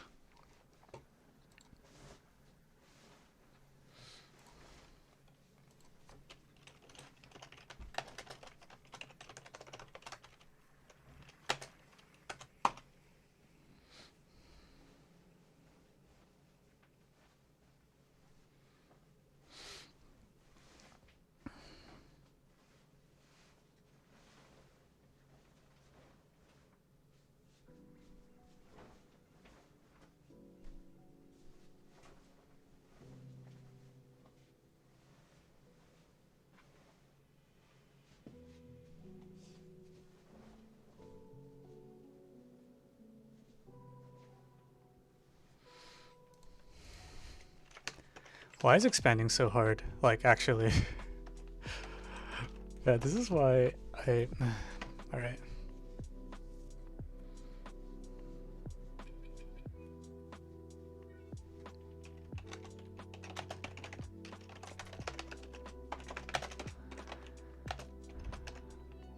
Okay, so first of all, I fucked up this coefficient. This is minus 4.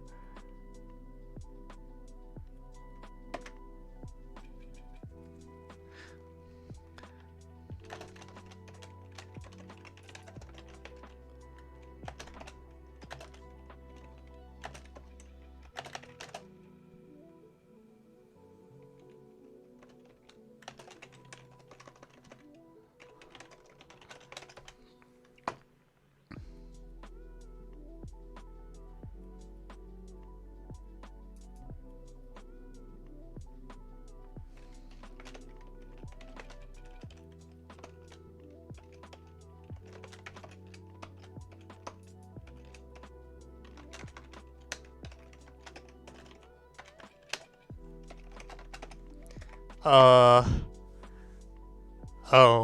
Yeah, if this was generated by ChatGPT, we probably should verify it's a true statement. I feel like it should be true just because the left-hand side is actually so tiny. Like that left-hand side is like about as small as... Oh, A cubed plus B cubed is enormous, right?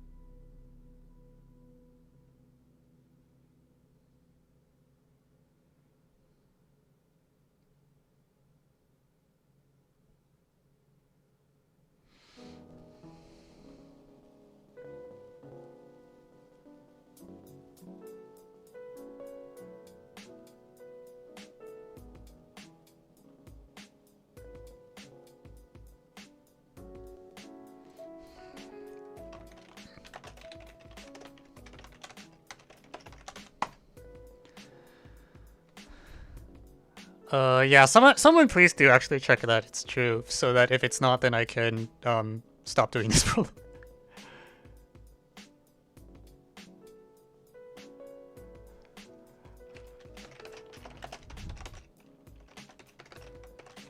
Okay, so now we get to do some really legit division.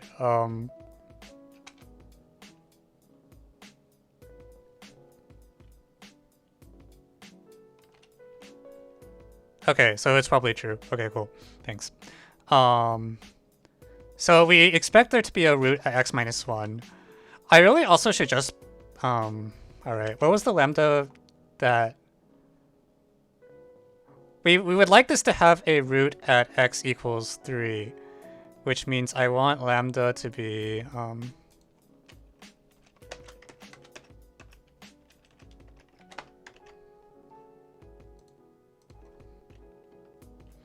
I computed the value earlier.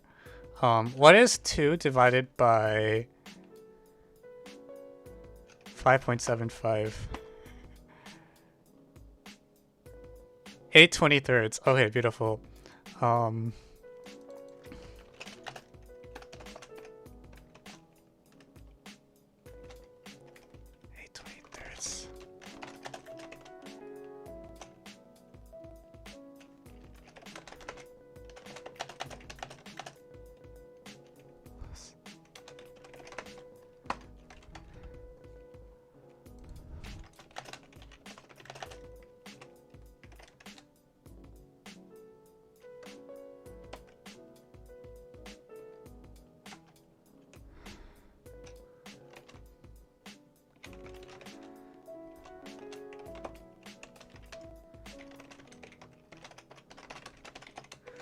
I feel like we're screwed. I think it flipped sign. Sorry, I'm smoking. I don't want a root. I need a double for this to be true. I need a double root at x equals 1. So that's what I should be going for.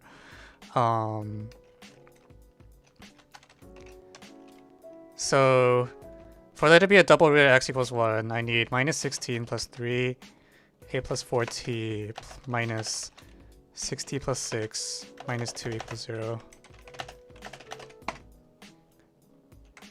Which is, wait, lambda equals 0? The fuck? Oh, that's actually really bad news. But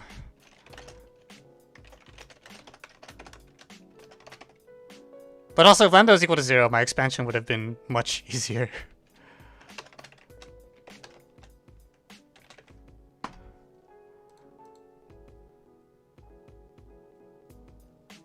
Oh, crap. There's a... yeah. So there's no value of lambda for which this is actually true. That's really awkward, actually.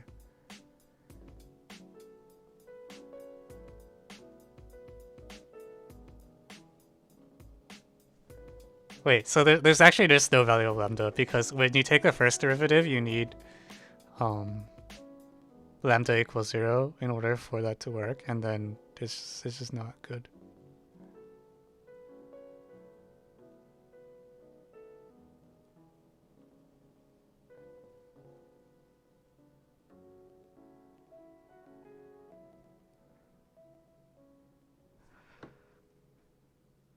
That's awkward.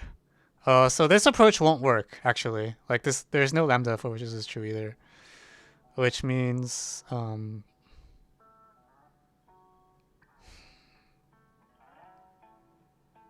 is this that strong? My god.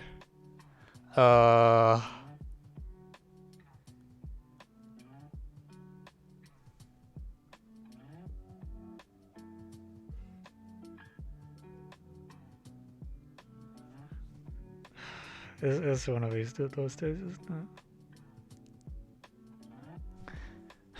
Because I'm looking at this and I'm like, you have like a cubed plus b cubed on the left and like abc on the right. So it's just like come on, like this can't be that strong. But there's actually no value of lambda for which this inequality is true. For a plus b plus c equals 3, which is a little surprising to me.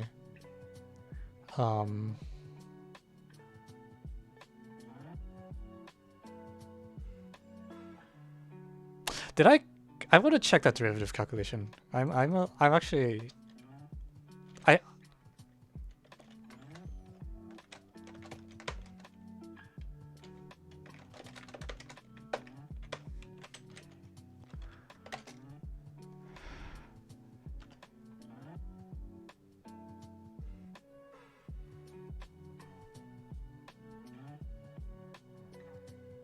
Okay, then I did the derivative again. I got something different. So I'm obviously really good at this. No. 3t plus 3, not 3t plus 2. No, it's equals 0. Xc plus y. Okay, that's a fair point.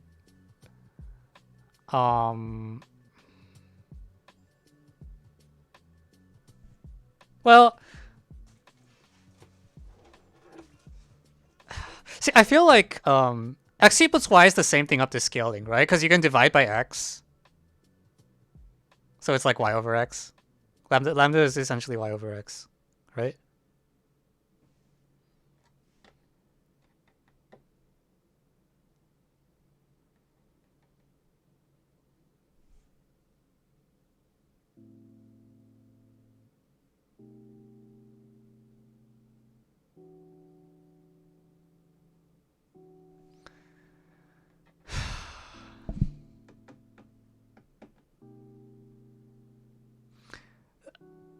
So is there like a not terrible solution then? Because I don't know what I'm supposed to.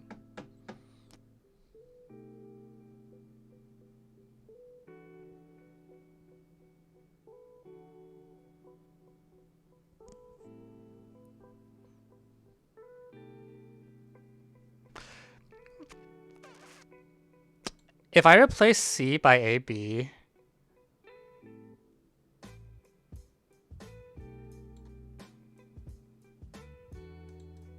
is there any hope?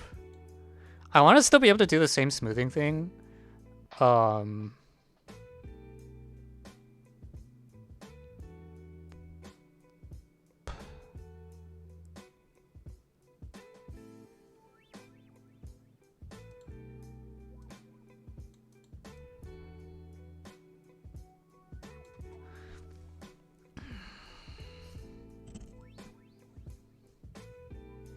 If I replace like C by AB, is there any chance? Well, if I replace C by AB, then it's like C. So it would have to be like minus AB for that to be feasible, which is the thing you can do. Like,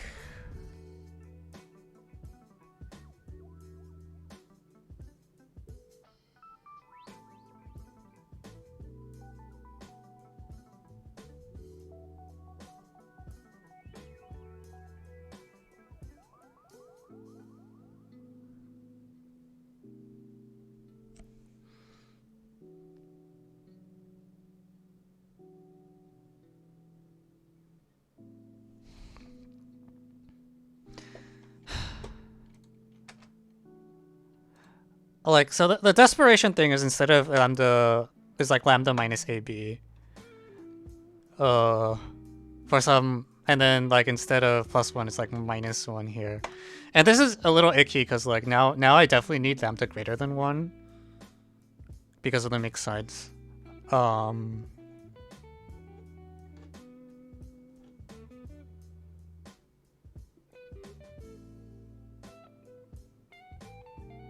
But like, yeah. Well, we'll give it a shot, alright? So this is now lambda -1. And this is now lambda minus x squared.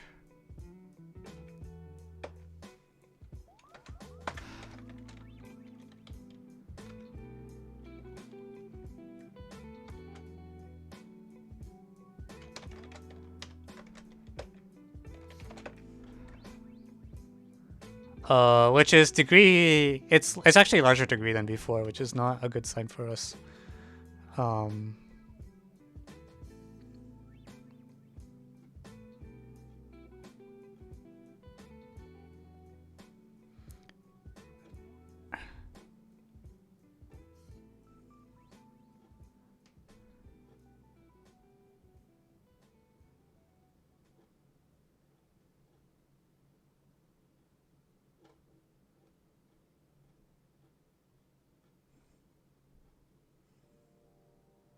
I wonder, can I do like square root AB? It is true that like root A, root B.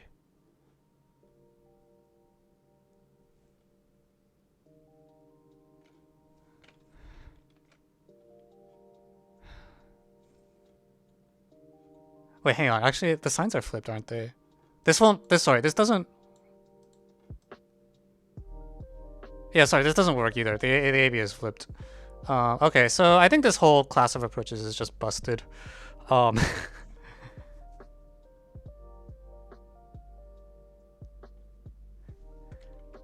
or maybe unless I do like, okay.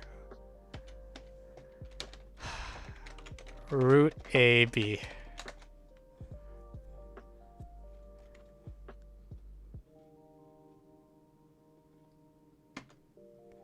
In which case, does the smoothing still work? If I hold A plus B fixed, then okay, so it's like root AB. So if I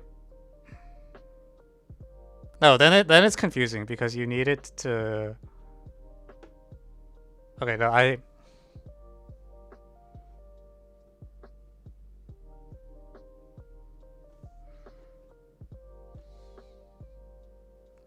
you want to use multipliers? Oh my god.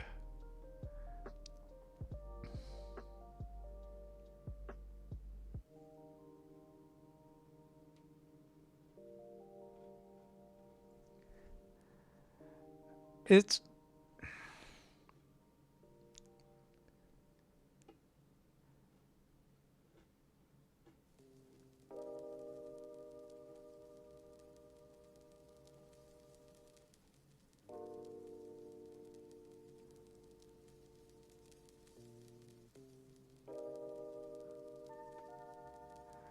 fix A and fudge B and C. Is that the proposal? So the B cubed plus C cubed.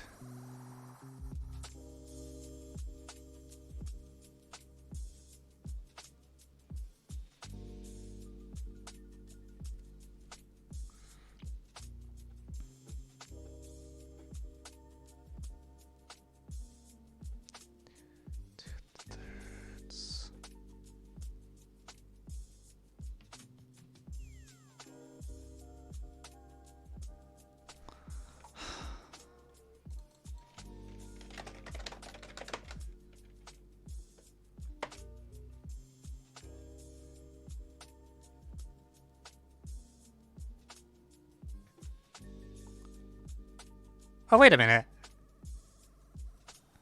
Uh,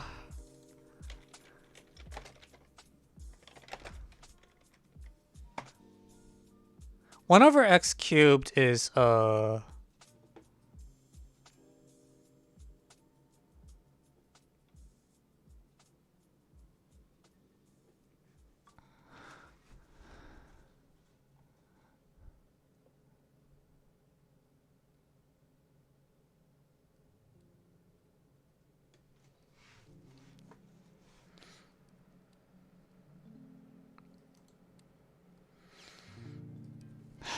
oh my lord.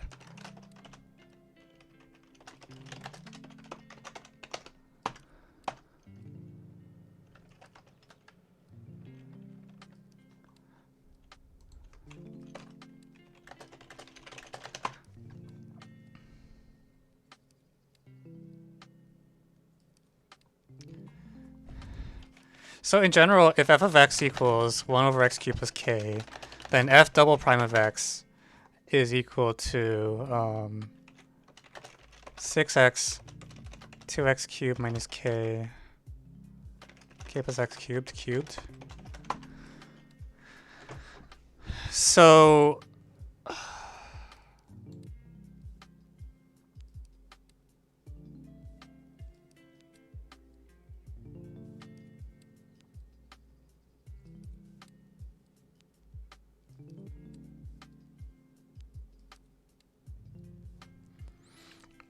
So let's say without loss of generality, A is at least B at least C.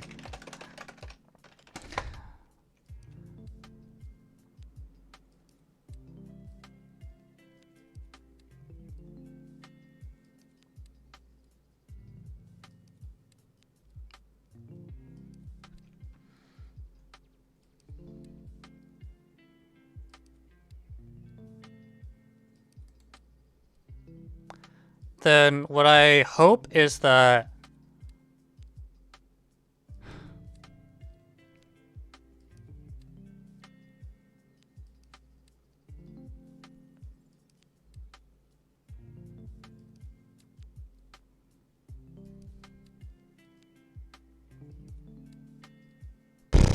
I don't know what I hope.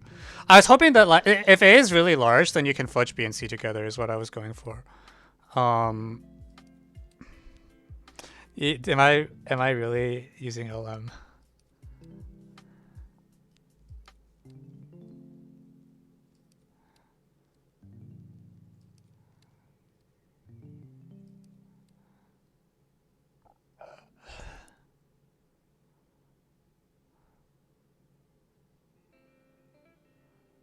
All right, well, all right. We're gonna use Lagrange multipliers. I give up on being a polite person.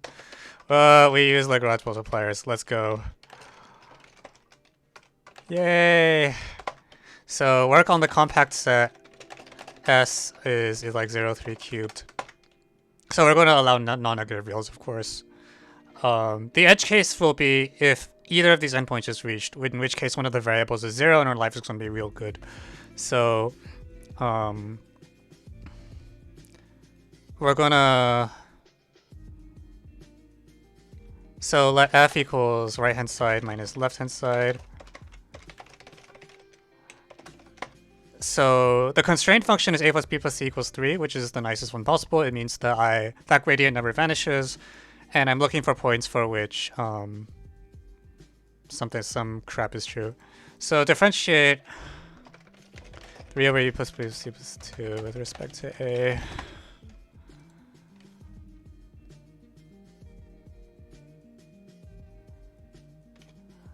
Then for extrema in the interior, lambda is equal to minus 3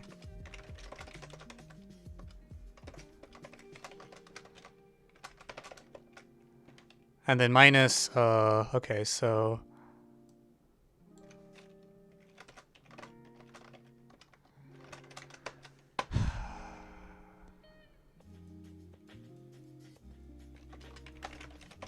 I'm not sure this is actually going to work now that I'm looking at this. This is actually pretty bad. I think the smoothing that we did before was actually like less bad than this. Because I want like the cyclic... Yeah, wait, this is not feasible, right? Like, how am I supposed to solve the system?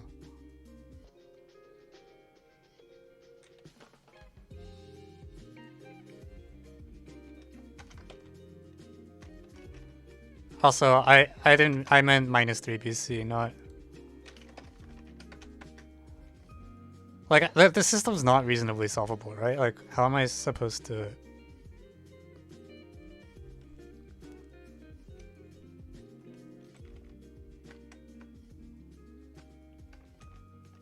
Okay, never mind. We're not using Lagrange multipliers. I don't think that's like a...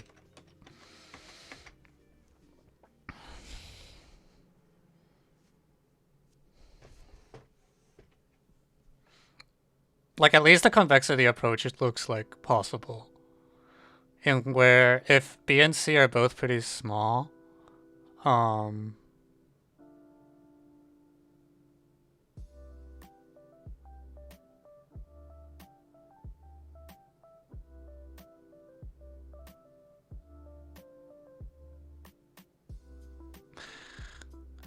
it's sort of like this, okay? We're gonna fix C, and we're going to...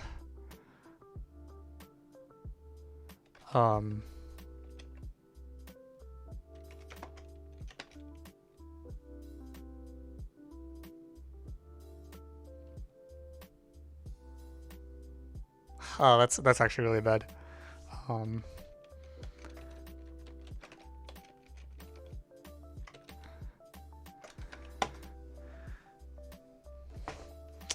Like 2x minus k. So if if I sort ABC and so let's say A is at least 1, do I believe that 2b cubed is less than or equal to 1 plus a cubed? So Fix A.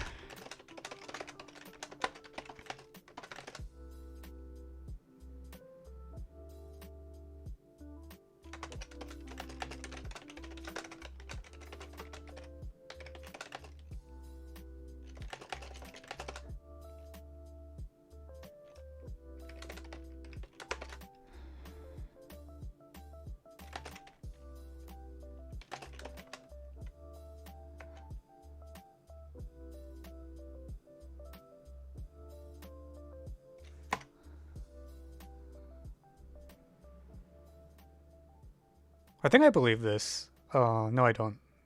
It's not even true for. Wait, the fuck? Wait, did I get that derivative right?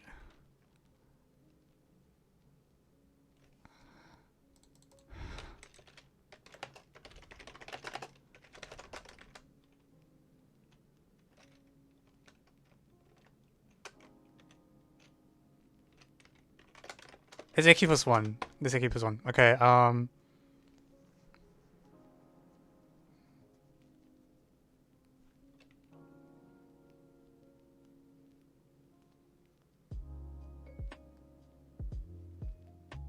this is just true for A at least 1, right? Shit, but this is A. No, we're fucked.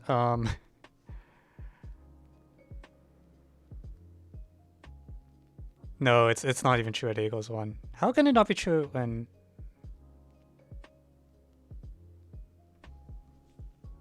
Okay, yeah. Is it not? Yeah, 3 minus... Yeah, we're...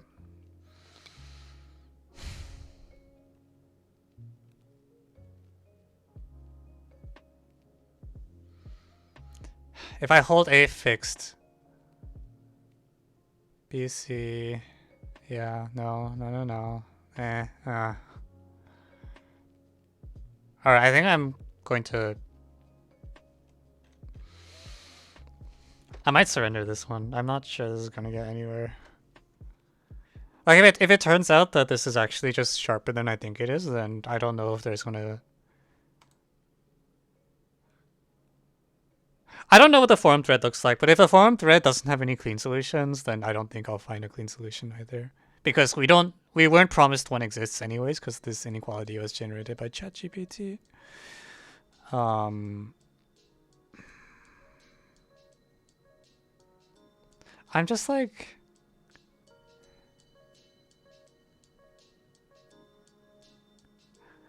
I would like the tangent line trick maybe to be...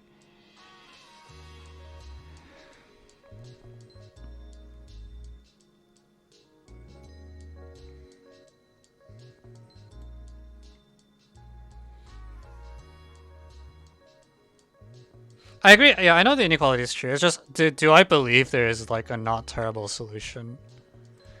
I'm leaning towards not really.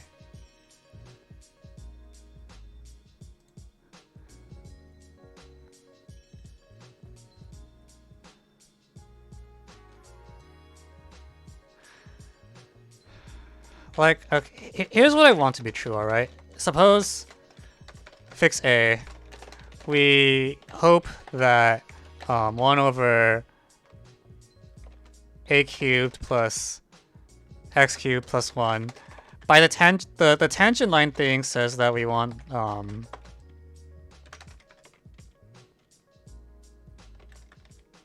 but see, even this is like, the computation is going to be really heavy this way, right?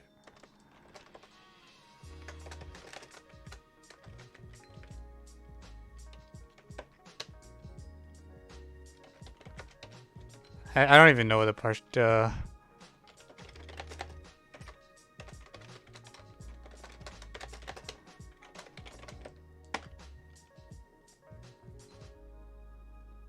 Yeah, though this is not reasonable to compute by hand, I think. Yeah, okay. Ah, man. Today's really not my day. Why can't I get problems that I know how to do?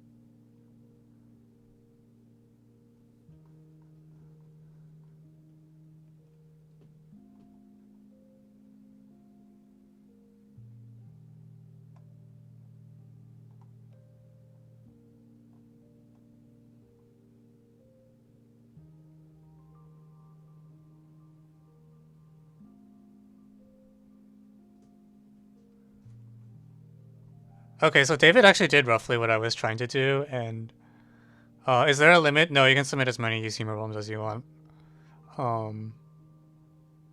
Yeah.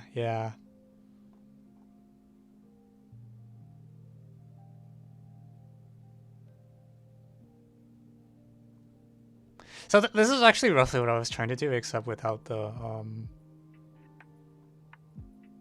yeah, double partial. Yeah.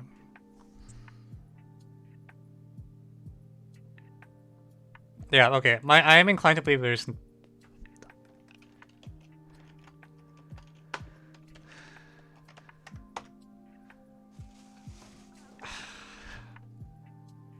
Yeah, I don't super believe that there is a clean solution. No. I'm annoyed because it looks like it shouldn't be that sharp because a cubed plus b cubed is so large on the left. But I don't think any of like the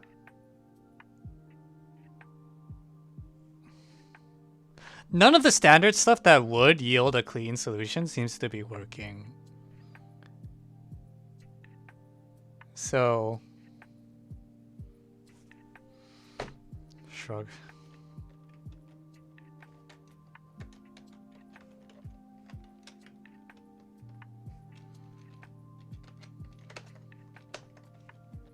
God damn it.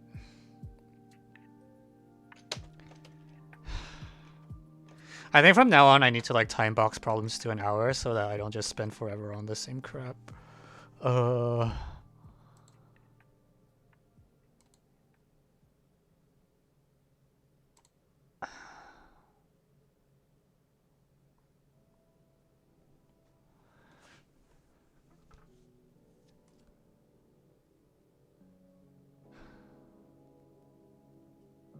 Because it's like the quantity, like, I feel like if you, expanded it, if you, like, did it in triangle notation, right? If you actually homogenized both sides, did a full expansion, ended up with, like, it looks like on the order of, how many terms do I think this will get?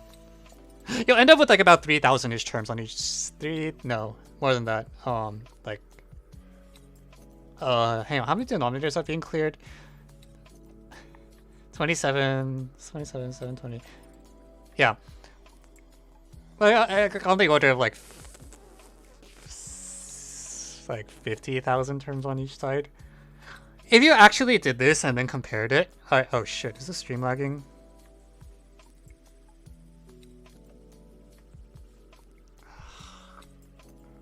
This happened last week too.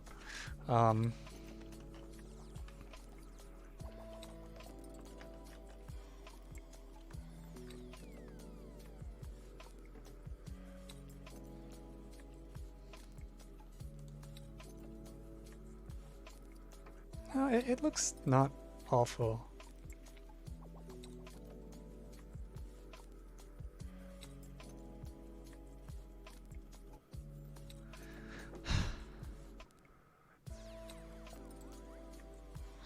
Yeah, I feel like if you actually expanded it in as a degree 9 polynomial and looked at the coefficients you got, it wouldn't be very strong because all the big stuff is on the left. It's just I don't,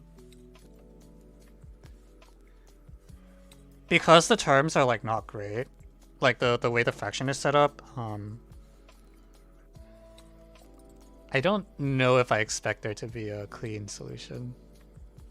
Maybe someone will find one. I don't know, but.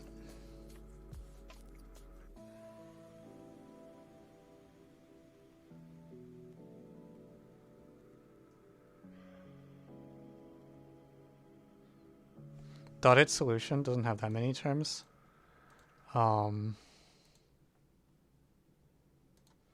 I didn't read it because it didn't render.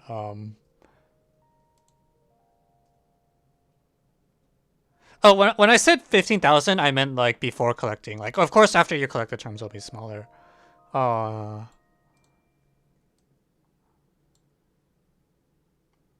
But also, like, okay, to back up what I said, right? When you look at this, there aren't negative terms. Like, sometimes when you do Buffalo Way or whatever, if the inequality is sharp enough, it's not just like everything's non-negative. It's also like there's some plus minus signs, and then you have to use actual inequalities on the remaining terms. But here, like when you do the expansion, right, everything's actually just non-negative. And I think that's kind of just why, like, okay, yeah, like, that's how you know it's not that sharp. Because the buffalo way doesn't require an AMGM step. You just straight expand.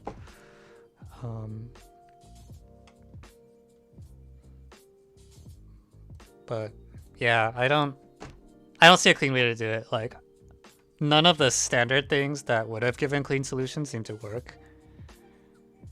And also, like, the inequality doesn't have we also don't have a reason to believe there is a clean solution. I guess is what I'm trying to say. But even though it's not that sharp, if the things that would have worked nicely don't work, then like, what are you gonna do?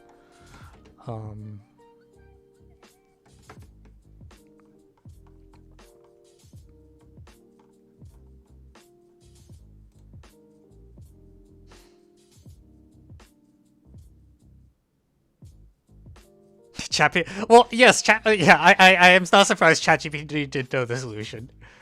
All right.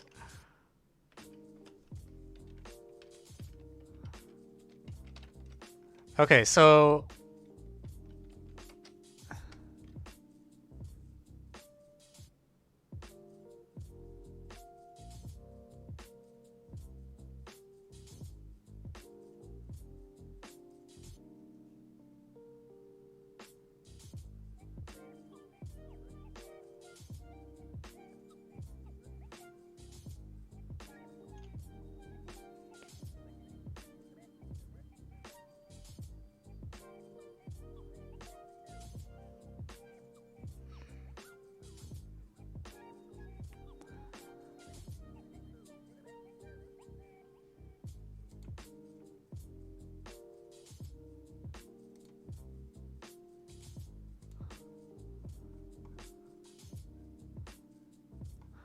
okay, also, is this add coder problem literally?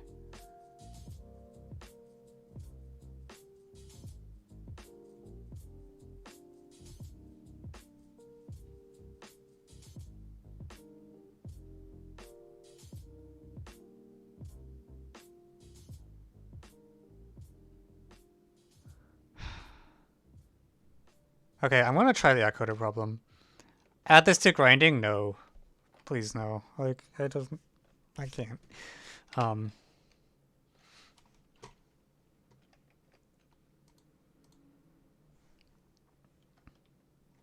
on. I'm gonna split this tab off. Or not the, where did it go?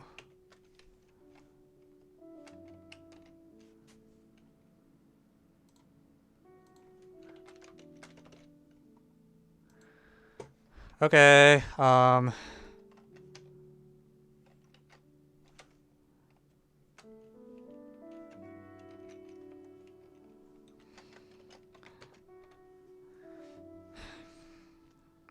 right. Let's do some code, like, competitive programming. Okay, so I have...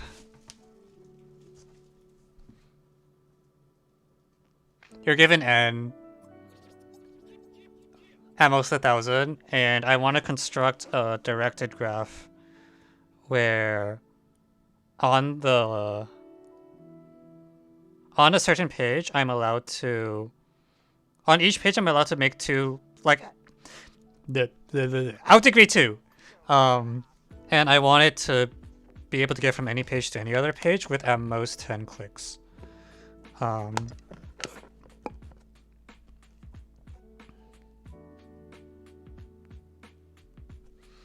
Okay,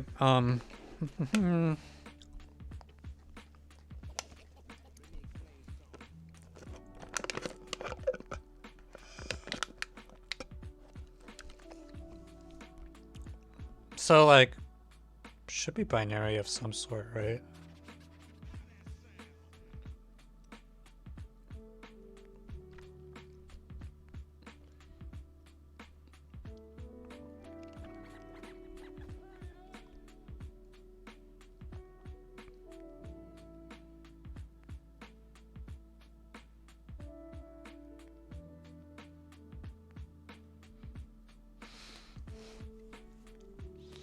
So I guess like the thing you wanna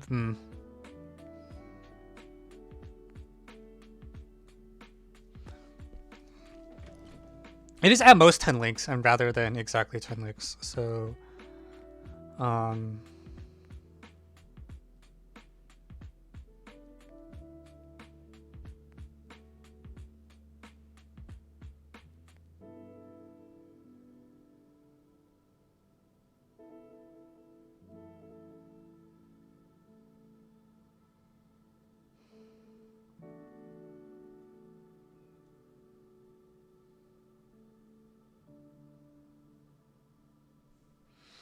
yeah. Yeah, 2 to the 10. Yeah.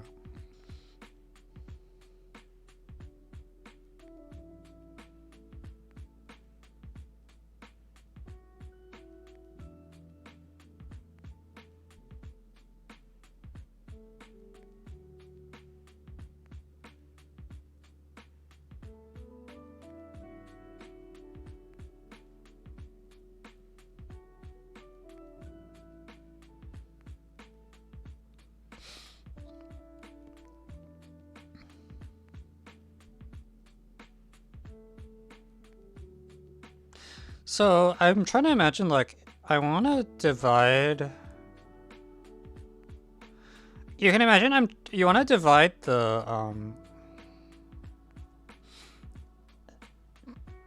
suppose I could divide the pages into like 10 groups somehow, like call the groups group 1, group 2, and so on.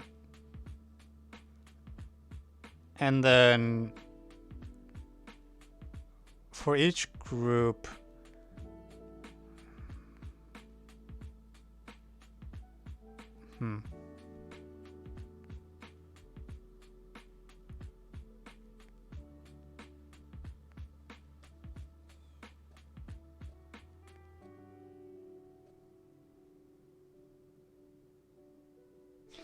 the thing that's annoying is that like n might not be exactly like. We'll worry about that later. Let's just imagine n is like 1,000.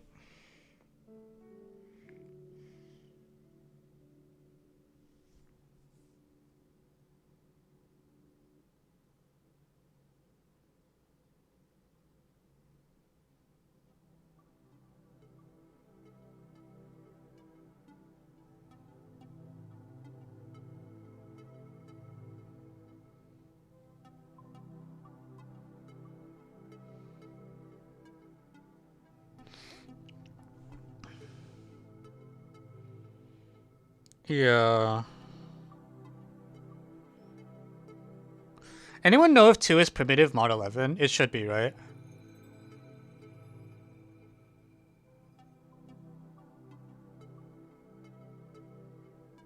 Yeah, because 32 is -1 mod 11.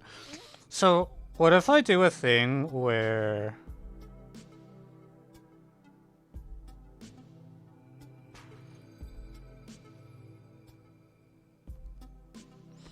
I partition the pages mod 11 somehow, and then like based on the residue modulo 11, it lets you like you get to pick which bit you want to flip or some.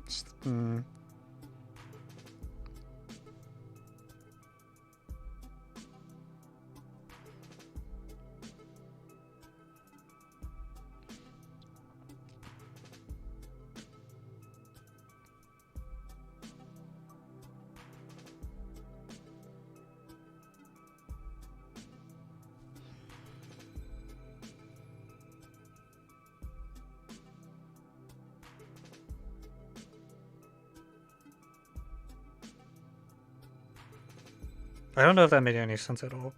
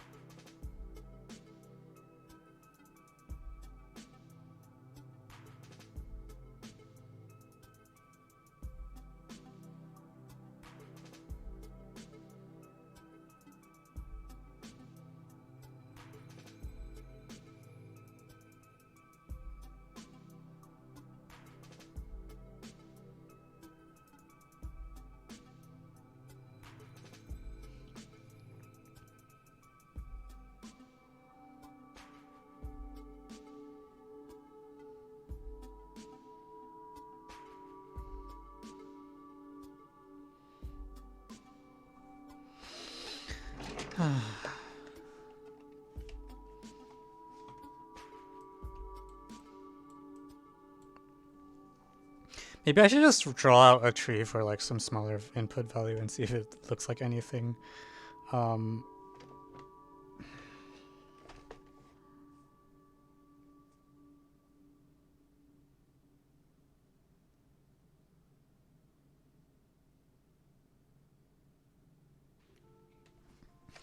Okay, let's draw some crap. No, you go away. Oh,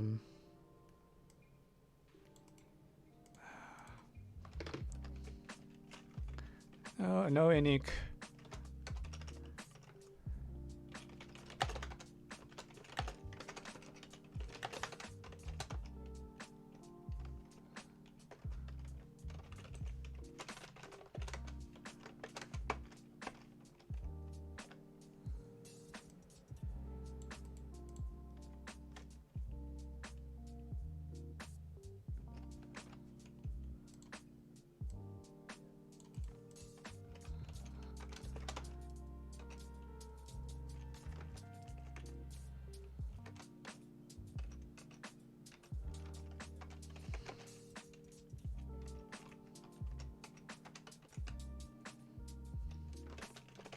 Numbered 1 through n.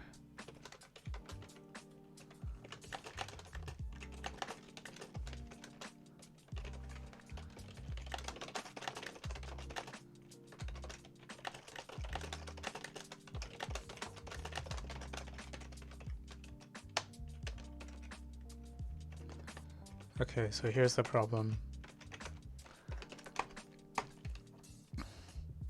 Yeah, so I wonder if like start with like a binary tree, okay? And then actually if you start with a binary tree, is that good enough?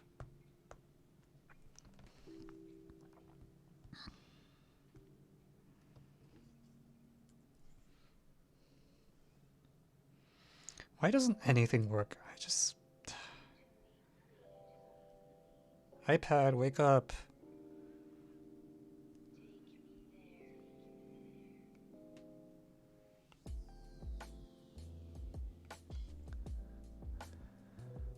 Okay, n equals 4. I'm gonna draw a slightly bigger example. So if I start with a binary tree,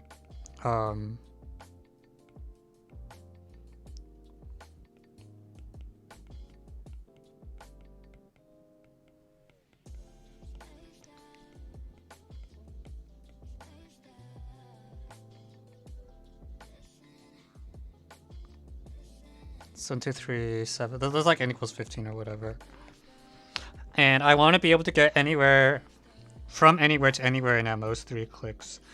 I actually can't do it, right? Like, well, maybe I can.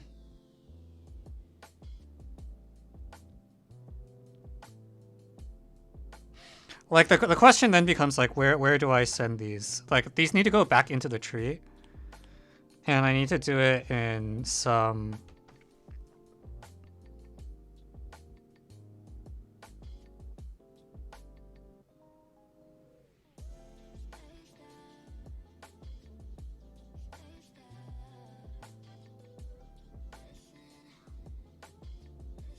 Maybe I'll label them. Here, 0, 0, 0, 0.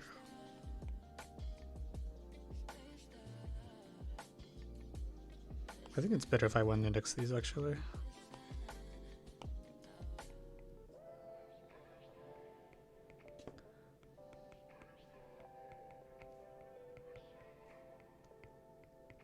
And then like.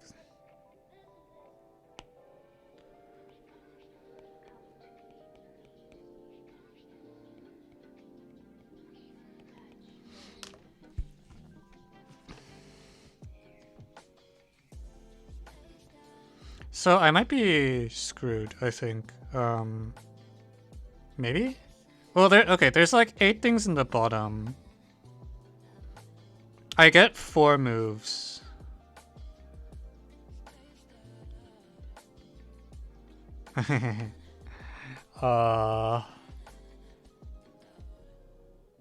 Solution.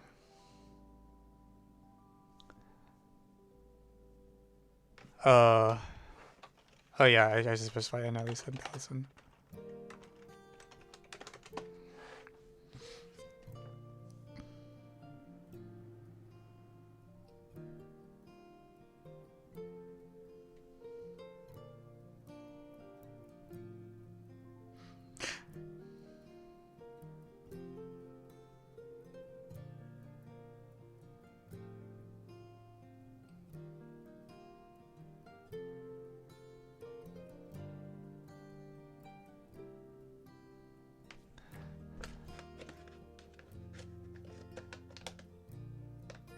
For 8 vertices,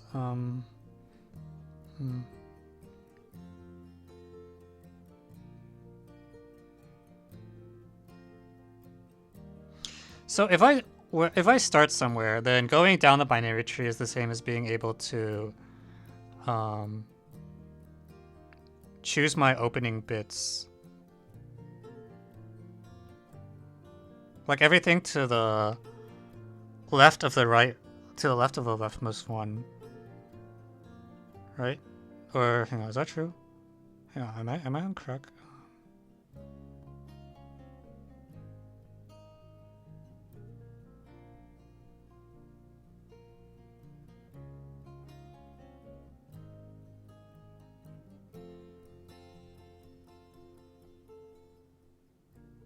I think I need a better indexing system actually.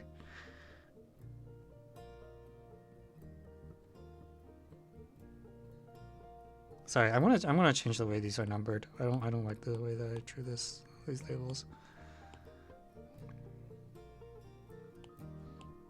Like I want this to correspond to flipping. We can imagine this is like.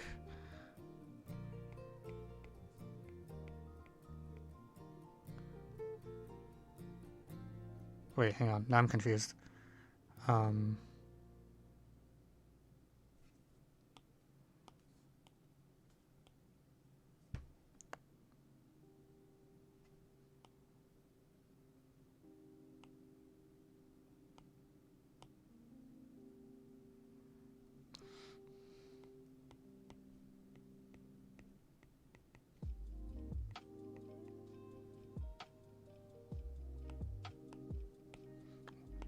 So maybe I label the bottom children like this.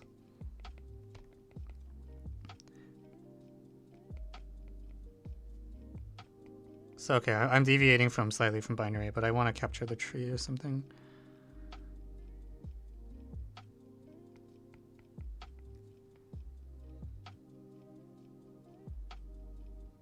Okay, so I think what I want to do is I want to label these by binary strings of length at most the thing, right? Rather than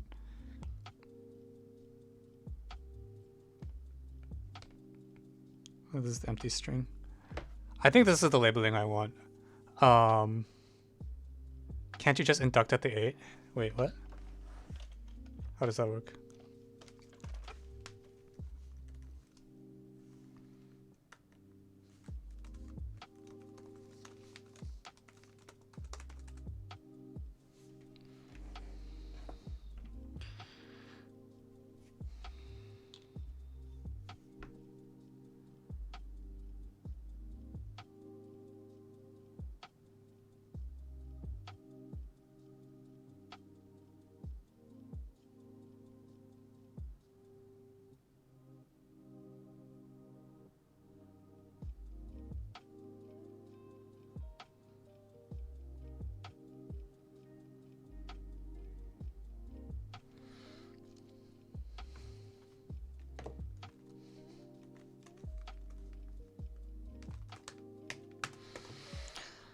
Okay, then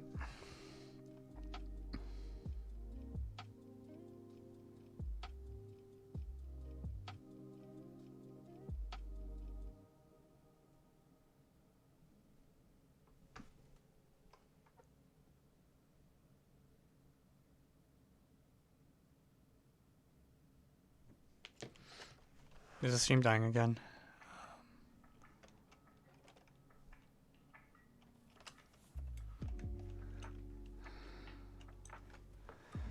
I feel like it hasn't done this before.